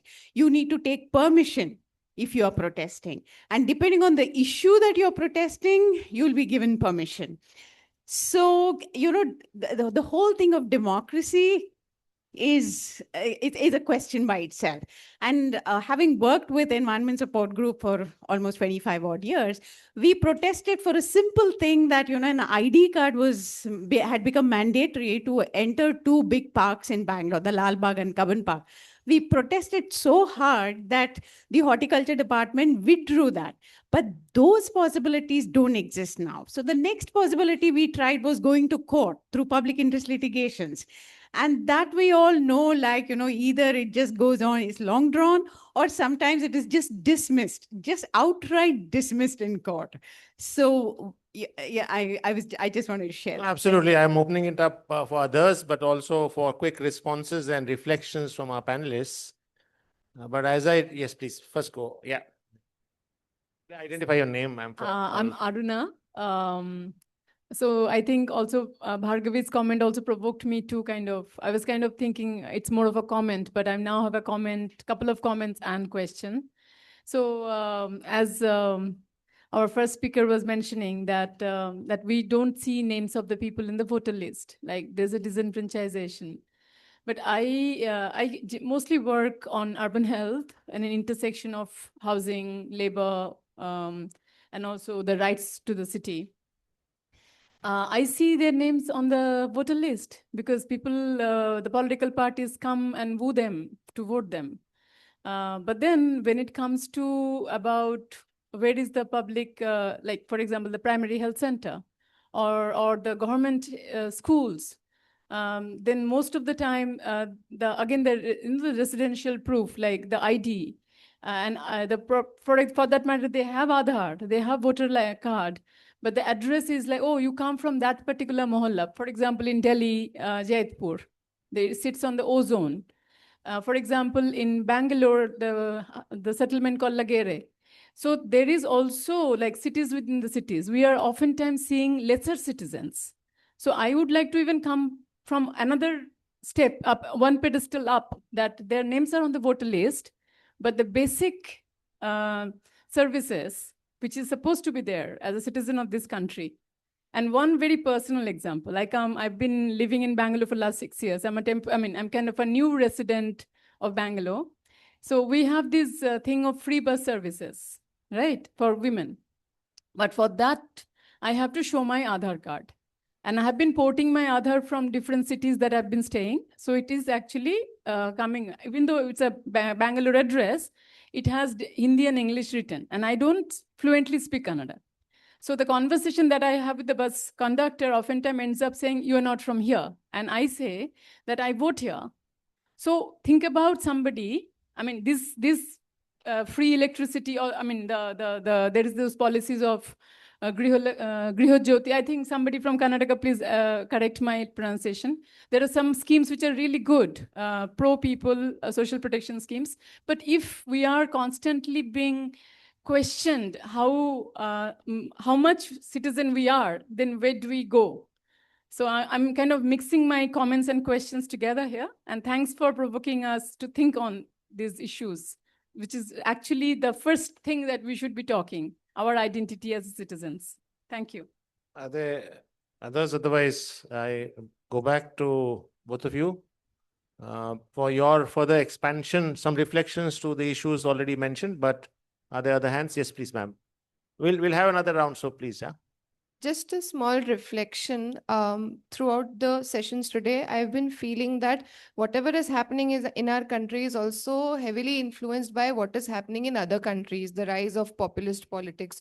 So we cannot discount that fact. And what I feel that the way forward could be an international movement where there should be international solidarity, because right now the climate emergency is not going to affect just one country. It is affecting the entire planet. So the discourse should be extended to the entire planet and to all citizens, because we are citizens of the earth and the borders are arbitrary. And it is the accountability should be of other governments also and of politicians of other countries also, because our country is also influenced by the politics and the agenda that they are setting like 7 seas across. So why should we have to pay for something that has been decided by a Caucasian male? So there needs to be an international movement building, I believe. Thank you. So back to the panelists, please. And So how much time for the answers? Reflections, then we'll come back again. So the SPV, you want a classical answer or a practical answer? Okay, I'll mix both classical and practical. See, the genesis evolves from what we call Thatcherism and Reaganism. And if you go through the literature, Ursula Hughes has written phenomenally how this transition of global capitalism shifts from production to, by and large, finance and services. And there's a report from the UNCTAD, the United Nations Confederation on Trade, that the biggest 20 transnational corporations shifted their portfolio to services. For the simple reason, because they thought services is one of the major spaces for capital accumulation. Now, if that is the area, what is it that they're going to come with?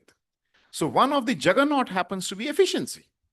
Because, and partly true, because your governments are not working like we heard Sonji yesterday. Okay, water. So, that is true. So they brought this idea that, look, once you move away, so efficiency was one of the drivers, but behind efficiency, it was basically capital accumulation. And then what we heard in the previous, the efficiency also meant large sections of the work have to be outsourced. And in that process, you started creating SPVs. Now, what is the global experience?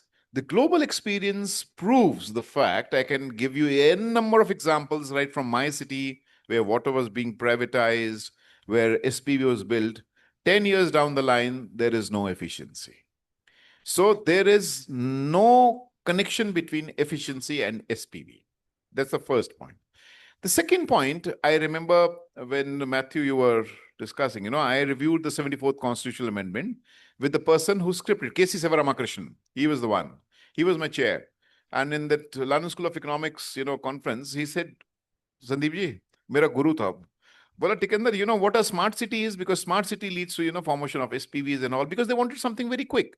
And something that you've captured very well, Matthew, in your article in the book, is about the whole question of big metropolitan capital, because they are finding, all said and done, they're finding some hindrance and some kind of hurdle through the limited democratic process.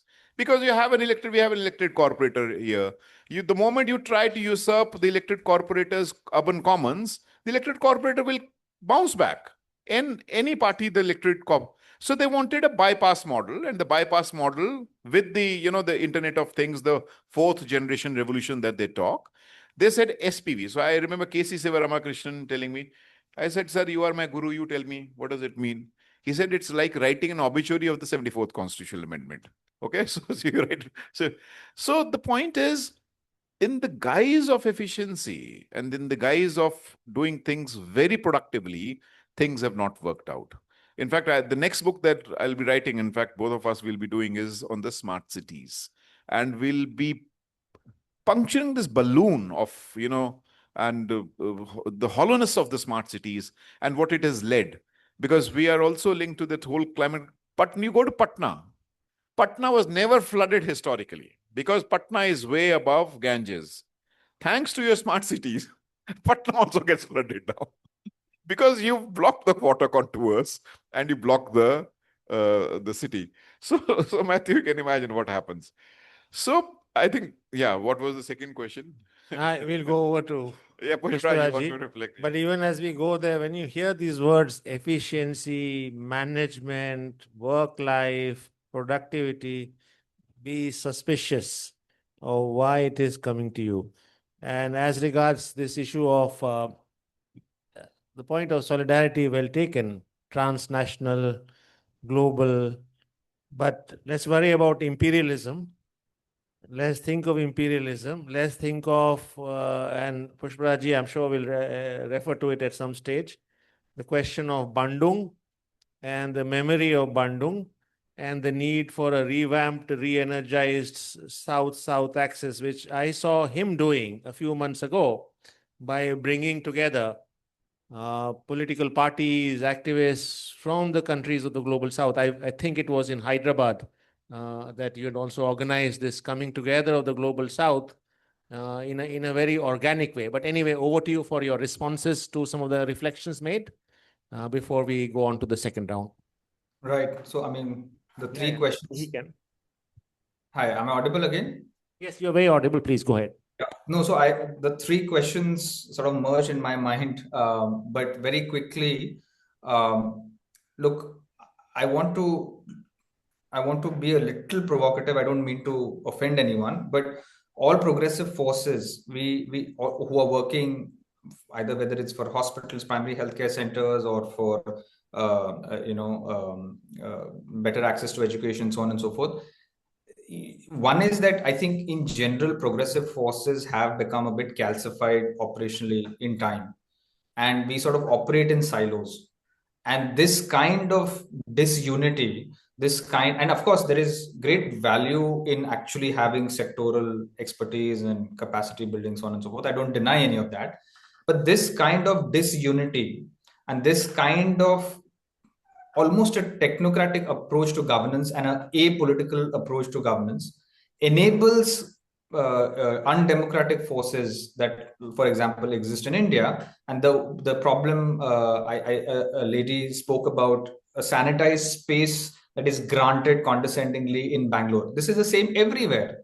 It's happening in Delhi, it's happening in Mumbai, it's happening in Pune. Every place you are allowed to protest in a certain way, not do certain things, and this entire thing sort of puts the pressure back on us, and we respond by actually resorting to even more petition politics. I will move a letter, I will petition my MLA or MP, I will then raise the courts.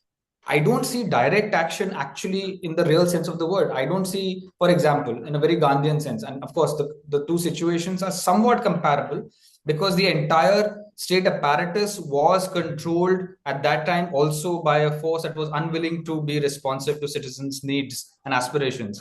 But I don't see Gandhiji actually asking for permission to protest at anywhere, Govalia tanks, for example.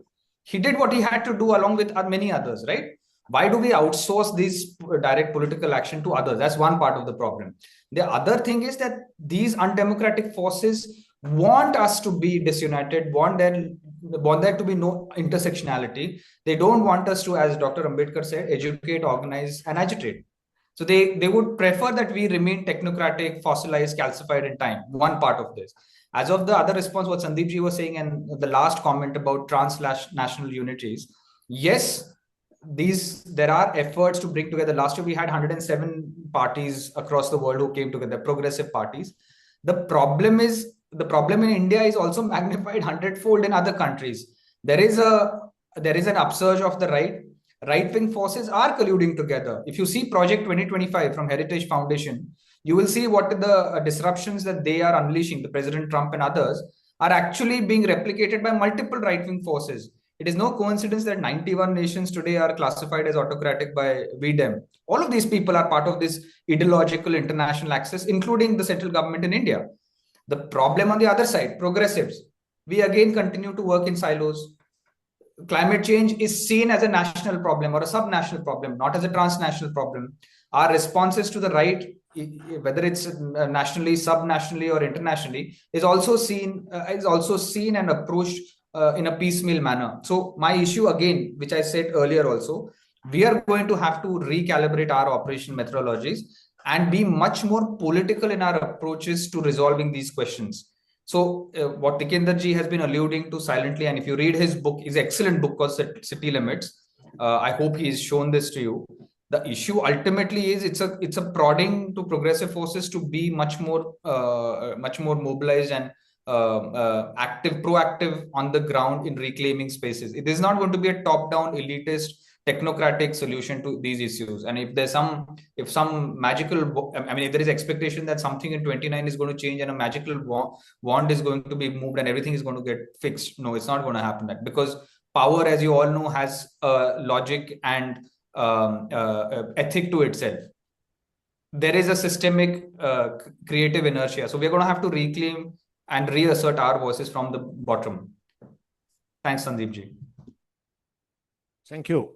I will take another round and then we will go to concluding comments. We have until about ICE, we have until about 3:50, 3:55. So we have time for your thoughts. As I pass it on to you, Joseph will pass the mic. As I pass it back to you, about 3:50, so 3:55, we have time. So we will have space and discussions. We want it to be a discussive session for our creative energies to come together and think through together. But as I pass back to you, yes, I totally agree with what you said, Pushparaj ji. It is an Occupy moment. I mean, direct action, stop short of saying pitched battles, but battles on the ground or contestations on the ground are, if we can't hear it, if we can't see it, it's our problem. It's happening. But they are pretty fragmented, as was also said. What does defragmentation mean? This issue-based story, my vertical, my issue, that's not how people lead their lives on the ground. That's not how lives are segregated into right to education or right to health for a worker, for a domestic worker on the ground. They all come together. So that kind of defragmentation of coming together is needed. The question is, what is the political instrument and what are the political instruments that are making it happen and are likely to make it happen, and what needs to be manifested? So what initiative of the progressive forces would make it happen? Because that it is not happening is a historical fact. It is there. It's not new processes we are talking about. These processes have been unleashed. Many of these processes have been unleashed over the last 3-4 decades. So what does it mean? It is not going to magically somehow sort of manifest.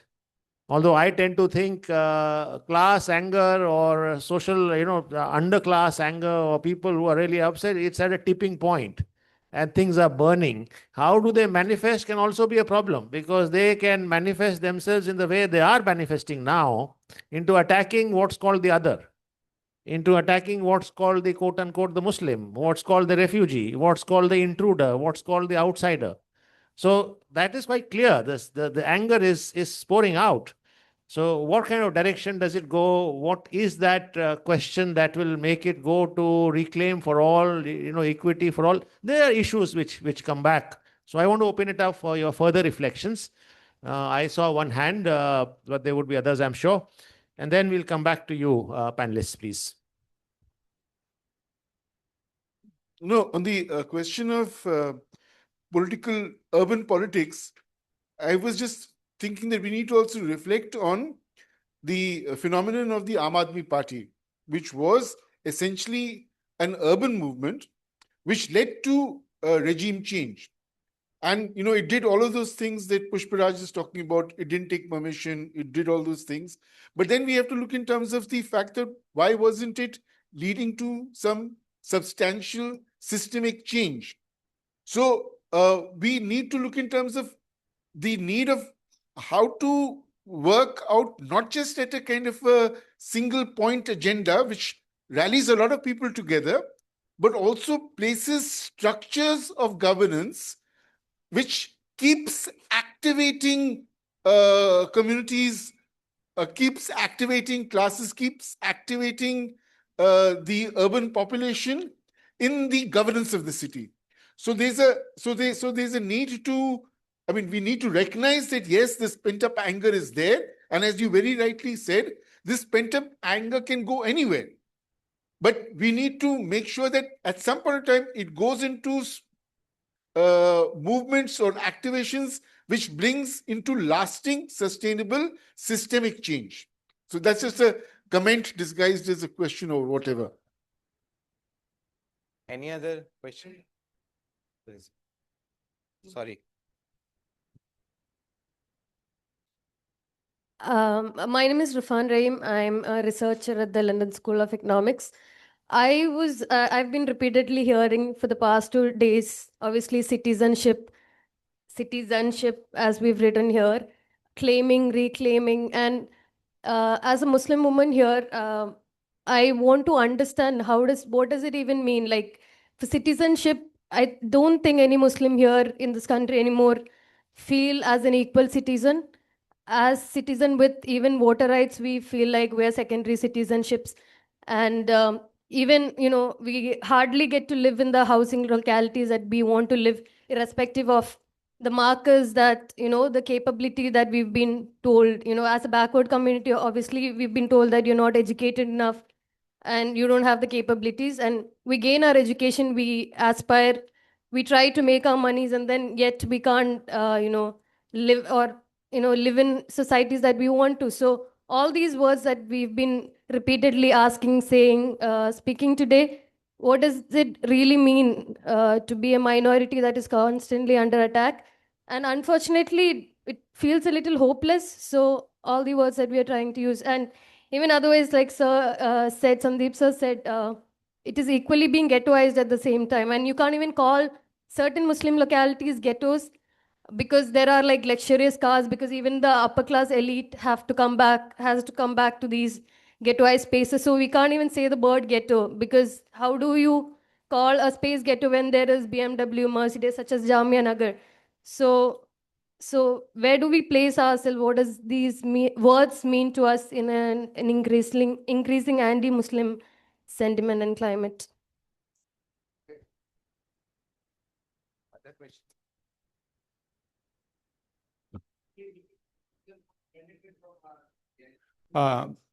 Hello, sir. I'm actually Masoodi. I'm from Srinagar.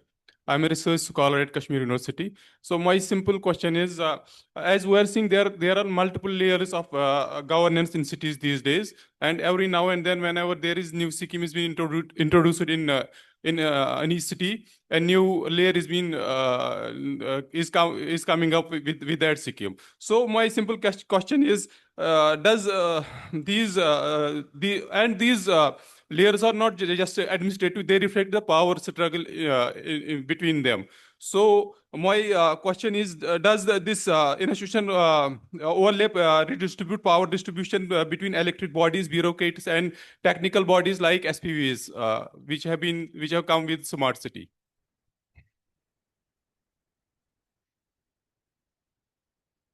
There are two. Yeah.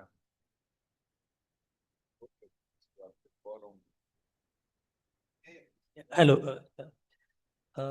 My name is Vivek. I'm a my name is Vivek. I'm a research scholar in sociology department, University of Hyderabad. So University of Hyderabad.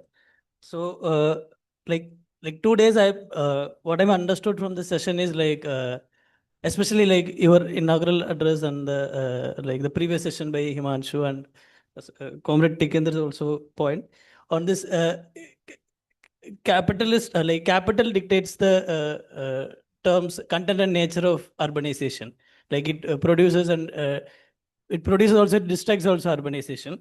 So the whole point about governance is like we are like in the concept also to think about equitable governance, but but I want to like understand this. How do we understand equitable governance when capital dictates everything? Like Professor Himanshu also told very clearly, it's capital dictates like everything. So I want the review, the speakers view on how do we de-link capital?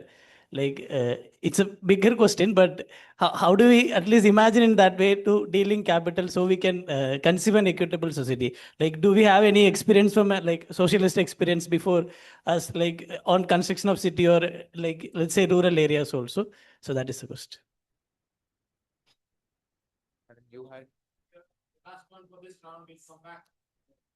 என்னோட பேர் சாமுண்டீஸ்வரி. எனக்கு எனக்கு என்ன கேள்வினா, நகராட்சியில் ஒரு நகராட்சியில் மேம்படுத்துகிறாங்க, கோஸ்டலில் இருக்கிறதையும் மற்ற மக்களையுமே பாதிக்கப்படுற சிபிசிஎல் வந்து அவங்களுடைய கழிவுநீரை கடலில் போகுது. ஆனால் அங்கே நகரமயமாக்குதல்னு சொல்கிறாங்க. அதே இடத்துல நகராட்சி நகரமயமாக்குதல்ன்ற அந்த இடத்துல இருந்து சிஎஸ்ஆர் ப்ராஜெக்ட் வாங்கி அதே அங்கே அழிஞ்சுக்கிட்டு இருக்கிற அப்பா அம்மா, அவங்களுடைய வாழ்வாதாரம், அவங்களுடைய கலாச்சாரம் எல்லாம் அழிஞ்சிட்ருக்க போராடிக்கிட்டு இருக்காங்க. ஆனால் இந்த குழந்தைங்களுக்கு இவங்க வந்து இந்த ப்ராஜெக்ட்லேருந்து எடுத்து பள்ளியை மேம்படுத்துகிறோம் அப்படின்றத அந்த நகராட்சி நகரமயமாக்குதல்னு செஞ்சிட்ருக்காங்க. இதை நம்ம எப்படி பார்க்கறது? இதை நகரமயமாக்குதலா? இது எனக்கு தெரியல, எப்படி கொஸ்டின் டைரக்டாக வைக்கணும் அப்படின்னு. See, what she says is in the rapid urbanization that is taking place, like CPCL, which is actually letting out their pollution in the sea, which is negatively impacting the coastal community who are part of the urban areas. The municipality actually doesn't take any action against these kind of activities that's happening day to day. The people are struggling for their own, to protect their own family and protect their livelihood.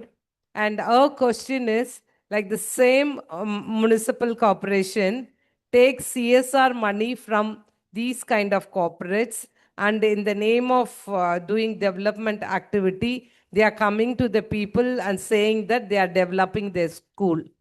So how do we take this kind of injustice that's taking place? Hi, my name is Maheshwari. I'm from Palakkad in Kerala. I have two doubts. Actually, I'm planning to asking the question in morning, but I have no option to asking the question. The session is over. Now I am asking to you. One is that talking about the shortcoming of financial allocation in the 74th constitutional amendment, is it really lack of allocation, or is it the problem with us the implementation? Why we not discussing about that? Why we not the space to discussing this kind of critical thinking? I'm asking all of them to how can we discussing, or how can we address this problem?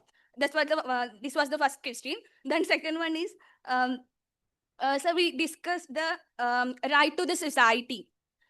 But in practice, urban development often seems to make the rich richer and the poor poorer. Based on your experience, why does this happen? Rich richer and poor poorer. Lots of, I think, lots of development in current year in our society. But still, the rich richer and poor poorer. what is the difference in the development is coming in our society, actually in marginalized community? And I have one more questions too. Sir, do you think intergenerational poverty is one of the key causes behind the challenges faced by informal workers, and such as poor working condition and lack of job security? How do you understand the relationship between the poverty and informal employment in Indian context? Thank you. I think a lot of your questions, and I'm turning it over to our august panelists. I'm a hanger-on here, so they have all the wisdom. I'm just relaying it. So I'm turning it back to them. But I think a lot of your questions, with the remark that a lot of your questions are linked. See, there's almost, from some of the issues that you raised, is almost a sense of deja vu. Your point about intergenerational poverty, it's a tale of woe, right? There's in this day and age, a domestic worker's daughter in any city of this country, including in Kolkata, दादा आपका तो नींद आ रहा है, तो including आपनार शौरे भीतरे, domestic गृह परिचारिका, domestic worker's daughter invariably will be a domestic worker. So the escape seems impossible. You know, you might see some celebrated character who sort of managed it 1 out of 1 million perhaps, yeah? Nobody tells that story. It is going to be that. It's a sense of deja vu. It's a sense of this colleague from University of Hyderabad telling us, so how do we de-link? The question of de-linking from capital is the subject of probably a 1-month-long school. Even then it can't be taught. So the strategies of de-linking from capital, I think from all of this, you hear a sense, and I think that's what Pushparaji was speaking to. So what are the departure points? I mean, yes, there are lots of issues, there are fragmentation, all of these sort of evidences, Chamu, ma'am, you are talking about, of what's happening to fisher folk. You didn't say so much. So this is there. So what does it mean to create those departure points? While our panelists answer those questions, and then I will also request you to a little bit put some of your points about, some have already been put, expanded points about trajectories or departures. What can you, when you go back, you are also practitioners. So what are you? I opened the school with the idea of praxis. So it's one good thing to debate here, but this debate doesn't end here, right? So how are you going to take those debates to the ground? How are we going to debate and manifest together the possibilities in whichever humble way we can? Else, we become what several have called armchair. No, not even activists. Armchair revolutionaries, or what's called paper revolutionaries. And what NGOs call resolutionaries, not revolutionaries. Resolution after resolution. Pushparaji was very beautifully putting it. You know, you keep making petitions. So the petition culture, which leads to nowhere. Anyway, over to you. I will not speak any further. Over to you, first to Tikendraji and then to Pushparaji, unless you want to go first, sir. So go ahead, because you're physically here, Tikendraji, and some of the questions are directed to both of you, and some are specific. So please. Okay, so let me just try to build this whole question of departures. And I think it is important for reimagining what could be the spaces of these departures. And I would like to bring in the whole, this discussion that took place in the BRICS Urban Forum, where I was representing India, and we were discussing Yanis Varoufakis, who was the former finance minister of Greece, his work, Technofeudalism, the End of Capitalism. So to me, Sandeep ji, departures, if we have to talk about the fourth industrial revolution, have to be strongly premised on this whole question of what are these processes that are to be unleashed. Can we do that? Can, Matthew, we think of Bangalore? Because I've seen Barcelona, by the way. I've seen how Barcelona, everything, all that data imagination is done by the city government. Can we think of unleashing these processes through some community-driven, where we are able to bring in these departures and take a share out of the larger capital? So to delink capital, I would come to that, but I think more than to delink capital, it is how do we democratize the surplus? So I am more concerned in the current conjuncture, where it's not a revolutionary situation, to be very honest right now. How do we create those processes? Like you said, the Aam Aadmi Party experiment, I'll come to that as well. We are able to democratize it. But at the same time, also creating those processes. Through these processes, as I said, maybe Uber, maybe, the whole question of if that is going to be, just to give you one fair idea, I mean, that's when something. Can you imagine the total computing strength of 95% of global world, of the countries, is the 5 corporates have more than that strength. So what we are speaking here, what we are not speaking here, everything is getting accumulated. Even when you're scrolling your Facebook down, that's what, Sandeep ji is very close to heart phrase, the people out of work, is even then we are leading to this capital accumulation through the scrolling down of Facebook. So I think those departures have to be reimagined, have to be reworked, and have to be experimented. Some places, it started from the cooperative movement in the 50s, 60s, but this is a new kind of cooperative movement that we must be talking about. That's the first point.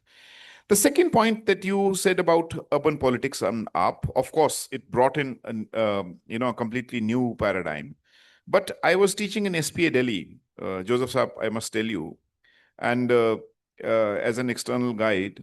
And I remember doing 2, because as an external guide, you have students who are, on different topics. So Matthew, one was on the politics of AAP on water. Can you believe, if I tell you, you'll be shocked. The entire cartelization that was run by the Congress at one point of time in Delhi was taken over by the Aam Aadmi Party, Sandeep ji. Complete cartelization. So which means the same cartels, and the water lobby that exists in Delhi. So you do not find much systemic differentiation taking place. And another one was on Muslim ghettoization. Ghazala, we just tried to reimagine Ghazala's meal. Pushpraj is here. Pushpraj, if you remember, Saida Hamid ji telling us in the meeting that now things have worsened to such an extent that a taxi driver doesn't even go to a Muslim locality. And if you see the financial inclusion, there will be no ATMs in the Muslim locality. And we have this great India segregation report, which has taken place in the last 10, 12 years, which substantiates this fact. So 2 major segregation taking place of the Muslims and of the Dalits. It's a very stark reality. Now, what could have been the way forward? And that's what Sandeep and I, we've been discussing so many times. One of the models was the Singapore model. The whole question of housing, when we thought of building those housing, but mixed housing. But we didn't enter into that domain because of obvious political reasons. But we could have actually experimented some of that, where, I don't have to explain what the Singapore model is, but it is a model which is running quite successfully in Singapore. So, but this is a hard reality. How do we come out of this reality is something that we need to ponder more over. But this is a very hard reality, and the processes and the dispensation that is there has further worsened the situation, further consolidated the situation. Now, coming to the whole question of power distribution elected and, the equitable governance, I think someone asked about equitable governance. I see some of the examples in equitable governance. Take, for example, where Pushpraj comes from, Sholapur, Pushpraj. So in Sholapur, you have a BD Housing Cooperative Society. Now, BD Housing Cooperative Society that has already constructed 10,000 houses with a front yard and a backyard. Remember, the BD worker is the downmost in the hierarchy of the working people, downmost in the ladder. Still, so the point is, this equity has to be thought of, and this equity has to be built through different forms of intersections and different forms of interventions that we need to do.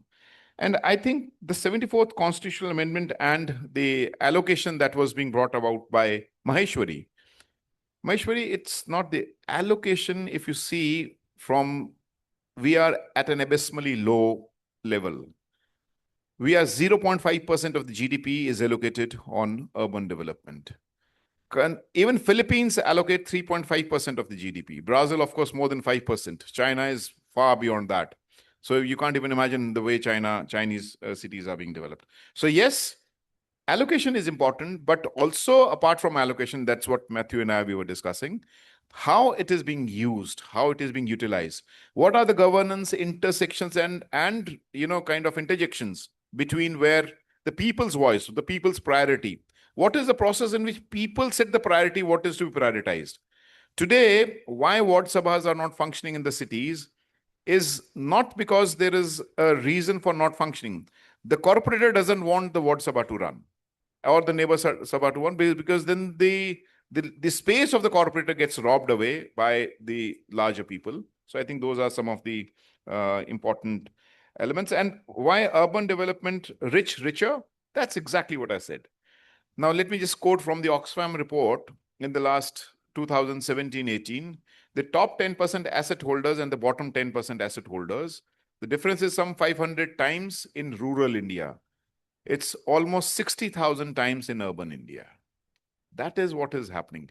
And urban development is one of the processes of further accentuating this widening gap. Our job, and that's why we are here, wherever you work, you will not become revolutionaries. Everyone doesn't have to become a revolutionary, but wherever you go back, it is the unleashing of these processes where we are able to stake claim to this equity, whichever part of the world we are working in. And I think that does the job.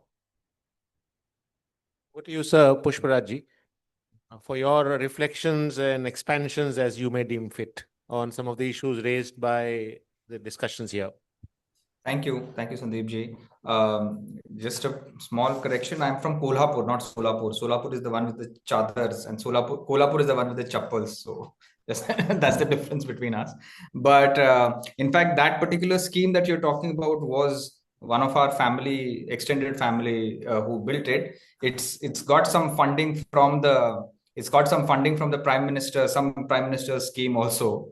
And some of it is also devolving into some very troubling thing. They built it originally for BD workers, but some of it is being, I believe, apportioned off for developers also. So it's become another big problem. But in any case, I think, but the entire model was based on the Hamal Panchayat model in Pune, where they got together, they put in Hamals basically are coolies who used to work on railway stations and on bus stops. And they sort of self-collectivized, got themselves together, put in their own wages.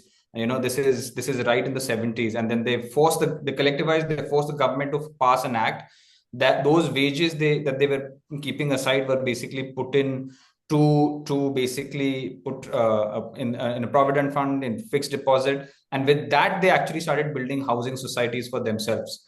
Among other things. So that is a very interesting form of collectivization, class action, where they forced Hamal Panchayats, like BD workers, were literally disorganized, not very powerful, but they managed to get multiple things done for themselves, including a law passed by the state government in the late 70s, early 80s.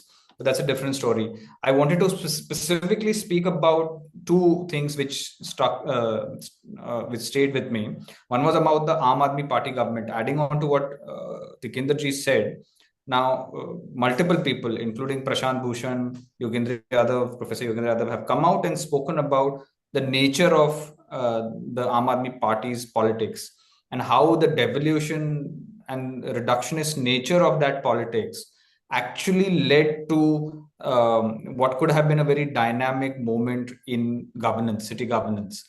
They, in fact, were playing the game on a field set by the union government, and they chose to vitiate the atmosphere. I know what they did during, or did not do actually, more likely, during the Delhi riots in 2020. They refused to help. They chose consciously to pander to the worst excesses. And they chose to, again, their politics was reduced to technocratic delivery of services, which again speaks to the first question which someone asked, that, is delivery and faster efficiency of services, is that the only nature of politics? No. Ideas, effective implementation has to go hand in hand with ideology, which then brings us to the larger question. I mean, you can't be pandering to the right and being soft right and then expecting that people are not going to choose the original, they're not going to vote for a photocopy. That's one thing. So politics has to remain pure and agitational in that sense, even if you are in government. Which brings me to the other question, that lady, I completely empathize with what she is saying. I mean, Gujarat, I know, my mother's from Gujarat, how they have passed the Disturbed Areas Act and ghettoized Muslims. This is legal statutory basis of ghettoization, which actually is unconstitutional in many ways. But now multiple states, Maharashtra, Madhya Pradesh, and now even Assam, are thinking of implementing this. I personally feel, this is something that we were also speaking to yesterday, this is not a Muslim problem alone. This is primarily a Hindu problem. And this is primarily a problem where we are not collectivizing, we are not coming together, and the political class is basically doing something else. Which again brings me back to the central point which I was making. Until and unless we are able to collectivize, until and unless we are able to recalibrate our operational methodologies and step outside our cathartic, self-serving cathartic experiences, that, I have done something, it might not be enough, but my sector I have spoken about. It is no longer enough to just speak to our individual sectors. We are going to have to be much more proactive in building cross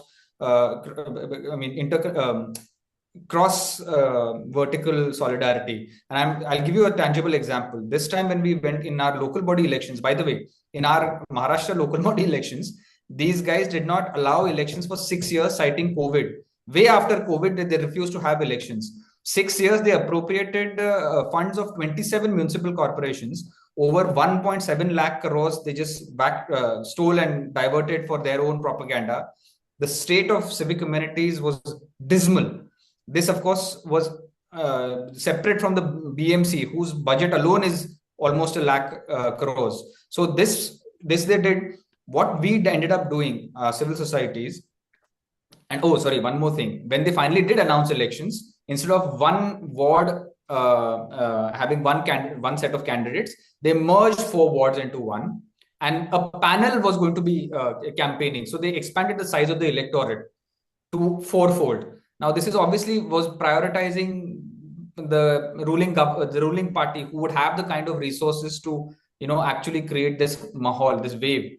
Now, my point is, despite all of this insidious efforts, we managed to, with civil society organizations, who some of them working on Dalit issues, some of them are working on the healthcare issues, some of them are working on education issues. We got them to work together and said that, you know what, there is a common theme running through all of us. We are all facing the same problems. Until and unless we collectivize and tackle this unitedly at the booths, at the wards, it's not going to work. And this was way months in advance. Now, ultimately, we did not end up winning the election. But despite all of what they did, we managed to come just 3 short of a majority in 16 of the 27 municipal elections. Plus, in the other 6 others, we came to a closed second, and not a very distant second, not a close second. But my point is that there are definite models that exist, both at a policy level as well as a political level. And they, again, given the nature of the politics that is happening right now, this is only going to exacerbate. So they are going to continue to fragment us. They are going to continue to disunite us. They are going to continue to try to give us sanitized spaces for dissent. So as Tikinder ji has been saying in his book, Sandeep ji has been advocating subtly, we do need to come together and forge larger solidarities so that we are able to again reassert, reclaim, and recalibrate. Thanks. So thank you so much, but we still have open space for few more questions. Sandeep ji, I'm so sorry, but I'm going to have to take your leave. I actually have another engagement, which is I'm a bit Yeah, late. I was just thinking that, but I thought maybe we have stolen some of your time further. But nevertheless, if you have to, you must. And we're honored to have you here. We will look forward to further continued interactions. You would have been most welcomed warmly if you were here, and then we could steal more time over lunch and dinner and so on and so forth. But that didn't turn out. We look forward to, and if you have time over the next days, you are welcome back even virtually. Let us know. We can always make space. Look forward to Thank work you. together in future, and lovely to have you here. And a big round of applause to. He's busy with the parliamentary sessions and proceedings, as he said, and that's the reason he's not here. But even now, I guess you have to run there to meet some of the other members. So all the best. Yeah. Thank you so much. Thank you. Lot of Thank you. applause, and thank you. Bye. Bye. Thank you so much. So as I said, we have a couple of hands, so we will open it up. If you have more, Ice, do we have another 5-10 minutes?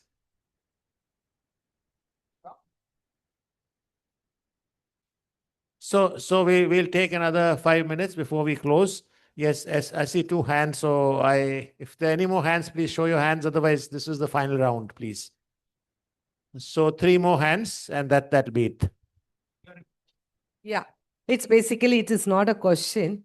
It is to the Tikendra ji. You've been quoting the Singapore model of mixed housing.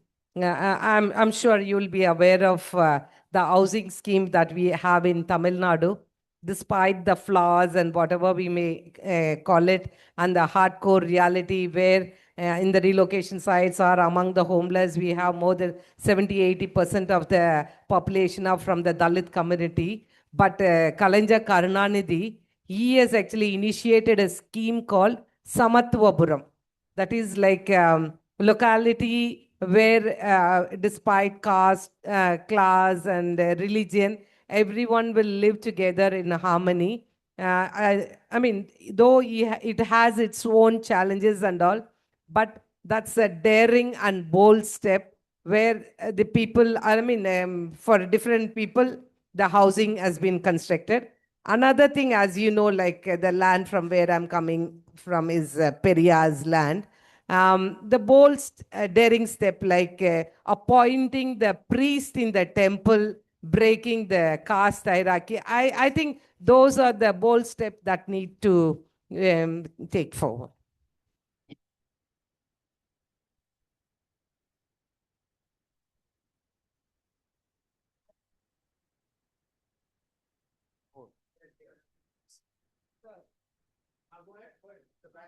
So I have a simple question.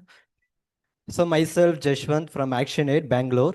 So I have a simple question. So related to Maheshwari, she asked about this budget allocation. So based on that, so morning session was, the question was asked, we were discussing about this good design and bad implementation. So example, when we speak about the design, there are certain steps are there. Based on data, they make plan. Based on planning, they make a good frame design. So when the design is good, why the implementation is not happening actually? So I do understand there are certain struggles or there difficulties to implement. Even we can take, for instance, we can take example of climate change. So rather than that, so what's really happening in the implementation when the designs are good? That's my question. Yeah, this is just a radical thought came to my mind. Even after 30 years of amendment, so, the devolution has not happened. So is it not a time to rethink and do further amendment to make it mandatory instead of the optional? The like 18 functions, like Matthew said, no, it is, yeah. If the intention was clear to empower the ULBs.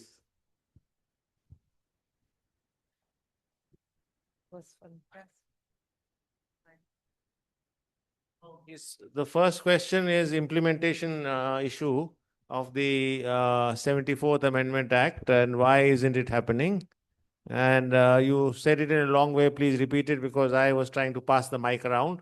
If I missed out something, the basic idea that why isn't it happening, building on the earlier question, and I think a revolutionary, I'll not call it revolutionary, a kind of a mandatory, why don't we amend the 74th Amendment and make it, add some silent parts, the ones that it has missed out. For example, women in the city.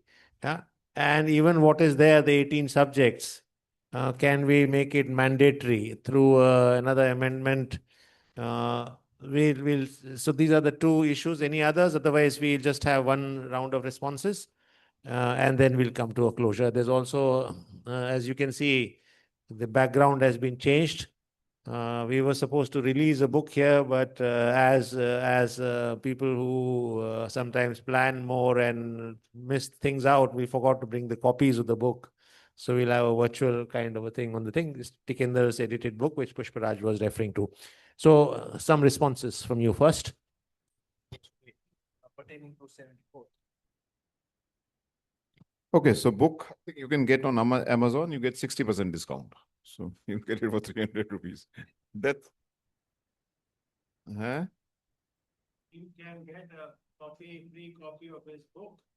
Please hound him so that so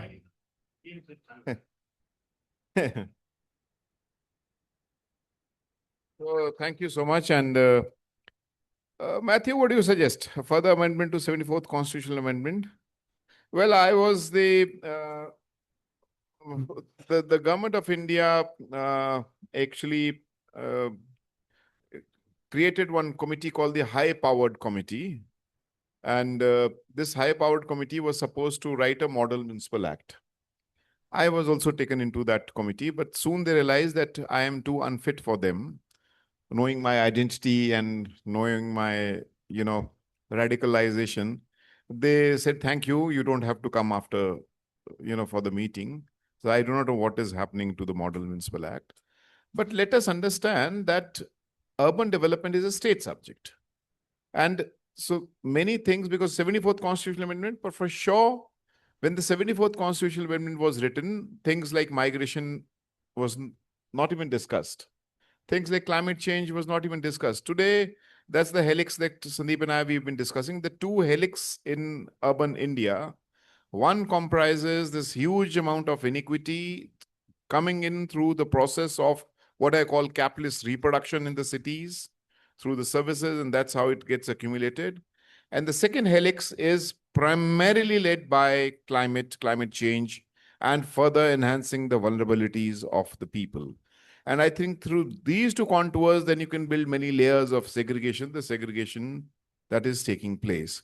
So for sure, if we have to have a broader vision, then these important questions have to be taken into consideration. But migration, and that's what Anand, last, I think our Urban Action School, Chinmay Tumbe was there, who I consider to be kind of authority on migration. And his book on what is called India Moving, he teaches in the IIM Ahmedabad, is he says that the greatest Indian migration, the third greatest Indian migration is now taking place to the south. So people are coming down to the south because of various reasons. Like you said, so you find less ghettoization in the south. You at least do not find communal rights in the more southern part, as evident as they are there in the north. You find fairly reliable wages, etc., etc. So that's a great Indian migration taking place. How do we understand this migration from a city context? Do we understand it from a benefactor or beneficiary, or we understand it from a co-producing urban governance mechanism? So therefore, but these calls have to be taken at a very, at the provincial level. And I do not think there's a central level. See, honestly, if you ask me, I do not think that there is an amendment required in the 74th Constitution Amendment. What I've been arguing with the 16th Finance Commission, and of course with the previous Finance Commission, and we means, many of us, that for heaven's sake, give the cities their due and give the cities the mechanism to use that their due. What is the own source revenue? I mean, that's what it's an obfuscating stuff, what we call the own source revenue, because everything that gets generated from the cities is own source revenue. For example, your GST. And after the introduction of GST, the cities' so-called own source revenue has fallen by almost 20%. So the cities are, and what if you look at the canvas of the cities, I mean, what Professor Ashutosh was trying to build in the morning, Professor Himanshu was trying to build in the morning, is that of the total, you have 9,000 statutory and census towns, 4,500 some statutory towns, and 4,500 census towns. Of the 4,000, some 700, 500, 700 towns, any idea, any rough idea, how many towns are above the population of 1 lakh? Or any idea about, I am asking you, any idea about, we have to wrap up? Yeah. Any idea, any rough estimate you want to make? Any idea about the total number of towns in the country that are above 5 lakh population? Any idea, any faint idea? Sorry? Okay. Anyone else? 1,000? Who's? So above 5 lakh, only 2% of the towns. And above 1 lakh, only 10% of the towns. Absolute numbers you can calculate. 2% means what of 4,700? In less than 100. Less than 100. So just 2% towns in the country are above 5 lakh population.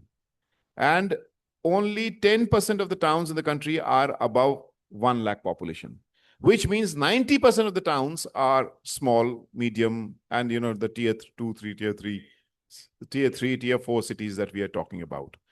So if you see the whole process of devolution, the money doesn't go there. So I think it has to be completely thought of.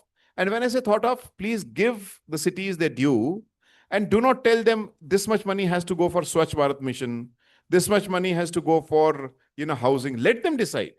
Unfortunately, and that's what the debate is taking place in the 16th Finance Committee, the tied and the untied grants, the performance-based grants.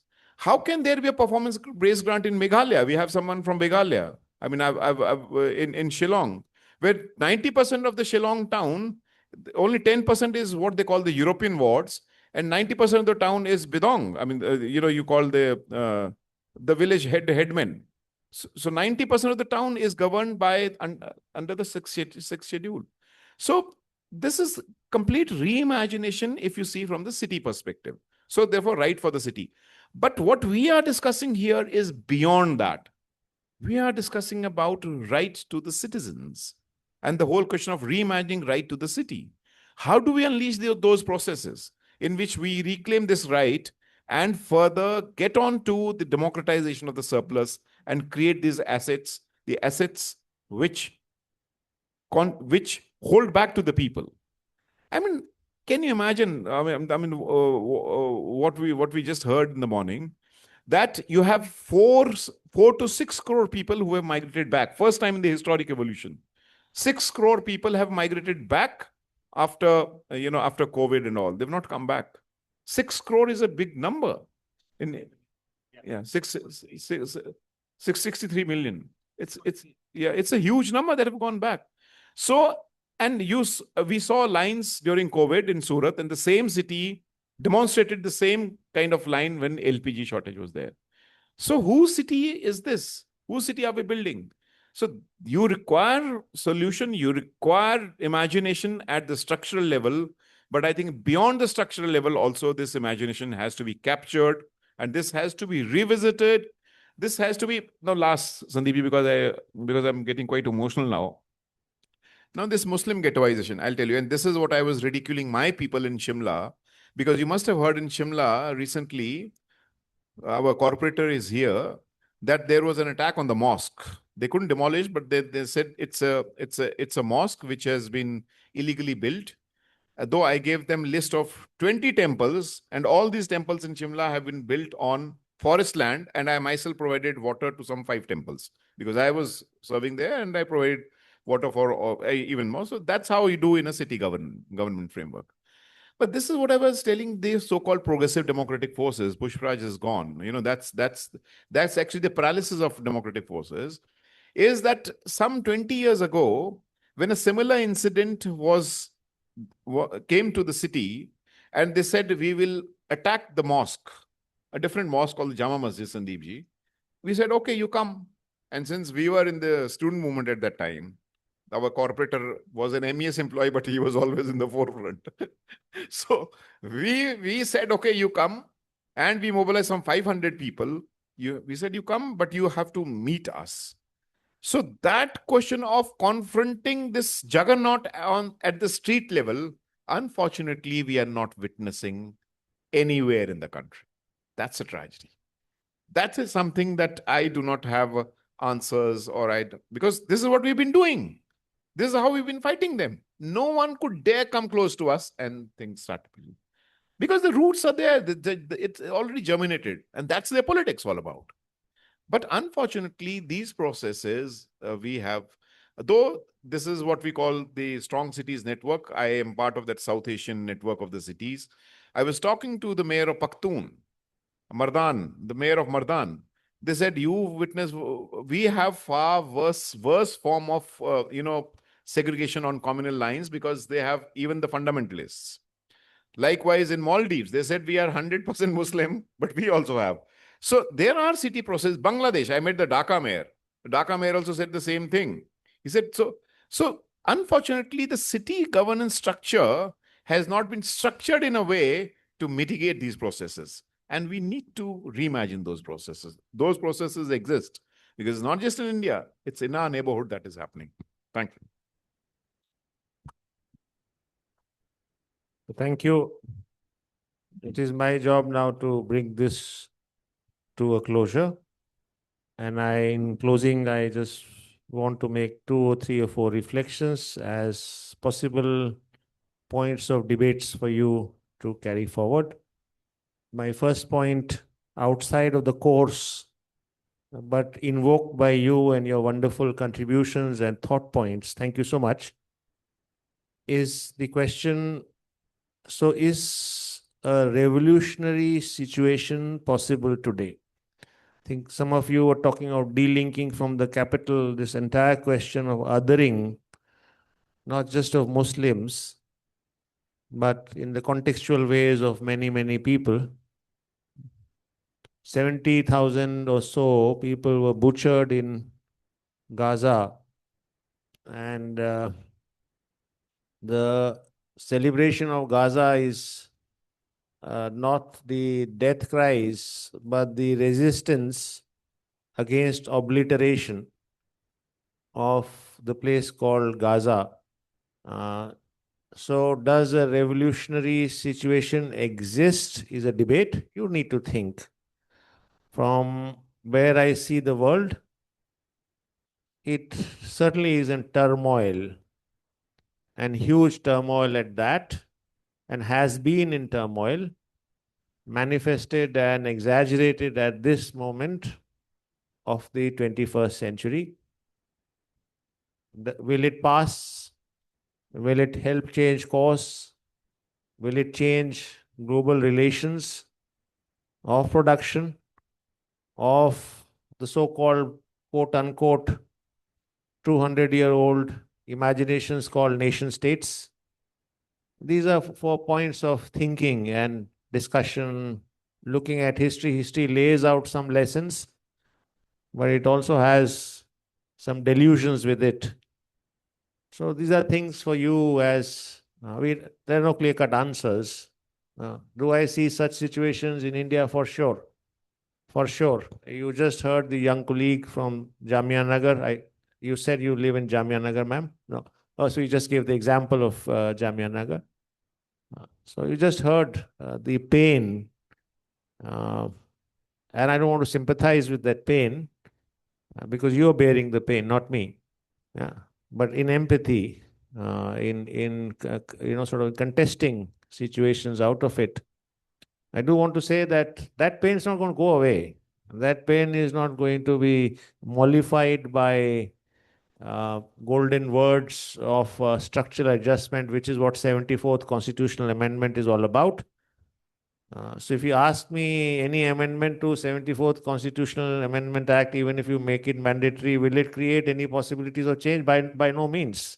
It is born under neoliberalism and will die with neoliberalism. It is meant to disempower, and so it will. Its historic function is disempowerment. And Pushparaj was very right. Its historic function is to, what do you say, water the struggles into asking and petitioning, which my dear esteemed friend, again, he's napping, Shaktiman Dada. Oh, Shaktiman Dada. So this what he said, that we cannot just keep petitioning. So I want to say that to me, yes, it is a situation in turmoil. Things are boiling. Now, the problem is, what's the social consciousness? The so-called workers we are speaking about, all of them, what's their social consciousness? Because they are the agents which will bring and fructify these kind of, what you said, delinking possibilities. And what's that social consciousness? And it's an area of worry. Because at that point, this point in time, who are they battling? Who are they battling? They're not battling the capital. They are battling the worker below. That's what it is in reality. The reality, and one of the popular politicians in the Rashtriya Janata Dal was saying, sir, ये क्या आप बातें कर रहे हैं? हमको नहीं बोल रहे थे, किसी और को भाषण दे रहे थे, इंटरव्यू दे रहे थे. अरे सर, आज वो अदानी से थोड़ी लड़ाई कर रहा है. वो तो लड़ रहा है जमीन वाला से, उसका नीचे वाला से, कि उसको उसका जगह ये कैसे घुस जाए, नहीं मेरा नौकरी ना खा जाए ये, और जो भी काम है. So the question of consciousness, social consciousness of the so-called, quote unquote, I don't consider that word, oppressed. What's that social consciousness? Because if that's the agency for change, not people sitting on this panel here, or for the ones that will come and go by in the next week, or the ones that you are, distant activists. So if that's the social consciousness, I don't mean to demean anybody. I'm one of those, right? I work in an NGO. And there's no harm in saying what the truth is. So if that's the social consciousness of the workers, then, well, these revolutionary situations, possibilities, moments will come and go by. And rather, it will further crystallize the attacks on your brethren. And the dream of Hamid Ansari of solidarity and fraternity in the preamble of the Constitution will remain a distant, long forgotten memory. So that is my first point to think and discuss and read and debate about. My second point, and I shall quite quickly conclude on that. I think we are really over time. Sorry, apologies. We are 10, 15 minutes beyond over time. My second point is, so what's our role in it? So as us, we are about, and I see lots of seats vacant today. Is it the heat which is driving people away? Is the boredom which is driving people away? It's a question I'll ponder in the evening. But as us, what's our role? And I think that is, you will, I'm sure, go to some of the sites in Kottayam, talk to people. And you have come here not tabula rasas. Each of you is a carrier of immense energy and constituency and potential constituency. So the question for me, out of the questions you were raising, the debates you were talking here, in the questions we ask, we display ourselves. हम जब सवाल पूछते हैं तो हम कौन है पता चलता है. और for me, I can figure out the power you carry, the inquisitiveness you have, the ideation you had, and the trajectories you're likely to follow. So for us, as people who are not bystanders of history, आपके पास दो ही choice है साथियों. या तो आप इतिहास के तमाशबीन बन जाएं इतिहास तो चलता रहेगा, भविष्य भी इतिहास बनेगा। तो आप ताली बजाते रहें, जिसको उर्दू और हिंदी में तमाशबीन बोलते हैं, जो तमाशा देखने जाते हैं। और या तो आप इतिहास के कर्ता बन जाएं। तो मुझे लगता है, this what I think, many of us, from what you've been asking, you certainly are not the category of bystanders of history. Many of you are doing this on the ground. So the question to ask back is, yes, urban politics is happening, class contradictions are happening. How can we help hasten those contradictions? Because जब तक वो झगड़ा होगा नहीं ना, जब तक वो चैलेंज होगा नहीं ना, तो यही चलेगा बॉस। इसलिए मैं वो बहुत ही बदमाश सवाल पूछता था सुबह कि सेपरेट इलेक्टरेट क्यों नहीं होना चाहिए। It is not just in the vacuum. Till you crystallise the struggle, you can keep talking about it. And when the struggle happens, it will give its own answers. I want to close it here to put it back to you of where you want to go and how you shall go. And the next day's session, including the ones following today, perhaps, there is one evening session, Brian Meir. Yeah, so the group work. Okay, Brian Meir is tomorrow. There's a Brazilian character who will tell us about the favela struggles. Do ask him. I mean, we can't afford to bring him here. There's no money. We would have loved to come and we would have loved to have him here. But he's been living in a favela in this long past. He's been sort of in the armed resistance. You can hear from his experiences, good, bad, ugly, whatever it is. But in the sessions that follow, please come at it from the perspective, not just of listening to some theory here, but what's your praxis to it? Thank you so very much. I thank you all. I thank all the esteemed panelists. I thank you for your patience. I know there's some tea bag distributed. Tikendra, is your first one or second one?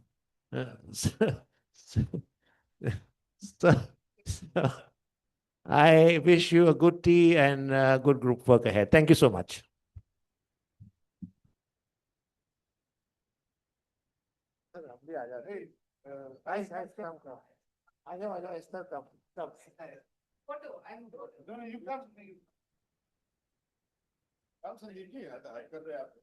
Yeah. Come. Relax. Photo, yeah. Photo खींचो. Yeah, yeah. Oh. This is a problem of happy cluster. Thank you. Yeah. Thank you. This one is like. Yeah. Yeah, that's. So, my friend. Okay. Thank you.